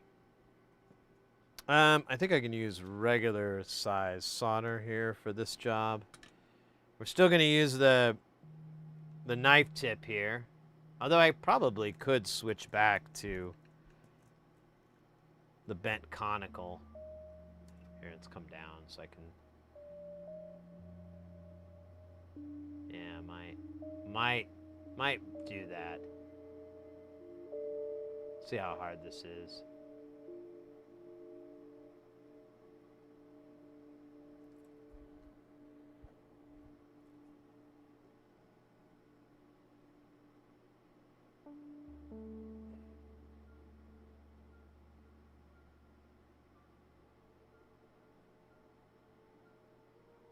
Beautiful.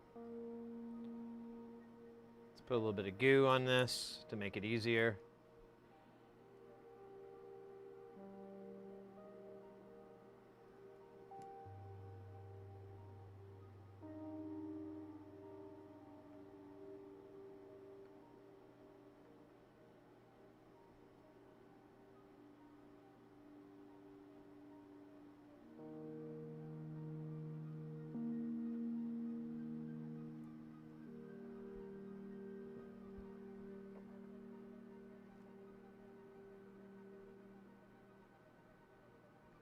Oh yeah, I sorted out the reverb tanks.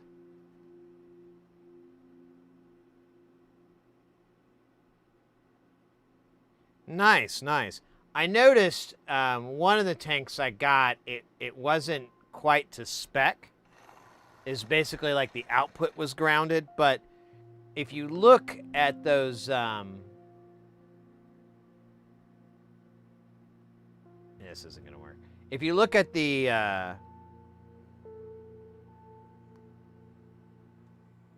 little RCA connectors, they're totally like, they're just bridged. Like if you want ground, it's like you bridge a like a trace, and that enables ground. So it's like really easy to modify. So I was like, oh, I'll just do that. And I got like one of those 3-spring big boys with the slightly out of spec impedance.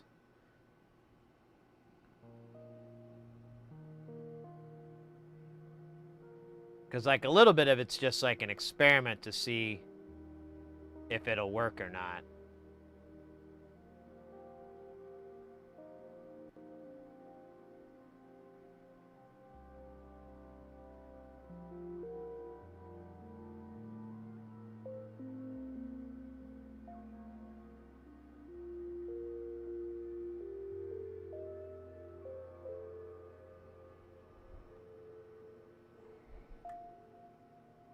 let me put a little bit of goo. I should have done this before.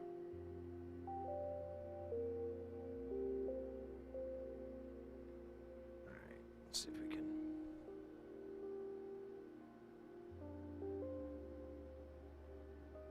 I should have done this with the tweezers. I wasn't thinking.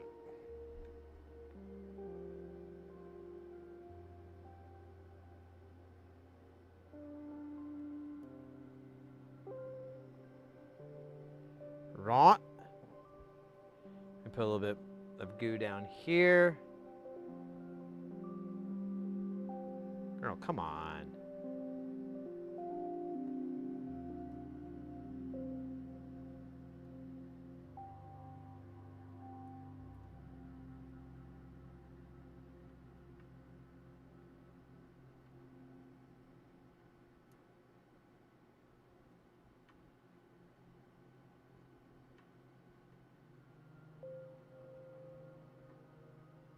All right, those are on and they look pretty good.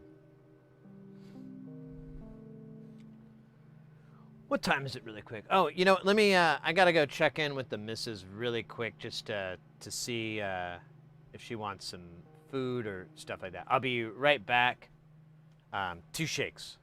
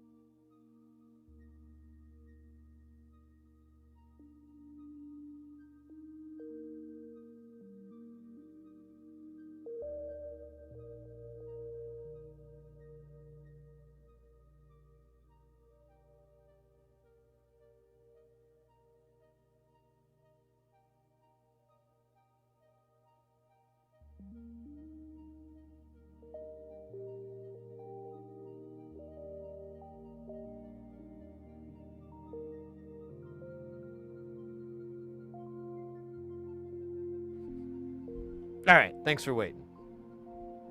I know it was crazy shit. Crazy shit. All right, speaking of crazy shit, now we gotta replace this, or not replace, we're gonna figure out what's up with this chip. Here, I'm gonna put these guys in this bag so that we can come back to it later. I'm gonna write on it old.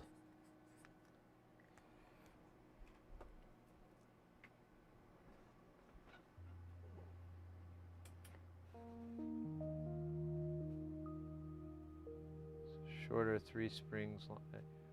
The one I think will work is the new case is a shorter 3 spring long decay one fairly close to the proper. Oh, cool.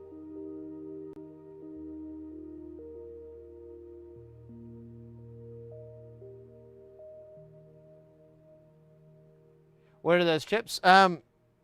So they're part of the they're network protocol chips is what they're basically for. It has like a much more fancy name. Here, I'll tell you what the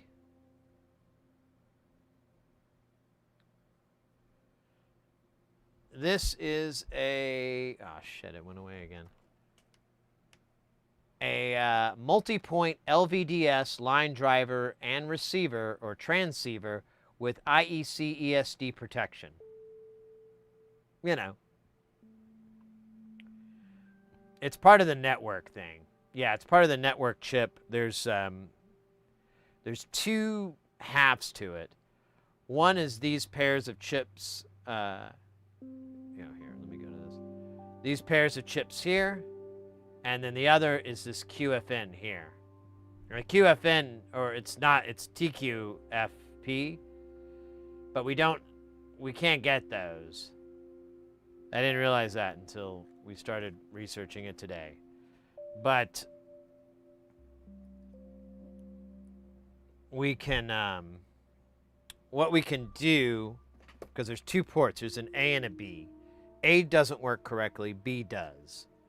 So what I'm thinking of doing is taking the A chip off, examining it, and seeing if we can replace it with a QFN, like if the footprint will work.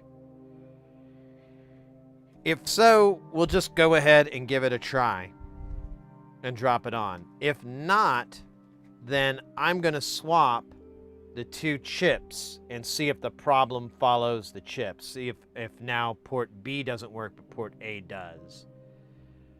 It's risky, kind of, but I'm out of ideas, you know, and I don't know how, I don't know, this problem is so weird. I don't really know how to approach it anymore.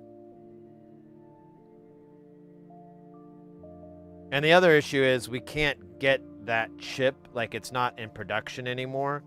We could find it on Mouser, but it's, you know, or not Mouser, on eBay, but that's like, I'd rather not go that route.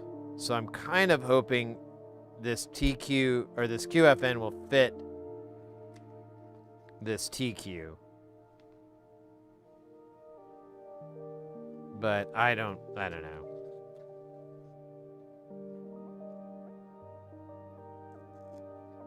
God damn it. It's so annoying to try to get this to separate.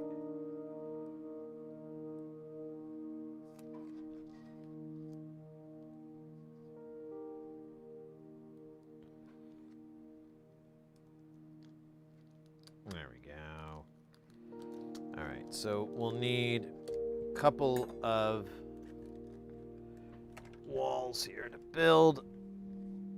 We don't need one for that box. It's kind of already taken care of for us. Oh, did that not? Oh man, I think I just made it work. Oh, no. There's the corners. Well, maybe not. We'll figure it out.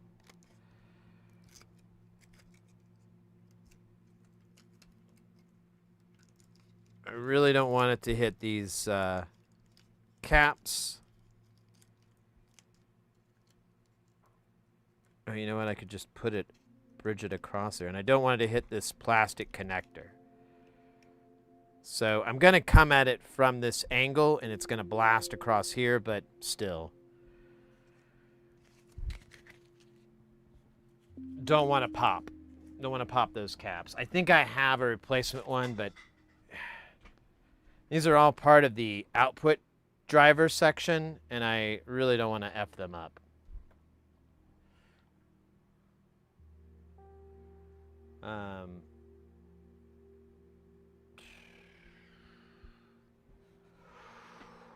It's going to be scurry. You ready for scurry?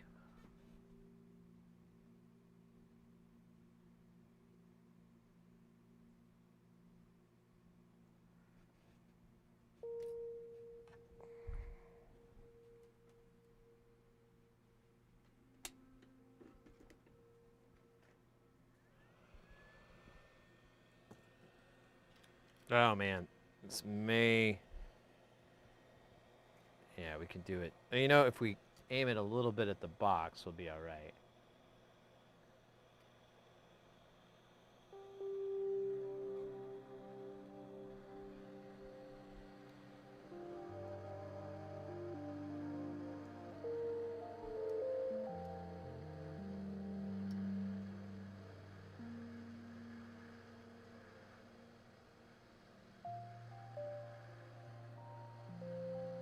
Gotta turn the fan on.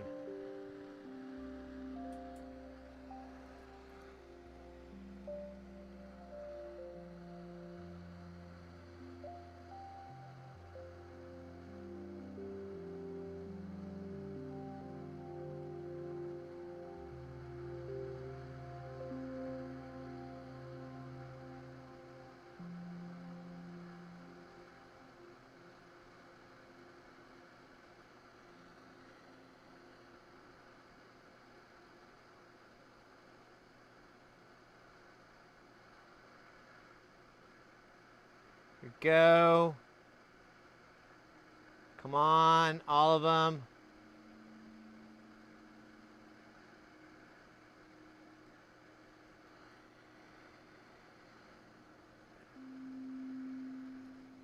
Oh shit. Come on, man. Stand by, stand by, stand by.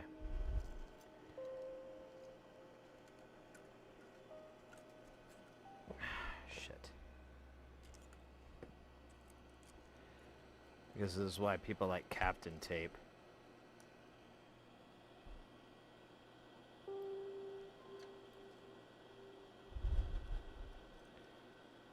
Or foil.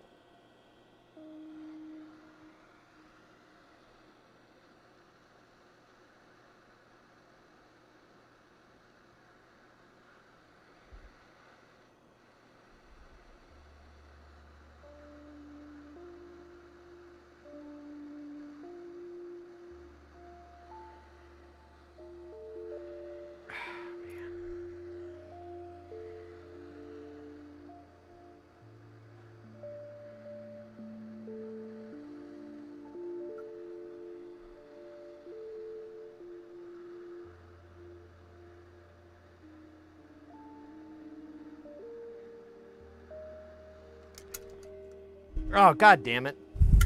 That freaked me out. My fucking stupid ring light fell off. It scared the crap out of me. I have no more crap. Okay, hold up. I gotta do a little bit of maintenance here because this isn't gonna work if I keep having to fight the foil.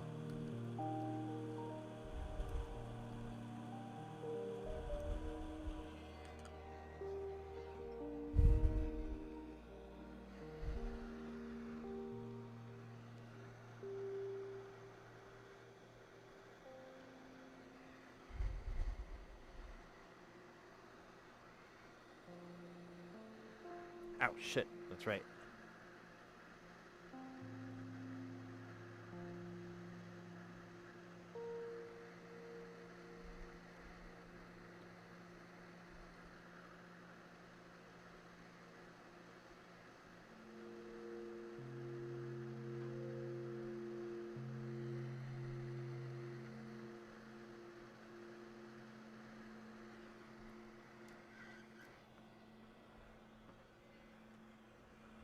Whew! Whew! Oh my god. Alright, just a second here. I gotta wipe off. Here, I gotta take one of these clean room wipes and get rid of some of the sweat. Oh, yeah. Dr. Grinchy, I'm sorry there. Hey, let me catch up on chat a little bit. I was hyper focused on this and was not able to pay attention. Let's go. I love Scurry. Yeah, it's fun when, you know.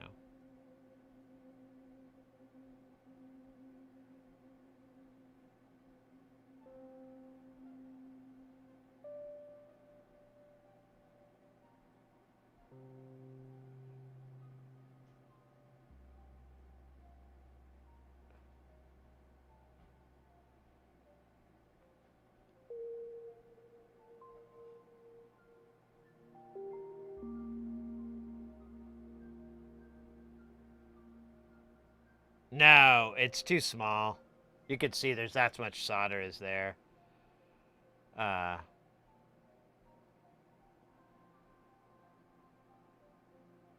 Yeah, I don't think we... Let's take a look here. We gotta make sure we do a little damage control. That guy looks okay.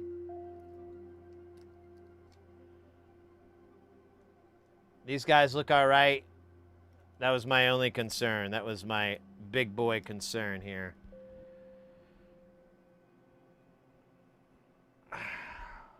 So, let's find out if this will just fit on here.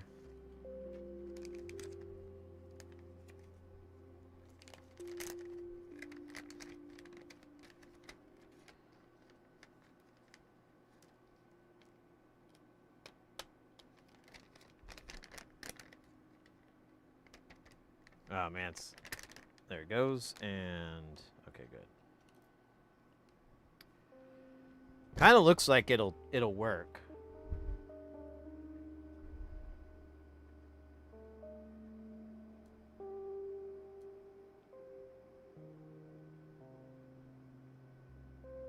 This will work.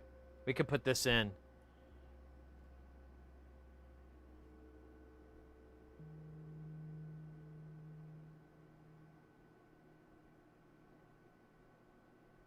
See the bottom. What are you talking about? Oh, we already did, but yeah, I'll show you again. So it's got a ground plane and it has those guys.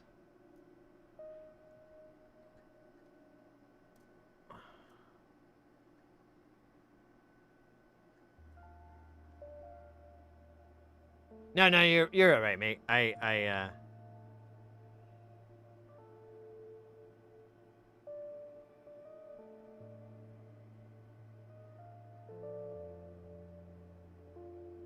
think it'll fit. I think it's QFN friendly. Let's put some, let me turn off this iron, and I'm going to swap out my tip with my trusty J-tip. And we'll see. Let me swap out here. So we'll put this part here for now. And we'll give my... Oh, God, this is my sweat rag from earlier. I'll keep this around. Things are going to get sweaty. So when I was doing this, I noticed I had a bunch of issues. So I'm going to try to fix it so I don't have these same... I have enough room to put my hot air without it being in my way. Oh my gosh, that was insane, mate. Wow, my heart rate didn't go up through the roof, though. That's cool. I lost the heart rate history thing, like the thing that does it, it's gone, and I can't find any way to bring it back. Kind of bummed about it, because I thought that was the cool part, is you could kind of look back and go, oh, it got up there for a second. Now it's just constantly showing it, which is not nearly as cool. Speaking of nearly as cool, can we get this fucker in focus? There it is. Alright, we're going to switch to a J-tip. It's my preferred tip. I'm feeling better, guys. Like, before I was, like, a little nervous. Well, I was a lot nervous, but I was like, man, I really don't want to put this off longer because I got to order a part or whatever the hell. But now I'm like, okay, we're definitely doing some hardcore troubleshooting. This will definitely give us some answers.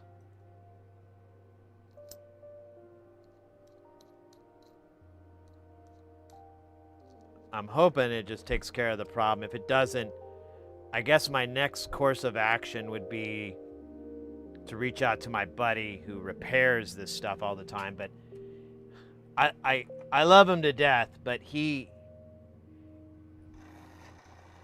has his way of things, and I always get kind of flustered. I think he gets flustered with me too, though, to be fair. And that's fine. Like, I'm a schmuck, and he's a pro, so, you know, it's easy to get like, God, you fucking dork.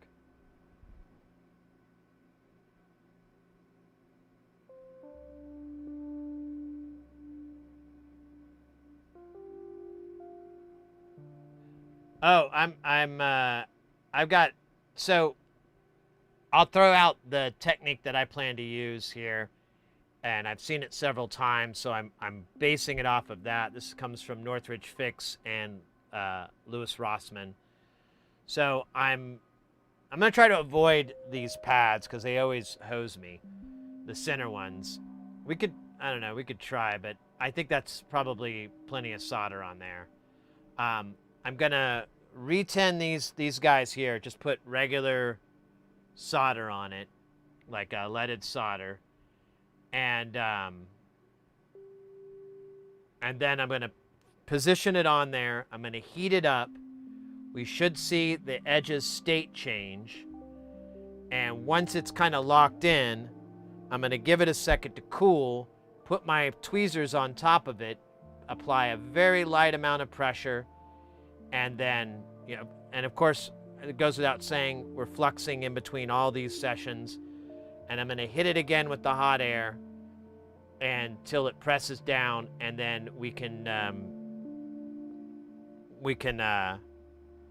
let it cool, take the heat away, let it cool, let off, and then inspect it and look for any bridges or anything like that. We will be able to beep test.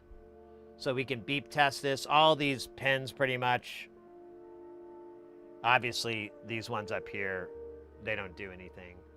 But the other ones do, and we can look for any inconsistencies. So the reason that I've seen to put pressure on it is because otherwise you'll have floating edges and stuff like that. Because there's solder on the ground area, you'll have to squish it out.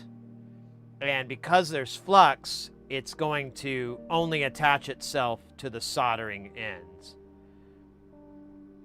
I've done it before, although it was a much bigger QFN, so I'm not too worried about it, but we'll see. I mean, famous last words, right?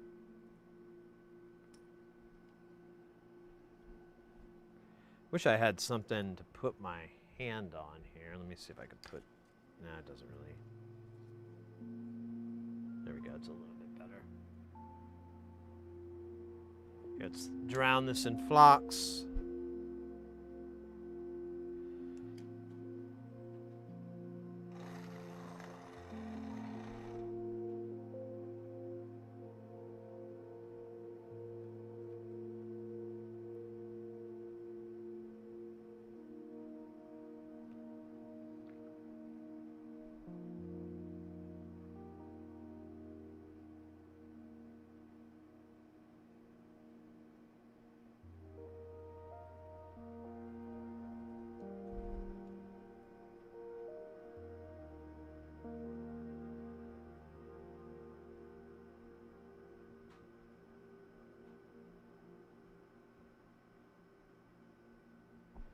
All right.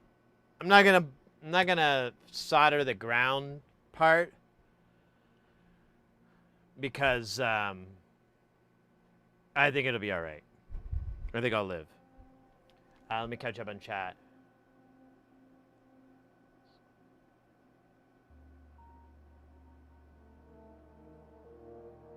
Are the lower than perimeter pads? What's a QFN? So a QFN is those chips that just have leads along the edge. Aside from like a BGA, they're probably the hardest to really hand solder. And they are definitely something you kind of, I don't recommend starting off with. I don't recommend doing, period, but I said I could fix this, so I got to prove myself right.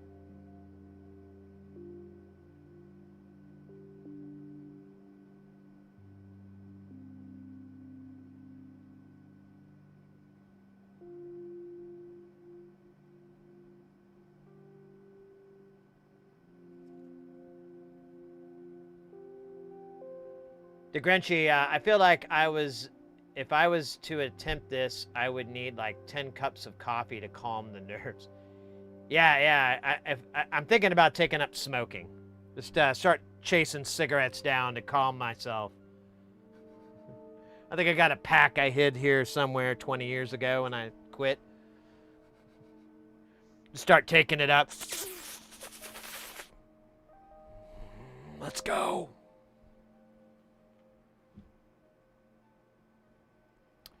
All right, I'm going to put the little foil guy back on.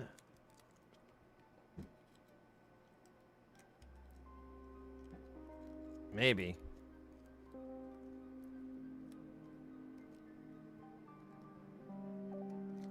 I just don't want the hot air to hit our capacitors. You know, I'm gonna make a second one for this plastic one. That probably was my problem, trying to do this all with one chunk of metal here. Abby Freed, hey mate, I read I'm a pro schmuck. I forgot to say hola to you there. Oh, and there you are. You're on the Twitch side. Hey, sorry about that. I had to pee. Start over? Absolutely. So, at first, there was nothing. But that's what we believe. But then something came of nothing. And then, and that's how we got Motorhead.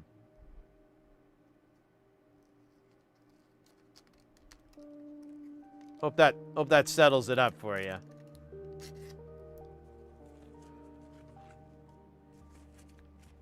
A few Zantacs and a bit of meth. Yeah, there you go.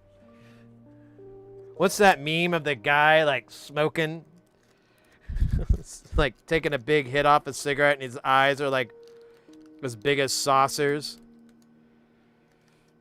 And it's always like my wallet watching me buy scents or something like that. It's like some meme like that. All right, this is gonna be cool. I'm telling you. This works. We're celebrating. We're celebrating. All right, we're gonna have I'll crack open, I'll have a glass of the really, really nice tequila. The nicest tequila I have, anyways. What do y'all think? That looks pretty centered. This board is so big, so I can't, like, turn it sideways to look and see, and this camera is going at kind of a goofy angle. Here, let's try top down. Let me just see if I can get it to go straight down.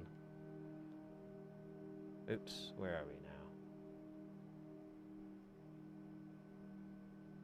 now? Okay, that should be straight down. It looks centered to me. If this works right, it should just pull itself in. Now, man, looking from over here, kind of looks like it's sitting up, and it kind of is.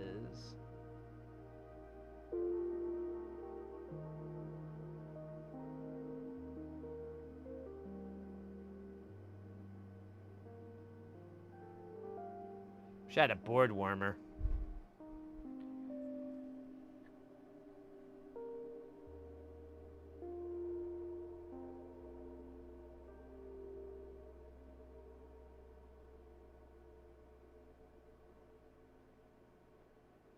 Yeah, you know what? I gotta start getting into mezcal. Honestly, I was when I was at NobCon, and I don't know. I took it as a bit of a slight. I don't know, but I was at this party and you know, I won't say their name. So if I'm right, I'm probably wrong. But they were like, I was like, oh hey, you got mezcal. I just recently got into collecting tequila. I'm really into it. And he's like, yeah, I used to do that. And then I got into mezcal, and I'm like, what the fuck does that supposed to mean? And technically, they're not that different. They're both made from agave. I think mezcal is like from a particular area. But whatever.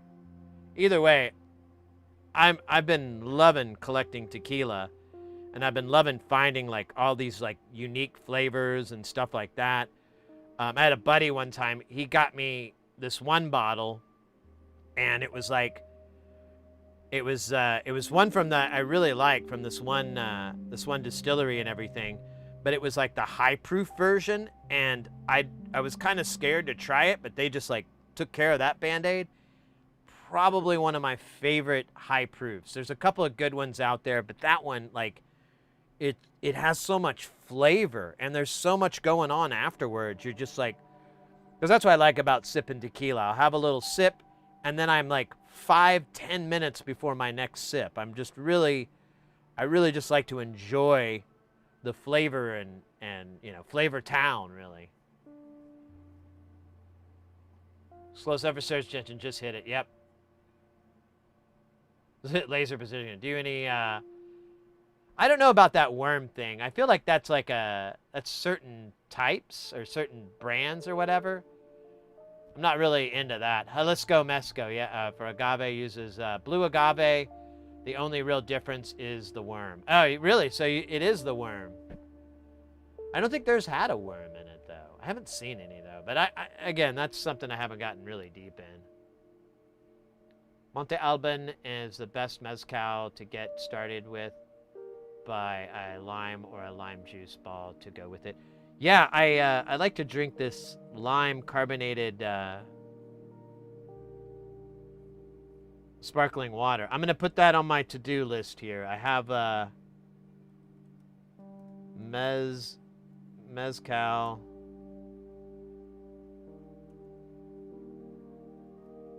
And you said what was the name? Monte.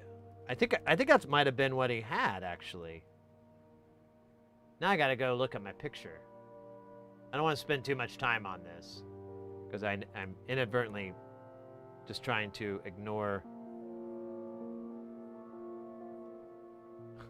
the soldering I must do. But really fast, I want to see if that's the brand that they had, because or the bottle that they had, because I was a fan. No, this was, you know, I was kind of 3 sheets to the wind, so I didn't get a very good photo of it. So I'm just gonna have to like compare the colors. My mama always said, "Oh yeah, mi mama, Dijon."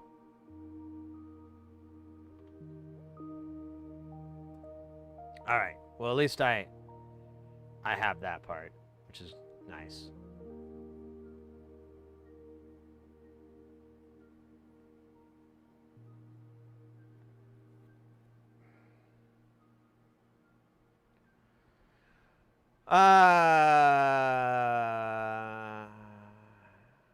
You always eat the worm? I don't know if I'm gonna do that. Jalapenos? Sí.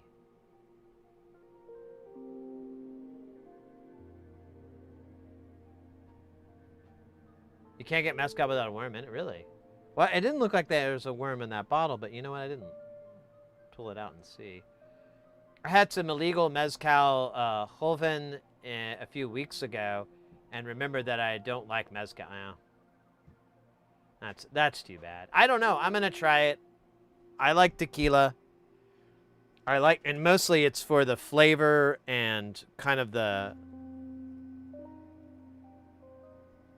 enjoyment of just sipping. I don't know. I've just been kind of digging on just sipping. All right. So this is going to be, I think I can hit it from this angle and we'll be good.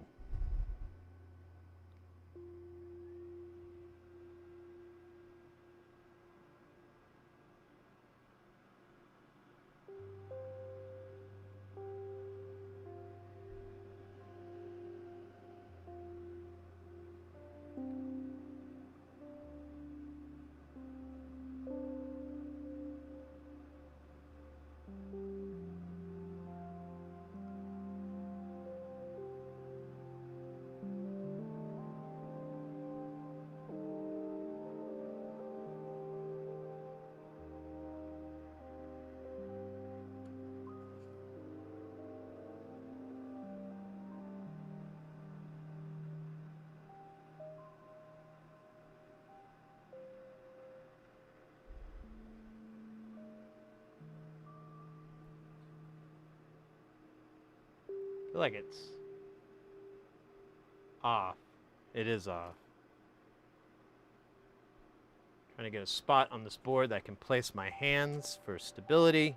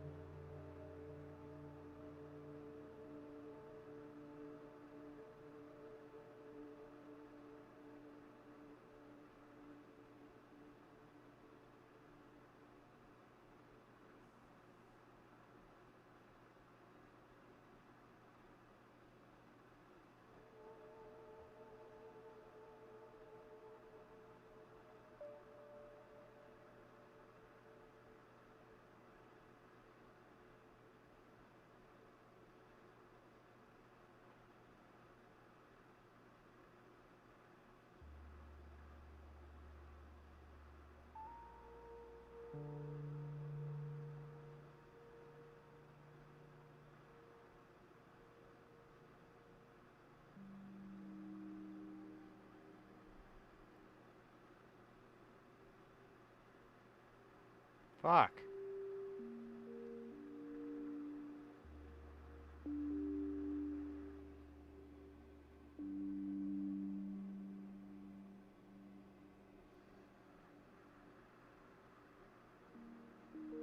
Oh man, I gotta pull my head away. It's too hot.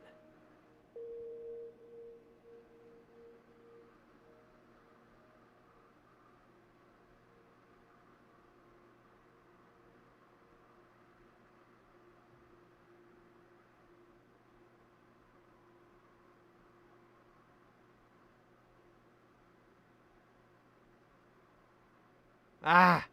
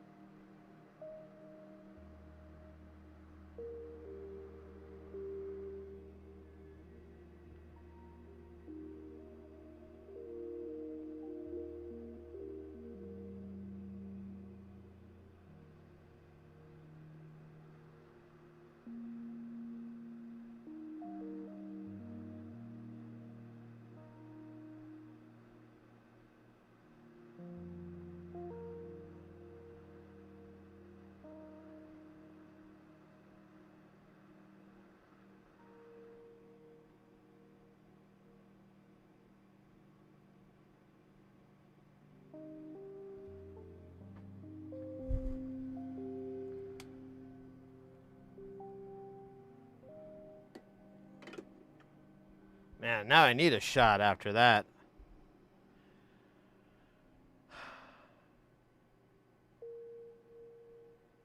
It looks alright.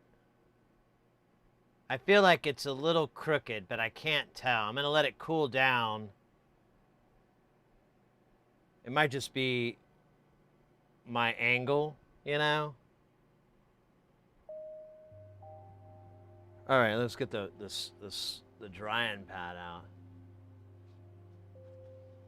Well, no, I thought I did, but it was rising. So there's like it's hard to tell because it's not stereoscopic, but there was a little bit rising on the side.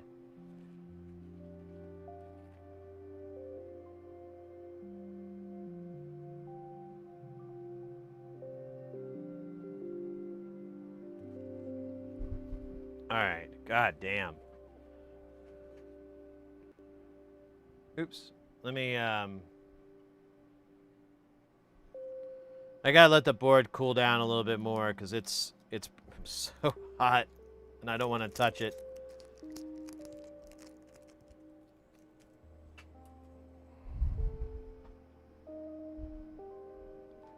Just yet. We'll get a little, I'll put the fume extractor on here just to kind of pull air across it. Oh man, I think I lost like 10 pounds in sweat there. I think letting it play, well, we'll see. Yeah, there's a marking on the board. There's a little dot in the corner, and then the chip has a dot, and then it also, on the underside, has like a cutaway.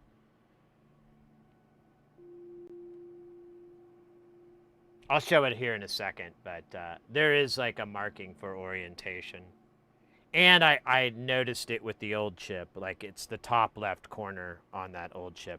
We can also look at, there's two identical ports, and so we could always look at the other port and confirm that. But here, yeah, you see the dot, and there's the other dot. All right, let's lift this board up and see how bad this is. Yeah, I'm gonna leave the camera on, but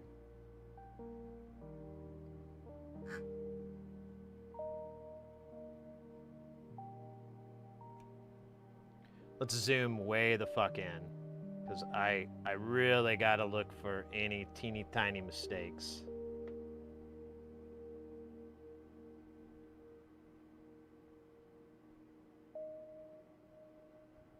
Honestly, I can't tell. Maybe I should clean this up a little bit. Let's do a little cleaning.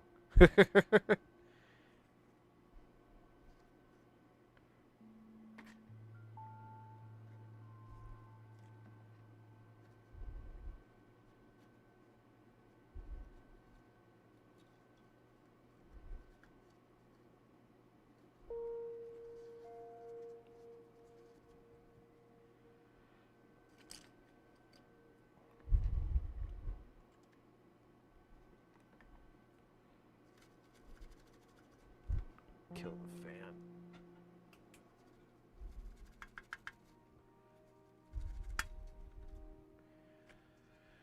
Whew, dude.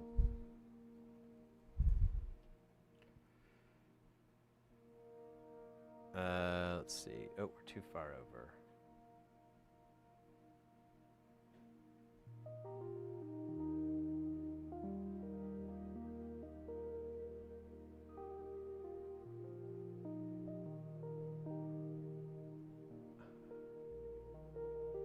It's very confusing that it has these extra pins on the edge. But I don't know, mates. That looks like that's on there. You know what I could do? I could run an iron across across those pins with a little bead of flux, and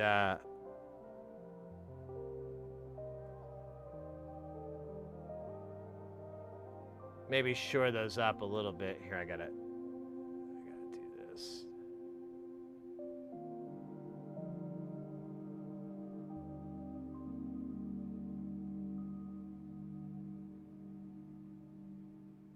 That looks good. I can't easily check this side. We're gonna have to use the mirror. Where is my little dental mirror?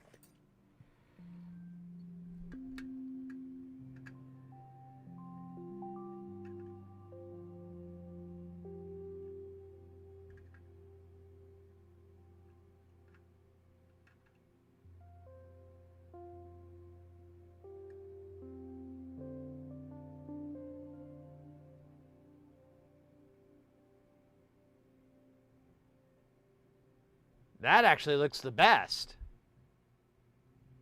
Out of all of them, that one looks like it's in the best shape. We'll have to do the dental mirror again for this part.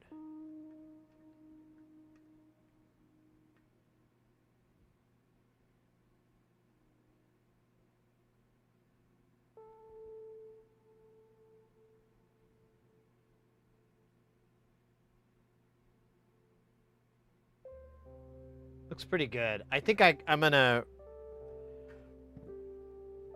give it just a little bit of a ball on the tip of my iron here.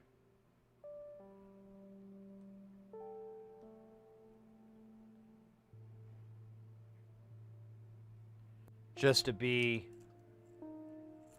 on the safe side.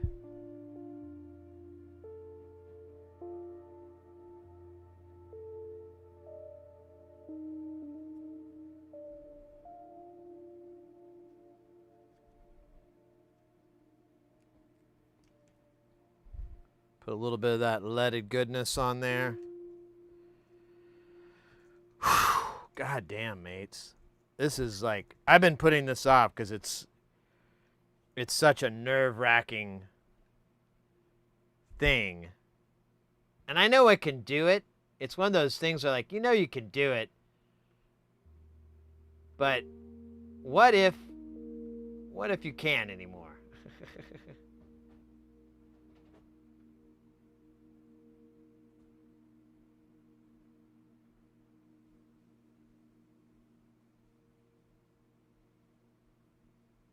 Why isn't this collecting? Where's it going?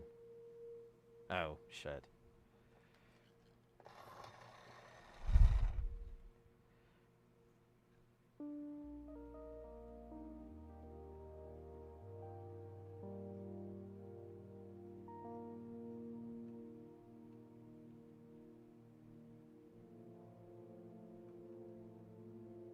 Why isn't those sticking?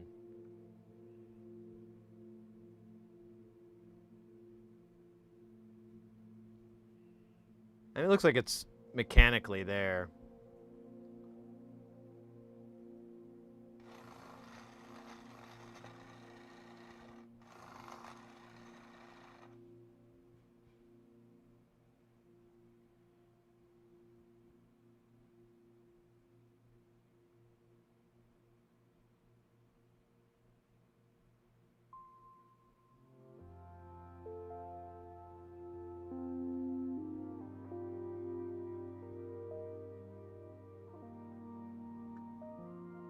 There we go. That's what I was looking for.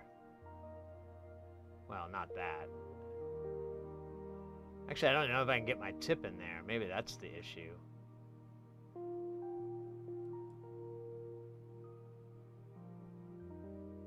I'm just making this worse, aren't I?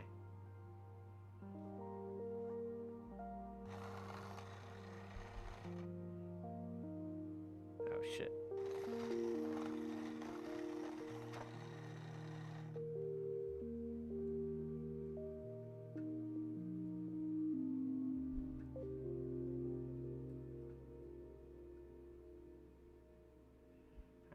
That one's good.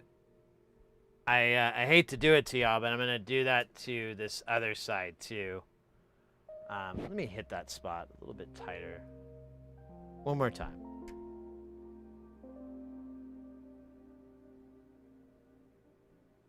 There we go. Just these two sides. The other sides, I don't think they need any touch-up. I don't think they need any TLC. I think they're bueno. Oops, where is this guy? Where did he go? There he is.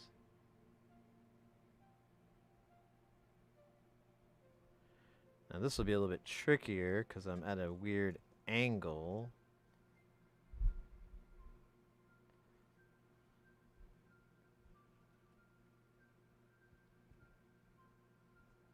I know, I need a micro soldering iron. This is where I keep running into.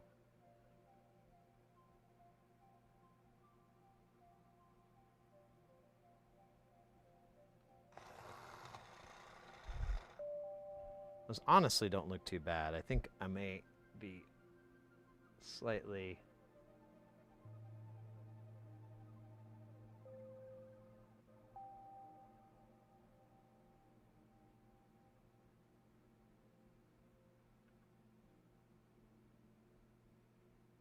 Now we've got some bridges. That's more than enough solder.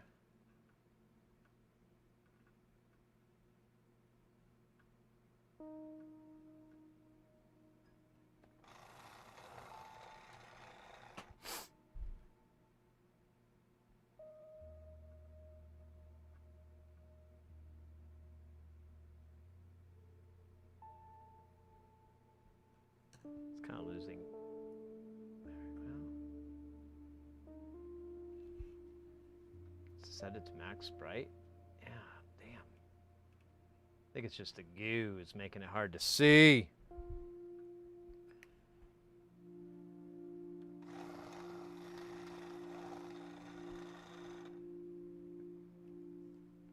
Yeah, it's my smallest tip too.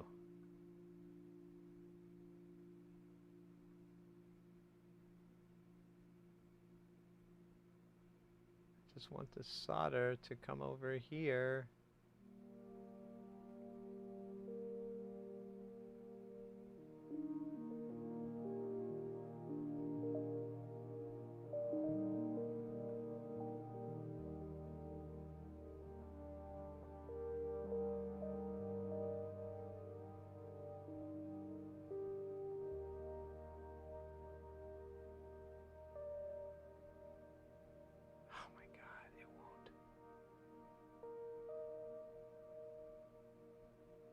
I don't want to add any because I don't. There's no way I'm going to add just as well.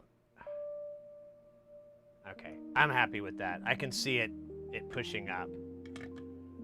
We'll double bubble check it, but yeah, those are all look like they're touching. Let's do the old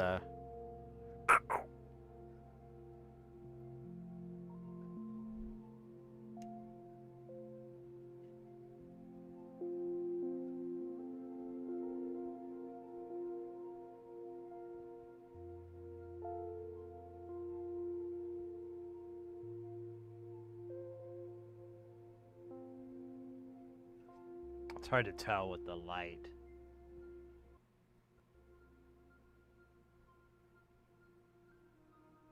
Yeah, those look good. I feel good about this. I think that's as good as it's gonna get.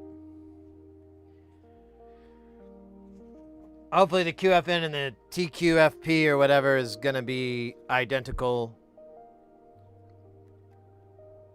pinout wise. It does have those weird corners like the original, which could have totally thrown off our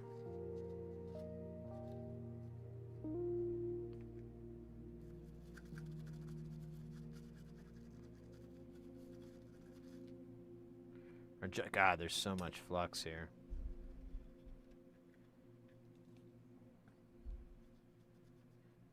Yeah, it's just like gooey goo here. Let's clean this up. So,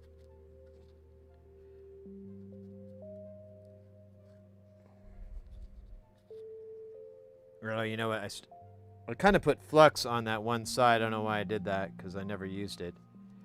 There's like a fucking little gnat or something around here. It keeps flying around. All right, let me get my proper brush here.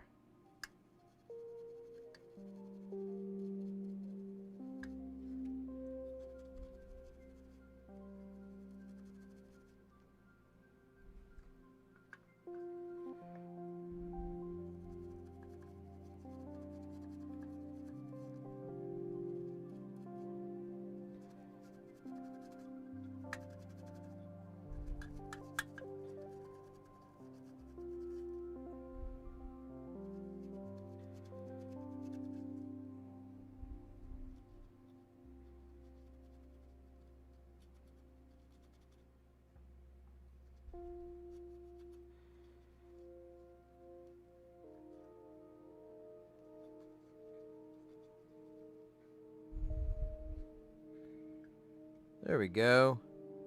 Nice and clean. Let's check it again just to make sure we got a nice... Well, I say nice and clean, but look at all that fucking flux.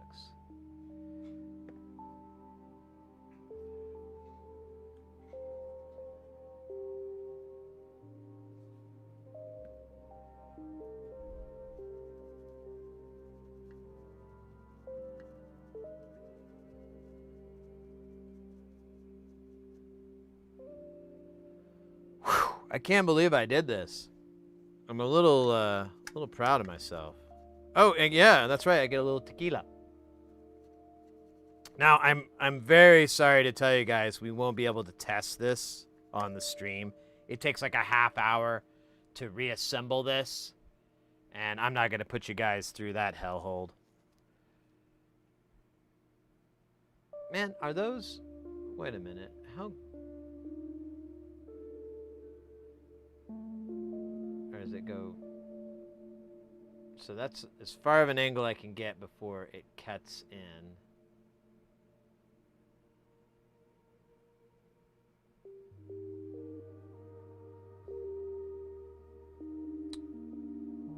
Man, does that look okay to y'all? I kind of don't like it.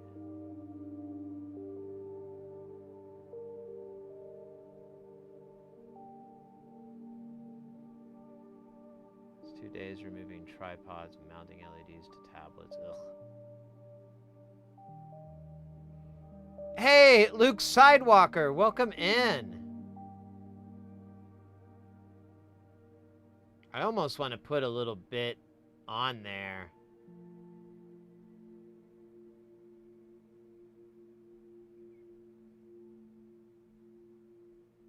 Yeah, but these other guys, I have a little bit of pillows going up to them. This, I thought I saw pillows with the dental mirror, but now I'm not so sure. You know what I mean? This side looks fine. I see raised bits, but this, I kind of want, I'm going to do it. I'm just not going to, I don't want my soldering to interfere with the success of this.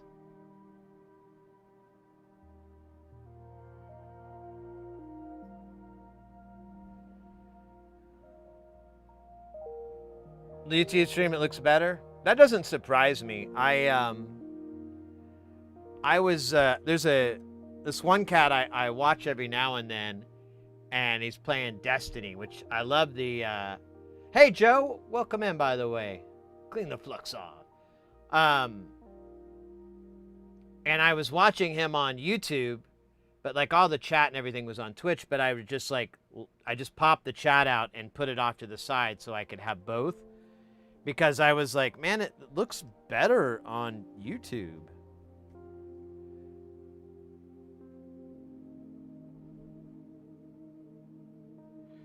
All right. Sorry to keep doing this, but I only want to do it once. Oh, God, that's way too much. Fuck.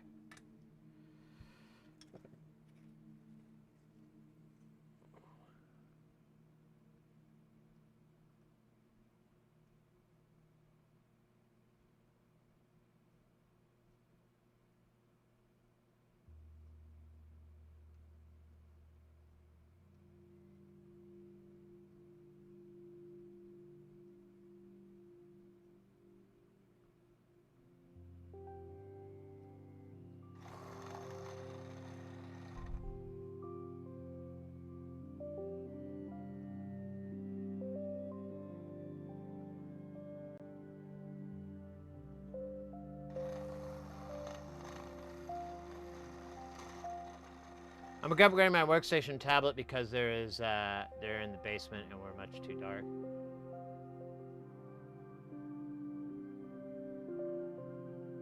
Oh, DeGrunchy, I'm sorry, you were asking what we were making. So we're doing a repair on a Behringer X32 console.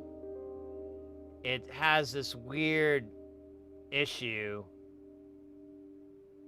of there's two AES 50 ports on here. God damn it. And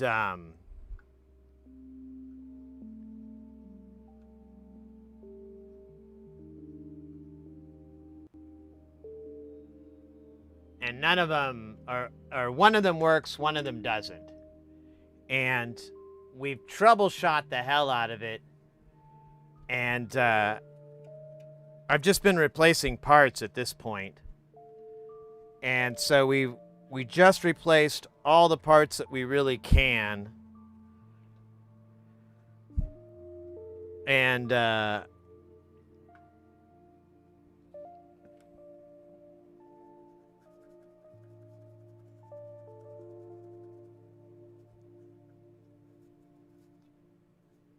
And we're just finishing up that.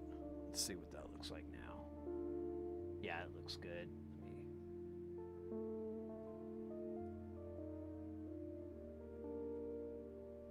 Yeah, I see lights on the top of those. Maybe that one on the far left didn't get any. I can't tell.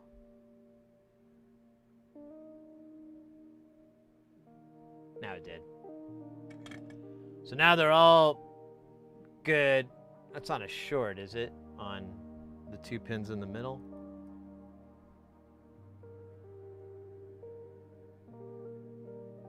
I don't think so, but I don't know so.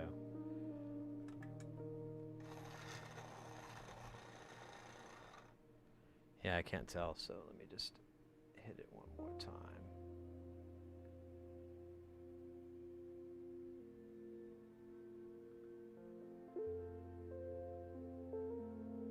Yeah, I'm gonna have to hit this from the angle.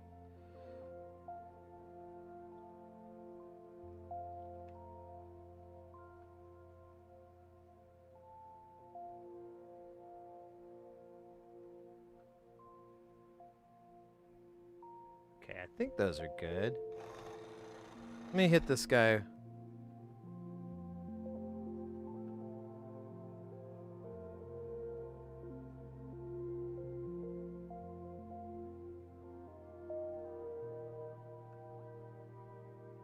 Okay, now I'm not concerned about shorts. Once we clean this up a little better, we'll now, honestly, that looks really good from here. In fact, this whole package, I feel very confident. But his confidence was wrong, and soon he'll discover his failures. So yeah, I'm sorry. I've kind of been neglecting chat a little bit, guys. I apologize. Give me a moment here, and I'll be happy to give you some better answers. If I missed your questions or whatever, just give me a second, and we'll hit them up again, and I'll address them properly for you. I apologize. It's just this thing requires every ounce of my brain power, and we're not dealing with a lot here. Like really, it's like a quarter of an ounce.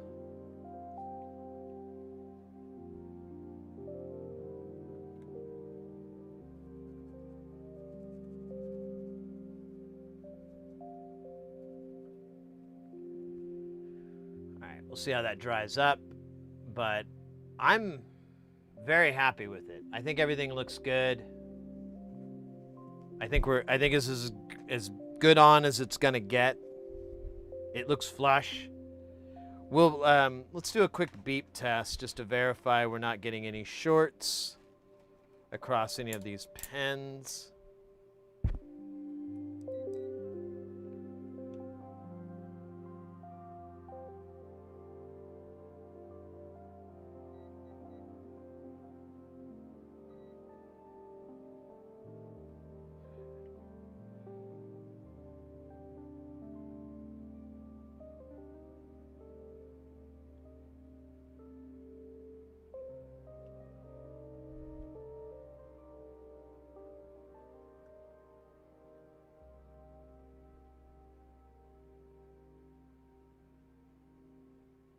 Hey, thank you, mate. I appreciate that. Well, normally I'm more chatty and less sweaty.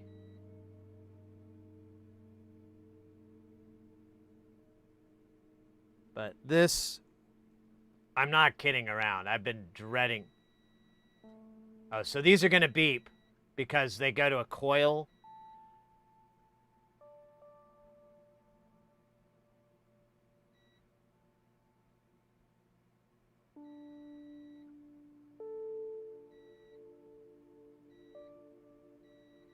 Why does this one not beep?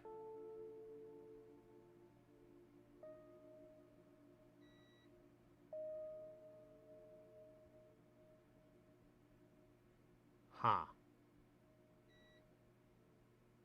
Let's check its neighbor. See if that's normal. It's hard to check because they're all...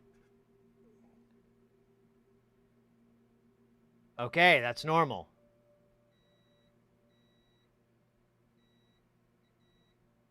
Okay. So far, so good. Let's just check these pins on the left-hand side that probably look the best out of everybody, but...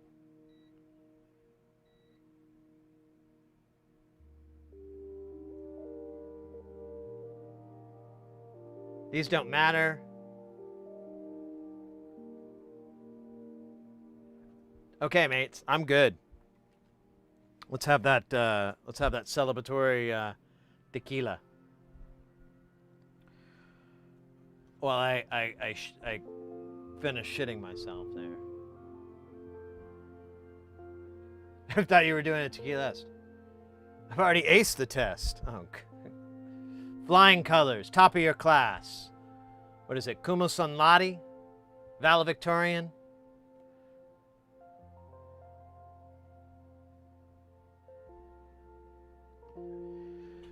All right, let me grab it real quick, and we'll have a little toast.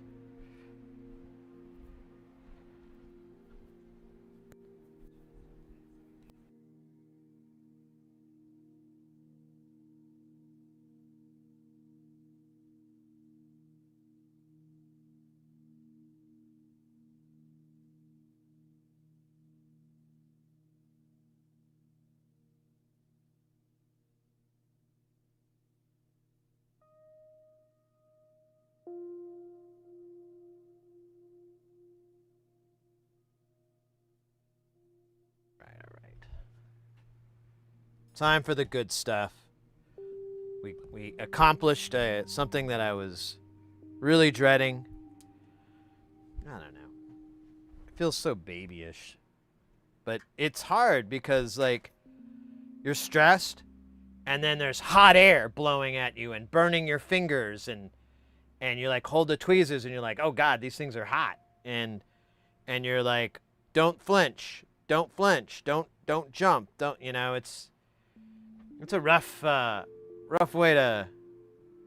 It's a lot like making love, I guess. All right. So, this is Cascane's number 7. I think it's like $1.30 for the bottle, like $1.20, $1.30, something like that. They have a number 11, which I think is like $1.50, but I was like, let me try this out at least once. And you can tell I barely dipped into this. I've only had... This is a celebratory tequila, not a everyday tequila. But yeah, it's pretty good. Here, let me show you on that. That's probably better. It's got a nice cork too. I love the cork. But that's the most expensive. That's the most money I've spent on tequila, and I was very apprehensive about it because I'm like, oh, you know, price doesn't equal taste. You know, price doesn't always equal taste. Price doesn't always equal quality. But a lot of people had told me, no, this is really good tequila. You're not going to be disappointed. You're not going to be mad. You're going to be happy with it. So I'm like, all right. Voices in my head. Keep making tequila decisions for me. How good at your investing? Voices in my head. Oh, great, great. There's this stock called Yahoo. Put everything into it. Everything you've got. Sell stuff to invest into it. It'll come back really big. And if you got any money left over, dump that into AOL.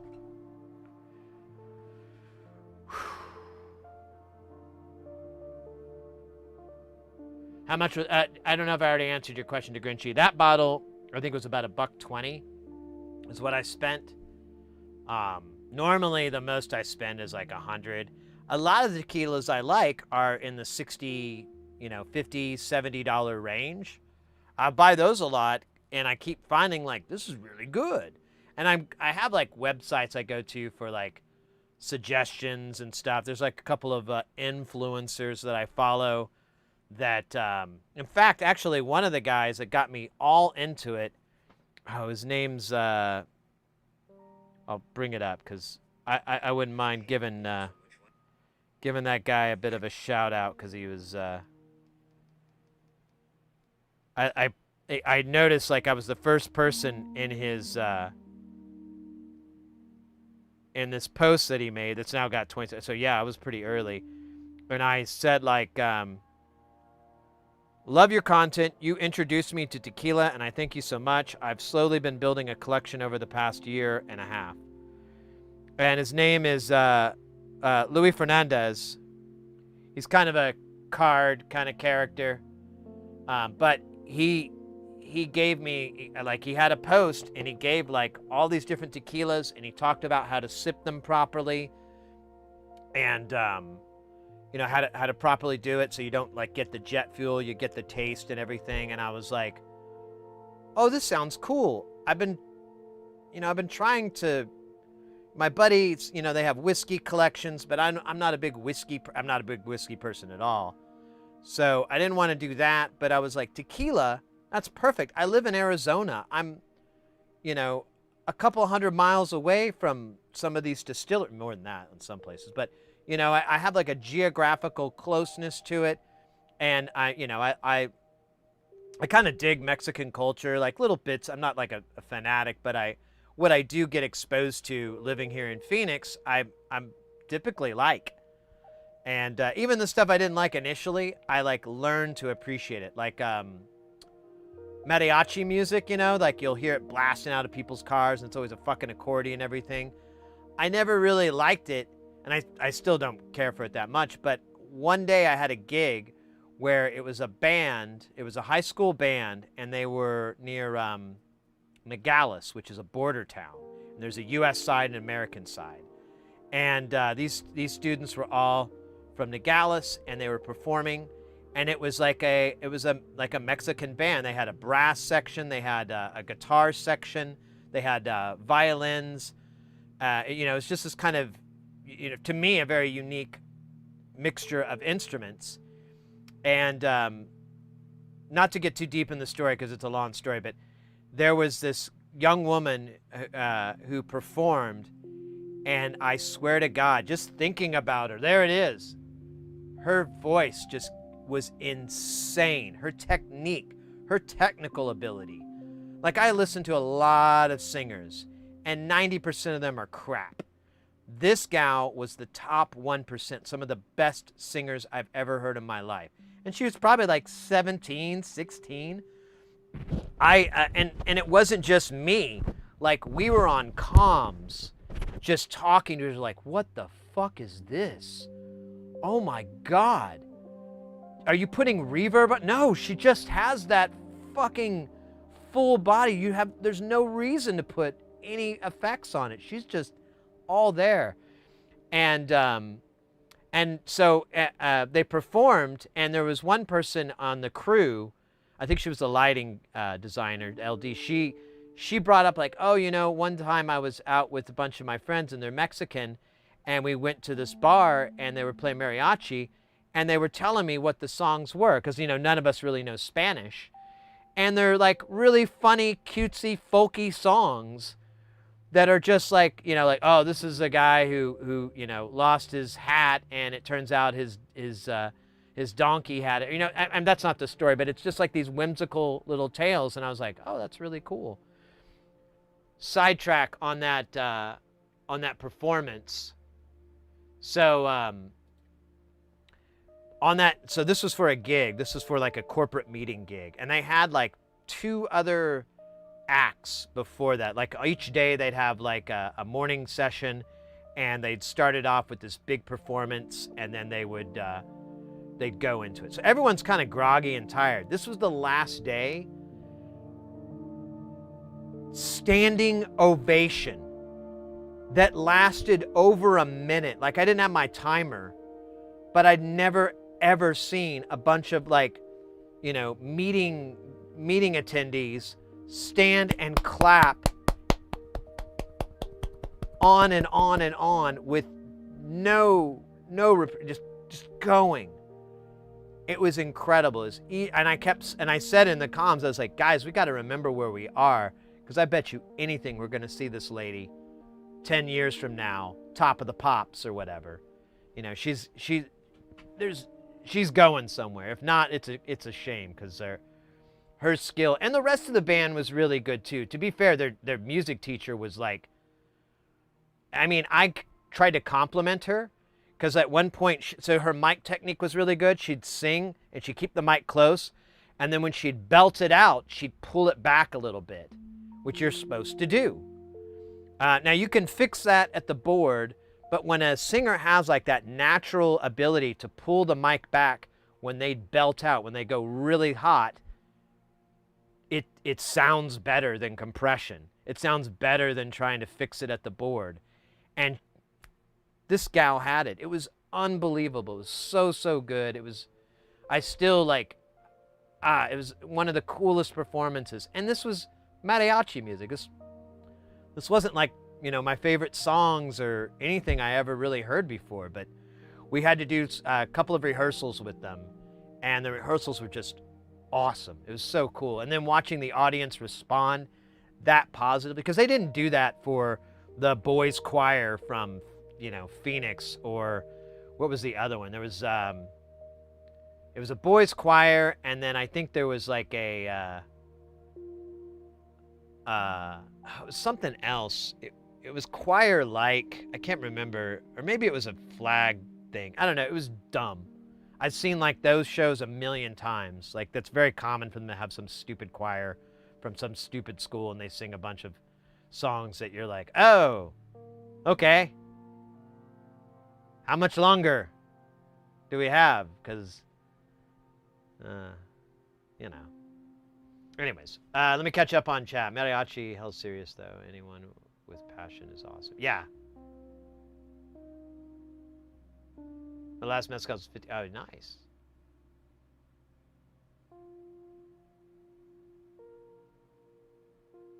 Yeah, even if you didn't like music, I mean, there was a lot of non-music heads in that audience. Standing ovation for over a minute. And I even told the band, like, after, because I was the A2, so I'm just interacting with them and then radio back and forth, you know, between front of house. And I was telling them, like, hey, you know, do you need this? Are you guys good? Blah, blah, blah. And I told them, like, you guys, I got to tell you, you guys are really, really good. I've seen a lot of acts. I've seen a lot of this. You guys take the cake. Keep it up. You all can go somewhere. Something stupid like that. In the hindsight, I was like, it's probably like telling Madonna, you're going to go somewhere, Madonna. Thanks. I know. Do you get to see your work in action on a live tomorrow? No, mostly I do like live events, so it's live right there. There is recordings, but it's not for broadcast purposes. Very rarely.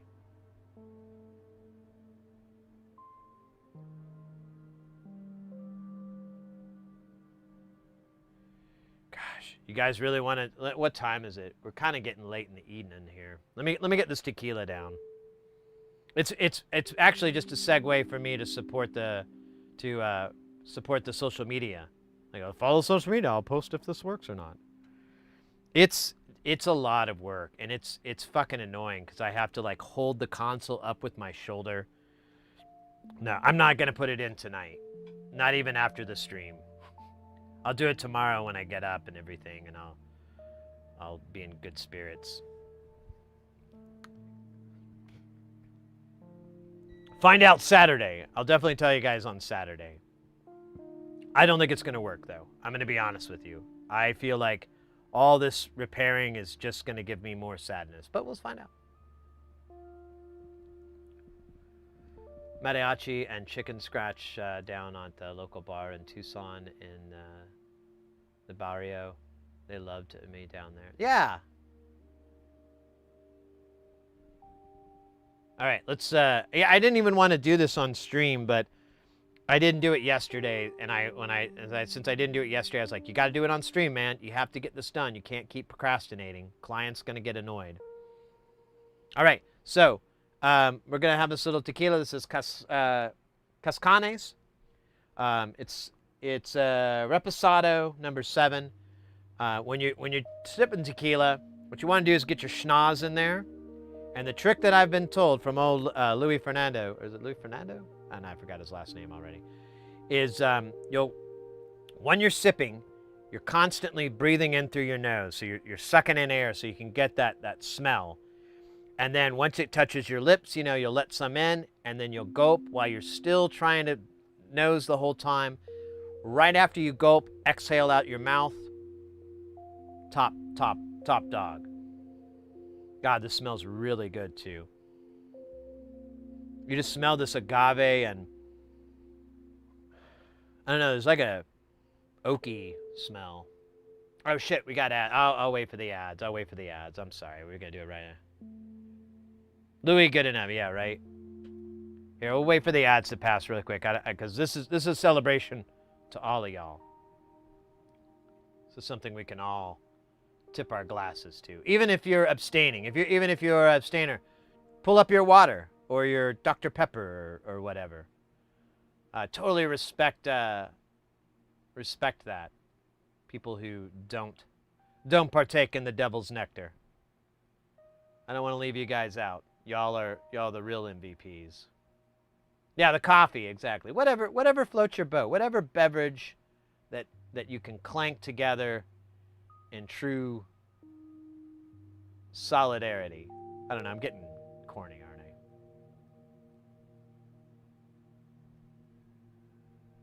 I? Oh my gosh, I am sweating like a dog, though. I'm glad I wear a black shirt, you can't tell.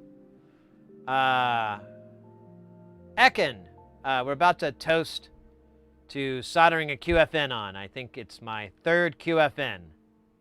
Might be my 2nd. I feel like, what's his character? Willem Dafoe's character in Existenz. Where he's like, I've done this before. How many times? 3? Well, you'll be my 3rd.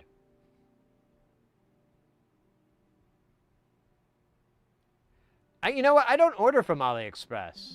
I've ordered like one thing from them, but I've never really done it before. Usually I just order from Amazon. All right. 7, 5, 4, 3, 2, 1. All right, guys. Thanks so much for sticking around on that solder. I think we got it on there. If not, what do I know?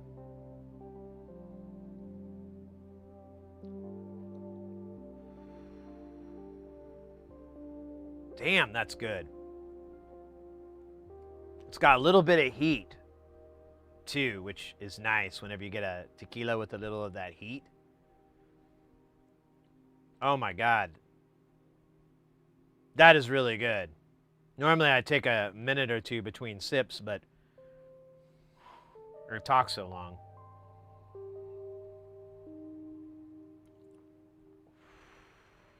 Damn. Damn. That's really, really good. Oh, man. Oh, and it's got, oh, I'm getting that heat in the throat. I love it. I love it. It's like a jalapeno. But it's not too jalapeno. It's a perfect jalapeno. Whew. Oh, my gosh. Let's effing go. Let's effing go. Yeah, there's so much to put this thing together. It's so time consuming. I'm not looking forward to it. So, just a little side note. I do have a replacement connector for this because I thought that was the issue, but I did test after I already made the purchase, and I kind of was like, I don't think that's the issue. Here's an interesting side note. What the fuck is that SD card doing there, right? It's a 256 meg. I haven't bothered to put it in a computer because I'm slightly worried that it's going to overwrite something and then I'm kind of hosed.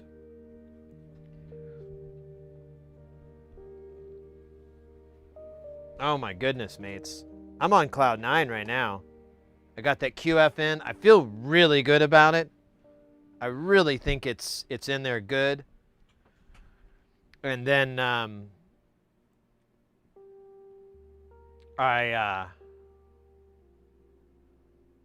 that tequila, that's the icing on the cake. We fixed the DJ. Here, let me pop this up because some people might have missed it. This incredible piece of music technology here. Trust me, that's what it sounds like. We fixed this. We had a bad fader and a bad switch. The switch was a little bit, we kind of had to shoehorn it because the original one had it was a momentary, so you'd push it down, it would automatically fly back up. But if you needed it to stay on, you would pull it down and then shift it to the right and it would lock in. I couldn't find that switch. They don't make them. So we used this, same difference. It'll be fine. It's not the biggest loss. And then this crossfader wasn't working. And it literally goes between the pattern and the... So you can do a little, you can do that fade. Now, the fader turned out as a dual gang fader and one side of the sled was busted. And we found a replacement, but upon getting it, I'm like, God, you got to put your back into it. It's not as easy to move as the other one. But the client was in chat earlier and they were like, hey, you know what? It works. And we were talking about you could probably get away with some fader lube and it might speed it up. I put some deoxit to help it out, but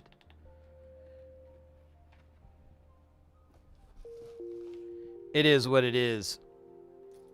Oh, man. You're having whiskey or ginger? Oh, yeah, there you go. Whiskey and ginger beer. Nice. 151 rum diluted in something. Oh, nice. There you go. Nice, cats. That's probably for either memory or samples or something. Wait, what are we talking about? I'm sorry, Dig. I was too late reading that, wasn't I? Tequila helps the memory. Hey, you know what? I'm not going to fight you on that one. I'm just going to say, hey, I read in chat one time that it's good for your memory.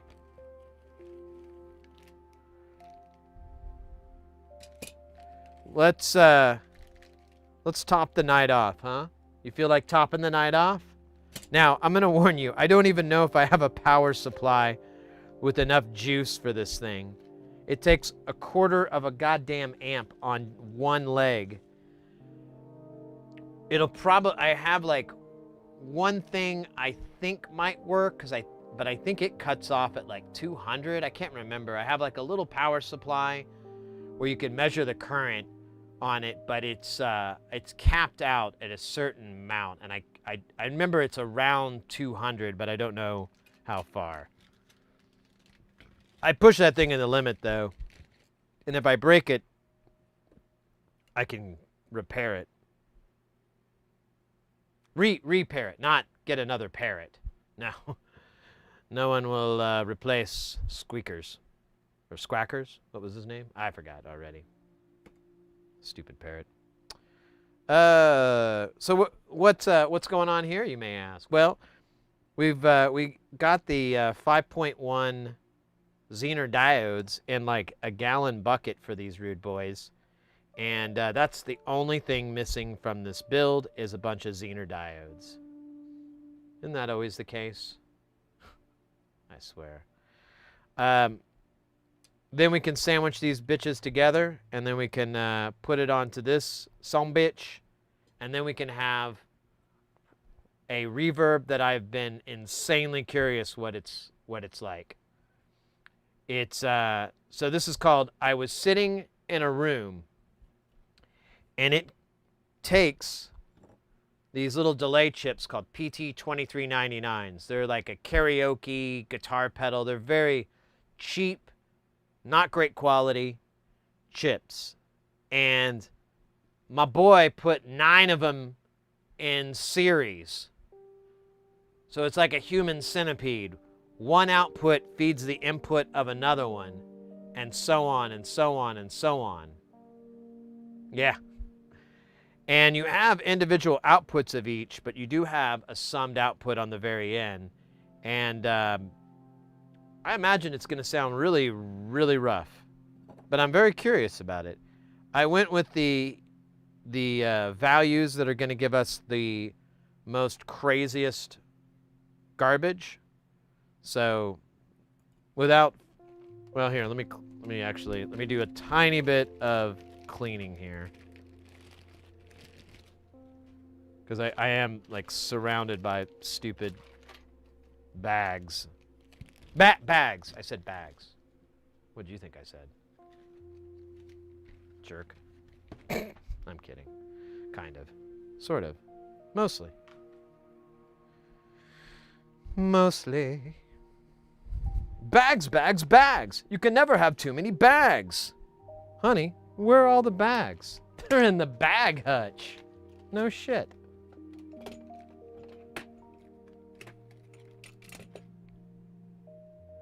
Little Dave, Bob and Dave there, for the Bob and Dave fans. All right, we're gonna pop this guy together, and then we'll assemble the bits. Probably won't take too long, but I'm having a good time, and I feel like you guys deserve a completion since I couldn't do that with the X32 Repair. We just had to watch me sweat like I'm put all my money, just gambled my house on gamble.com. I don't think we need to add any flux. I want to say we already cleaned, or we didn't clean this guy. Oh shit! Zoom out. Oh no. Yeah, this looks pretty fluxed up. Whew, dude. Yeah.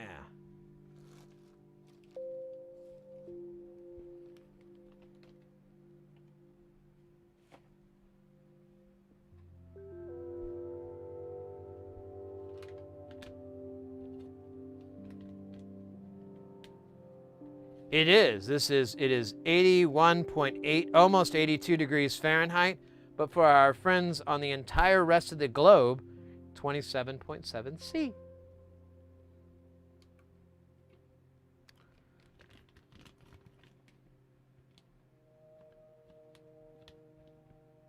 This is the temperature inside. The outside temperature is much nicer. What are we at right now? It's 65 degrees outside. If we could get more of that 65 degrees in my house, that'd be great. But I kind of put a giant modular in front of the window. So, fuck.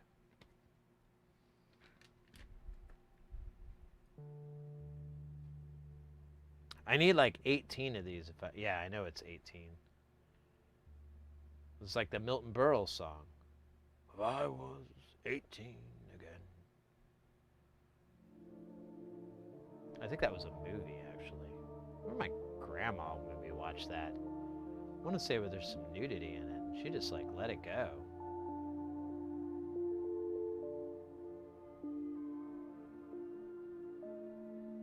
Which was not her, you know, not characteristic of her.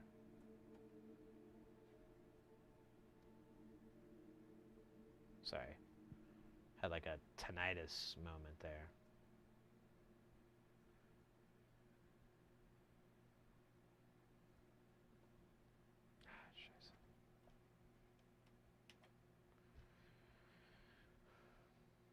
Human Simulate had me shook. What's behind the digital curtain?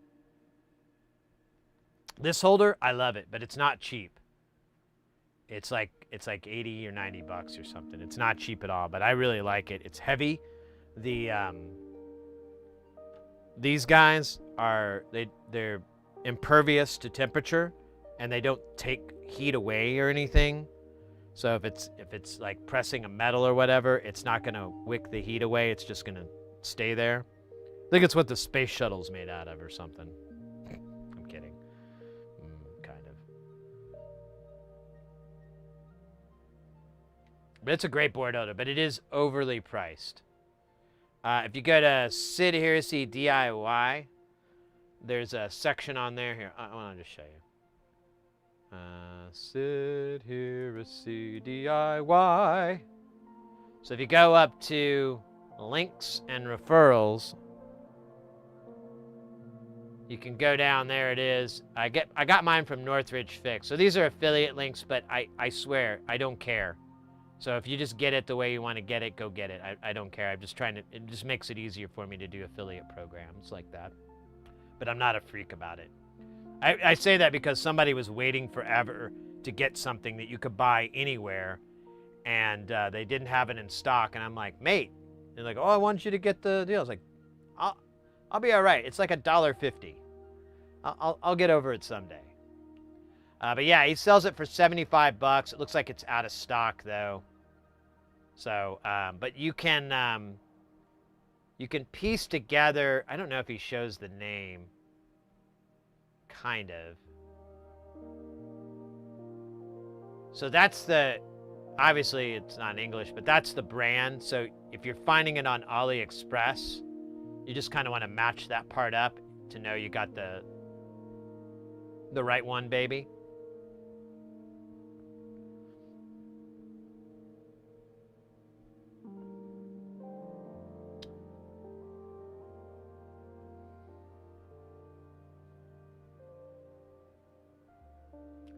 Yeah, I have a couple of different board holders. I've got that one. Here, we'll do a little board holder tour real quick. I got that one. I got the Omnivice, which I really, really love. Probably my favorite. It's kind of replaced. I was using this rotisserie, which I love, but I've started to just use the Omnivice just because it's like a little bit smaller. It doesn't eat up my space when I'm working, and I can just grab it and drop it, clamp in a board. Let me show you. Where's our board here? So you take it, you put a board in, boom, you're ready. We're done. Thank you very much. Beep, beep, beep, beep, beep. This thing weighs like 2.5 pounds or something. It's like if you threw it at somebody, you're gonna do time, because that's convicted. That's attempted manslaughter, and if it does take them out, that's manslaughter, which is not to be confused with man's laughter. Totally different thing that you can go to jail for. Yeah, I love the Omnivice. I bought 2 for Christmas last year because they were on sale. So I got 2 for like $100. And since I spent like $100, they had a special on Hacko, and they gave me this giant fucking coffee mug. My favorite coffee mug, because you can pour well, on my old deals of coffee, you could fill that thing and it basically take out my French press with two dishes. Before, it was like, regular coffee cup, I'd get like 3, and then like by that time it was starting to get cold, and I'd pour it out the rest. But that guy, and it's cool, it says Hacko on one side and it has the Hacko logo in Japanese on the other.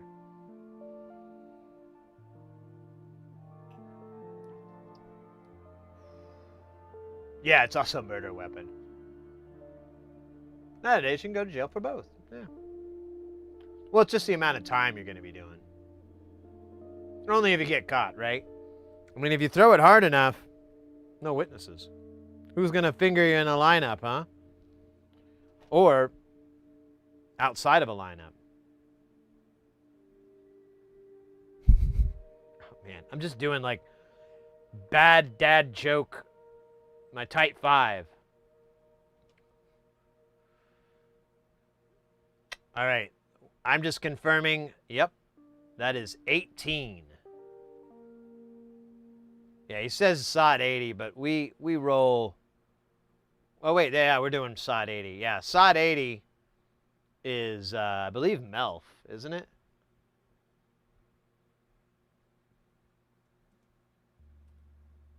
Yeah. SOD 80 is MELF. It is the devil's footprint, which is the name of my upcoming book, Devil's Footprint. It's about the devil trying to get shoes. It's kind of based off The Devil Wears Prada, but it's not, for legal purposes, of course.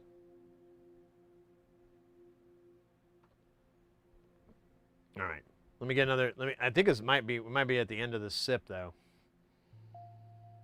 God, it's so good.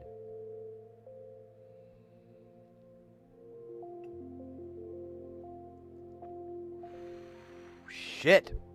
I said goddamn. Cascanes. Muy buen. Here, I'm gonna put this glass over here so it doesn't fall, and then I have an incomplete set.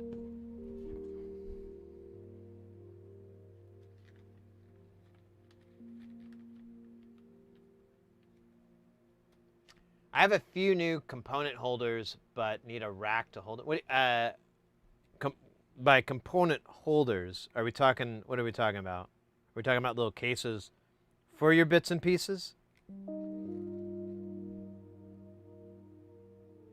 Like personally, I use the books, but I also, due to recommendation, got the little.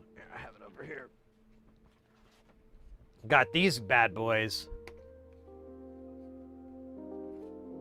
Ooh, I grabbed the one with the extra deals. Hello. Sarai. Sarai. But I haven't loaded them up because I don't know. I need to sit down and go through all the bits and pieces I have.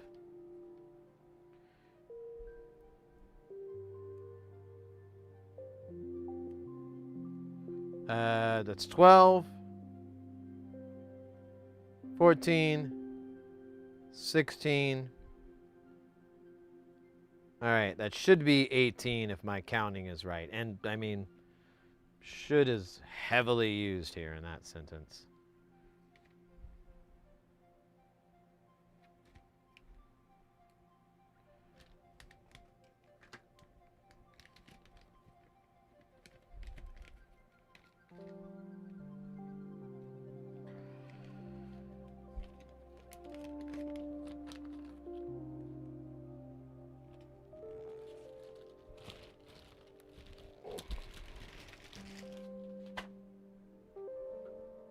God, it is kind of warm in here. I've got like every fan blowing in here that I got.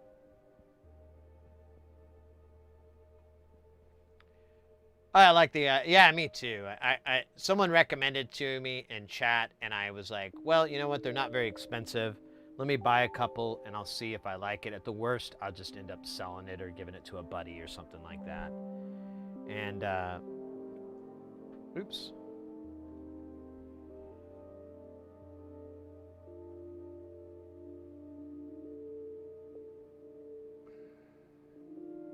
I feel like I should solder these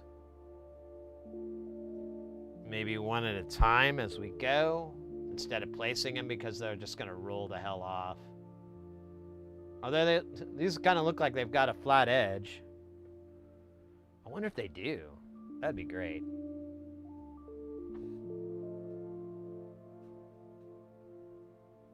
The total's the price of an old car.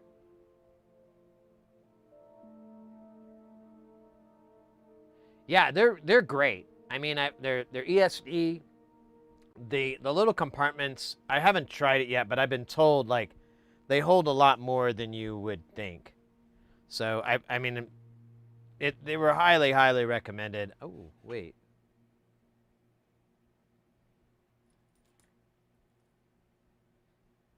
I threw something and it almost looked like a ripped trace, but I don't think we ripped any traces, so I don't know. Well,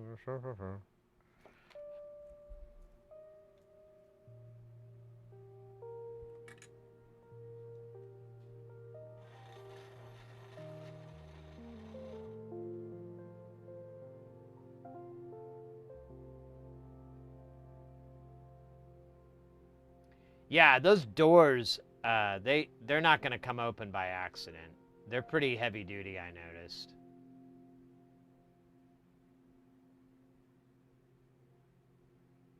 Ooh, scheisse, 999. Bueno. Bueno. I don't know why I keep saying bueno. I think it means good, which is my feelings.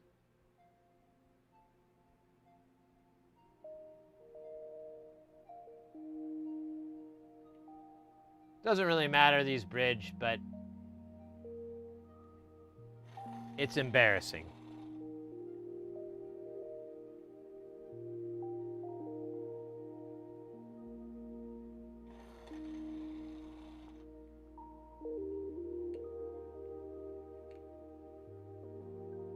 Dude, I had it and then I wiped it again because I'm crazy.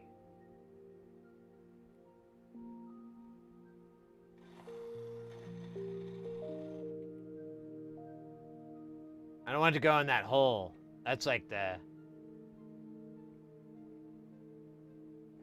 Alright, fuck you. Fuck you, asshole.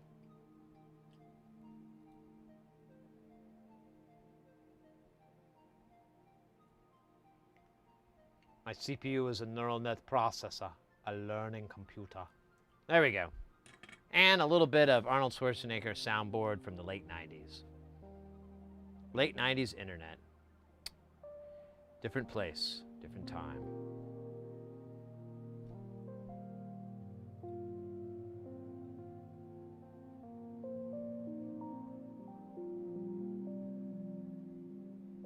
Oh, they're not anti-static? Oh, I didn't realize that.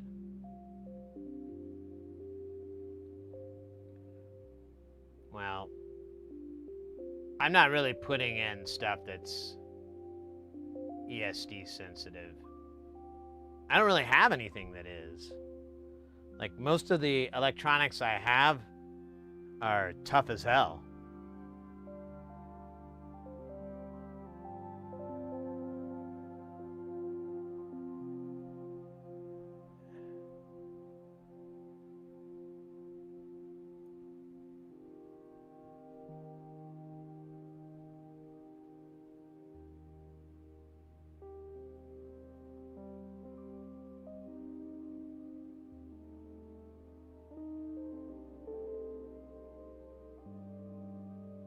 Yeah, I'll tell you what, IB Freed, I live in Arizona, in Phoenix, in the desert. It's dry. I mean, this is the humidity inside this house right now. It's 33%. I think outside it's probably 20, maybe 16. Let's find out real quick. Oops, nope, that's not how you find out. Oh, I got a photo of my buddy drinking a beer. Let's see, humidity.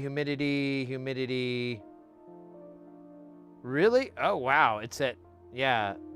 I think it's because it's nighttime. I wish I had a humidity for the daytime. It says 49% right now, which is insanely high. It's probably like, but it is really cold, so I think that's why we're getting that number. But typically, like, it's 16%, maybe 20. And I say all that because you would think it would be very static prone, but I bring it up to people. I you know, because people point out, hey, you're not wearing a wrist, what are those called? The little grounding wristbands or anything like that. And I'm like, yeah, you don't need to. And they're like, oh, I think you do. And I'm like, all right, well, I don't, and I've never broken a component from static. And then I've talked to people who work in that industry, and they're like, yeah, it's not really an issue. If you were working on like vintage gear, it probably wouldn't be the dumbest thing for you to wear a band, but modern components, they're pretty tough.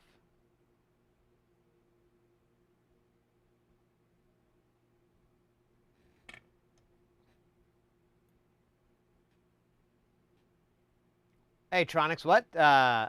This is a new thing. Yeah, we finished our sweaty X32 QFN replacement, and I wanted to end the day with a palatable W. And so we're finishing up. We just need to put 18 of these on, and we have to assemble the front end, but it's of this module. I was sitting in a room, which is just a shit ton of delay circuits feeding into each other in a human centipede type fashion.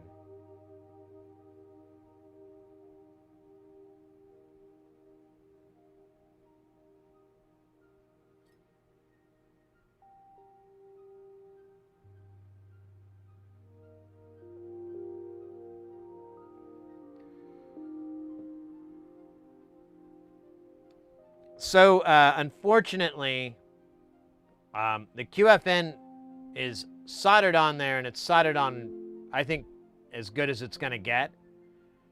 But we don't have a way to troubleshoot it. And that's why I'm doing this, so we can have something palatable to remember the stream by. I mean, we did fix the DJ thing, but, you know, that was pretty easy. But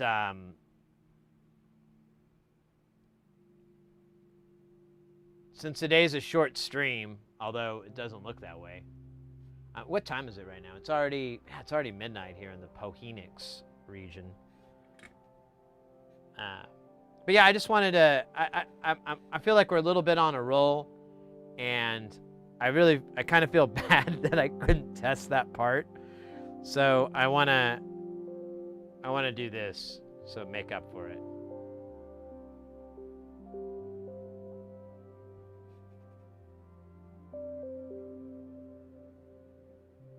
Do they make QFN chip adapters? What do you mean, adapting to? Like, I mean, they do have some that break out into P-dip and things like that. But that's usually for prototyping. Like, it'll fit into a breadboard.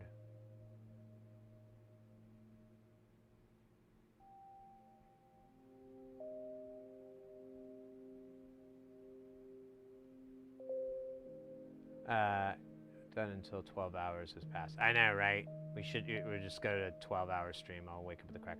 I honestly wanted to. I shifted my sleeping schedule so I would sleep in today, and my intent was to go to bed early tonight so I could get my schedule back. So I could, you know, because the weather's nice. Normally I sleep like. I just try to sleep through the day or sleep into, you know, at least till noon or something, because 10 maybe at the earliest, just because I hate, it's so fucking hot here. And, you know, the nighttime is your, like, reprieve from the heat. So I'd like to, oh my God, you bastard. You filthy shyster bastard.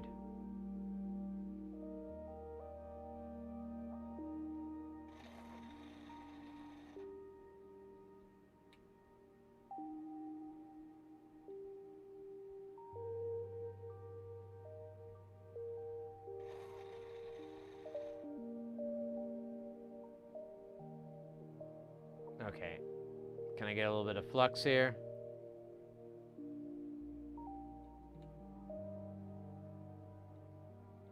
Not enough, apparently. I just want to hit this guy. There we go. I should have done that in the first place.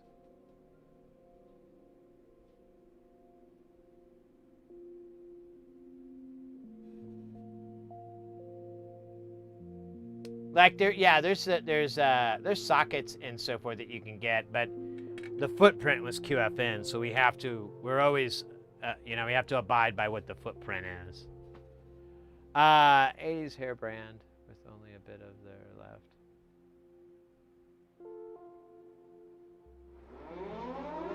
Guys, get ready because things are about to get heavy. Jump up because we're going to bump up and get down because there ain't no clown in this here town. We got none other than DJ Semicolon coming in with that piping hot. Won't stop, skilly bob. Oh my God, freaking hot.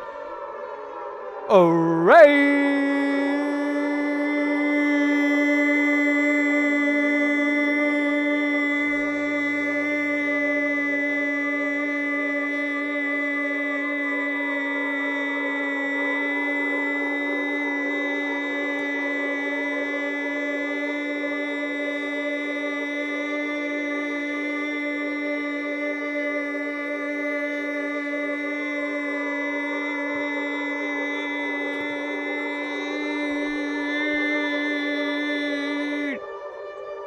Let's go.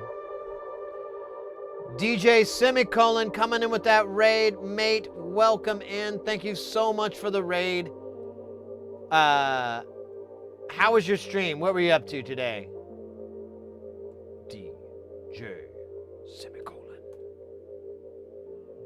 Guys, there's the chat. In the chat, there's the link. Make that magic happen for you. If you know what I mean. Click on it and follow. But Tiny Raid, hey! Let's not diminish your accomplishments, my friend. Let's not do that. There's no room for that. No, thank you for the raid, mate. I'm glad you came in. I'm trying to get my music studio up and running. Oh, so was your stream like a little bit of a tinker and organize? And does this plug in? Is this cable good? Does this rock?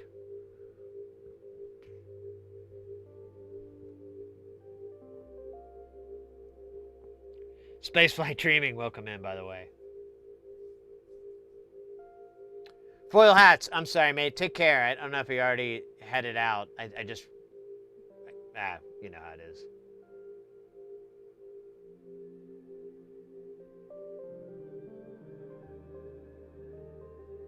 I live in the Pacific Northwest. Oh, yes, those are chilly weather. You could definitely get the most out of a jacket out there. Probably have like a bunch of different jackets. You're like, which jacket do I wear today? The poofy jacket? The denim jacket? No, denim, no. But perhaps the straight jacket.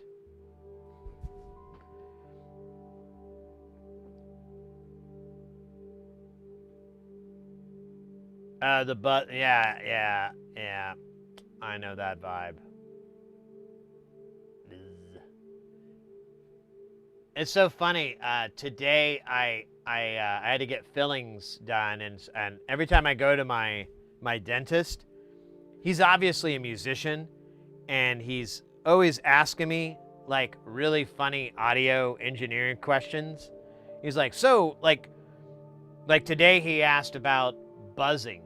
He's like, so do you ever have to deal with like, you know, like if you plug an amp in, or, well, I guess you don't have to deal with amps too often. I'm like, well, I do if it's a band, but usually it's their fucking problem, not mine.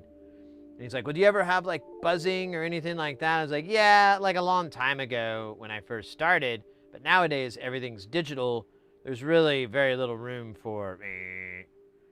And I go, and typically we have isolated power, so it's really not a big deal unless the ground is dirty in the first place. And he's like, dirty? And so I went into that. It was cute. I can't remember. He asked some other question. One time, last time I was there for my other fillings, he was asking me about like IEMs, and I never got to tell him like. And I thought about it today when I was there. I was like, oh, I should give him my 2 cents on IEMs, but then I was like, I just want to get out of here, man. I don't really want to talk with half my face numb.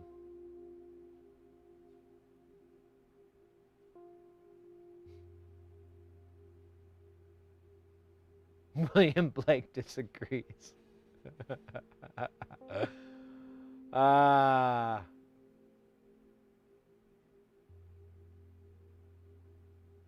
I go gaily forward. Yes, into that dark night.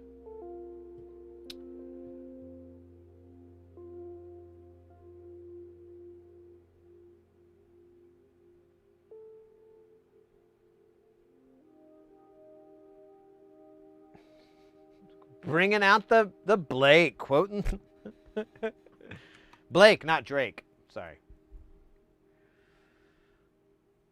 I think you get banned for that here. No, I wouldn't do that.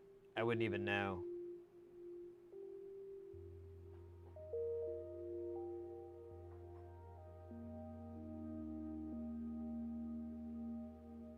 Come on, guy. There you go. Who's your buddy?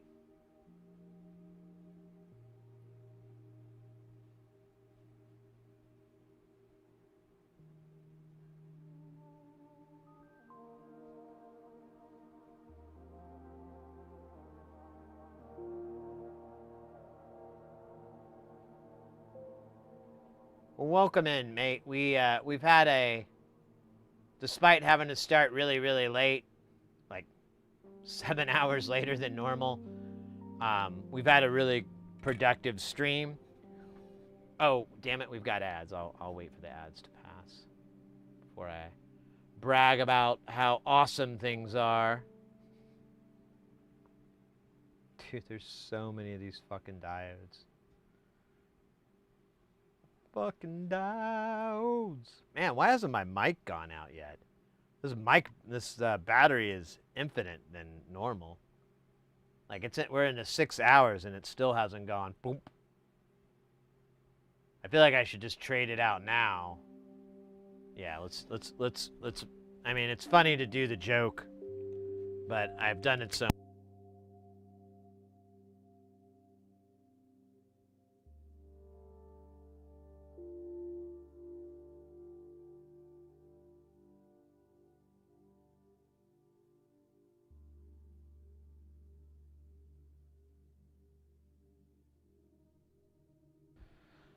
That I just don't know if it's really that funny anymore.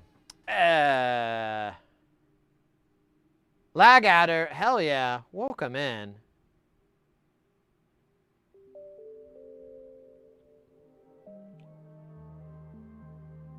Just waiting for we got some Twitch ads there. I don't know if you're missing them or experiencing them. So I'm just waiting for the little timer to go down. I was gonna give a brief overview of what we've... hey, Foil Hats is back.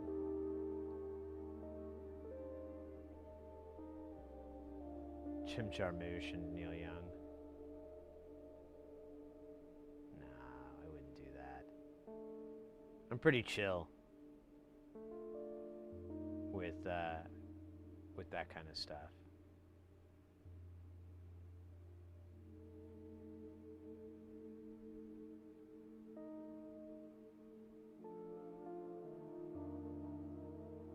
An ad for no ads, yes.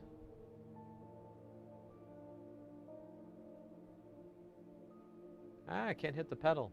There we go. Aw.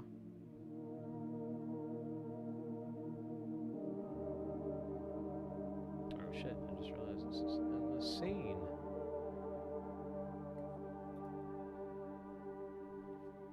So yeah, today we got our parts in and started the stream really late. We already got over that. And what did we do first? I think we fixed... Yeah, it was the DJX, which is this very... I never knew it existed until it showed up, but it's this...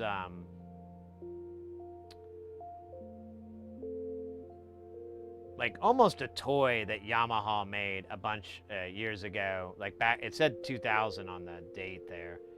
And it has like a little DJ scratch pad thing. And then you have like all these like really watered down hip hop beats and deals. And and it has a crossfader and you're basically able to kind of have this quasi DJ experience thing. And the issue was it has effects. Oops. And the effect switch was broke. We were able to replace it with something that isn't identical to it, but very close, and it'll do the job. Then we had, and then it also had a busted fader, And we'd already fixed the switch, but we were waiting on the part for the replacement fader, the crossfader, and we were able to get it. We popped it in, chef's kiss, it worked. And then we put it back together, and I'm going to ship it out probably this weekend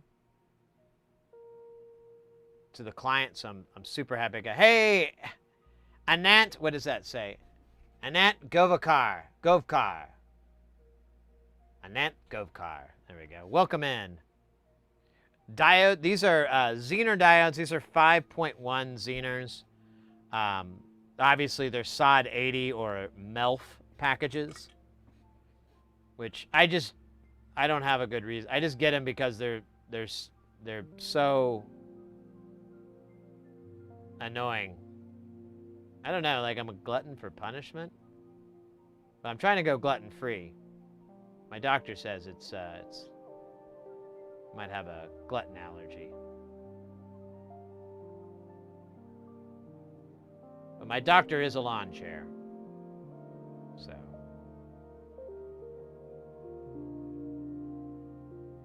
Man, these are kind of crooked. I could fix it, but do I want to? Kind of.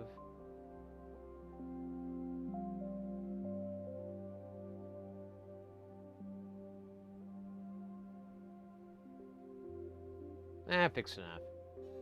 We're bueno. Lagadder, nice. Preserving old electronics is just so awesome in so many ways. All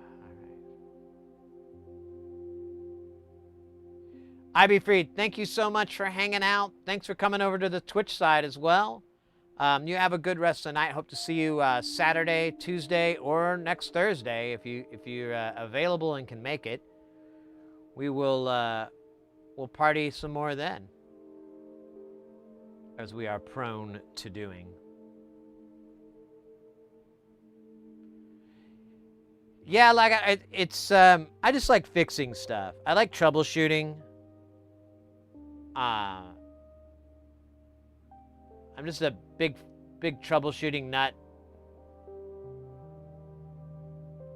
It's a lot of what I do in my day job as an audio engineer is like fix things.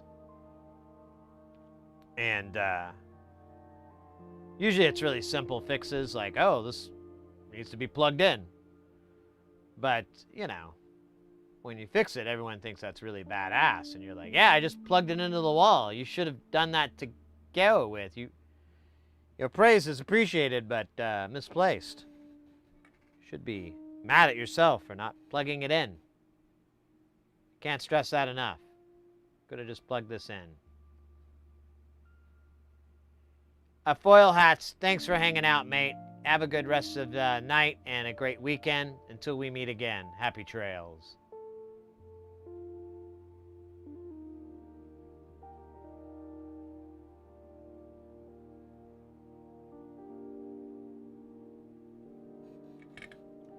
All right. These are the last ones. I'm going to 90 this board so I can address them.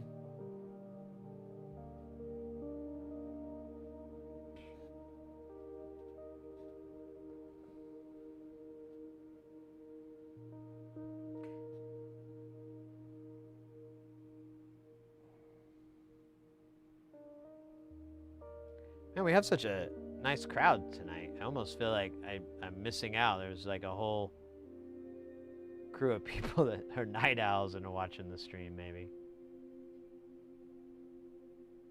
Or day owls, you know. They're over in other parts of the globe where the sun is present.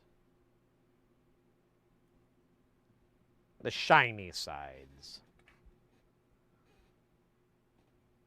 Where's my... Okay.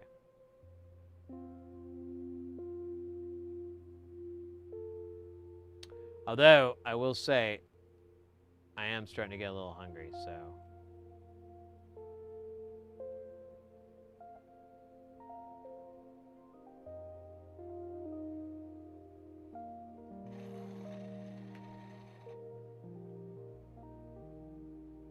I had a big meal before the stream. Like, I pigged out because I was so hungry from not being able to eat because of the Novocaine.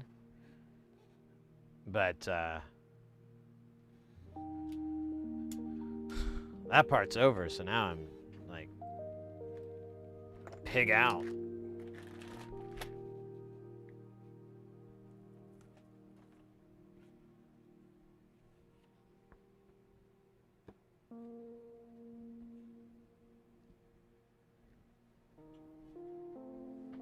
What's up? Yeah, I once had that. Was building a PC. The night shift. Spaceflight, welcome in.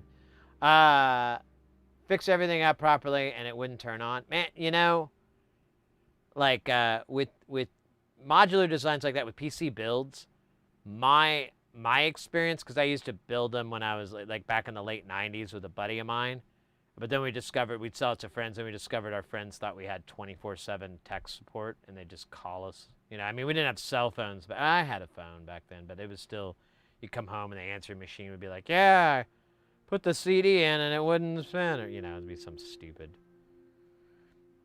But my kind of thing I've learned over the years is like to do it all piecemeal. You know, just like, you know, don't have the hard drive in so it boots all the way up. But, you know, put it together, like minimum, you know, don't put any cards in. Maybe put a stick of RAM in.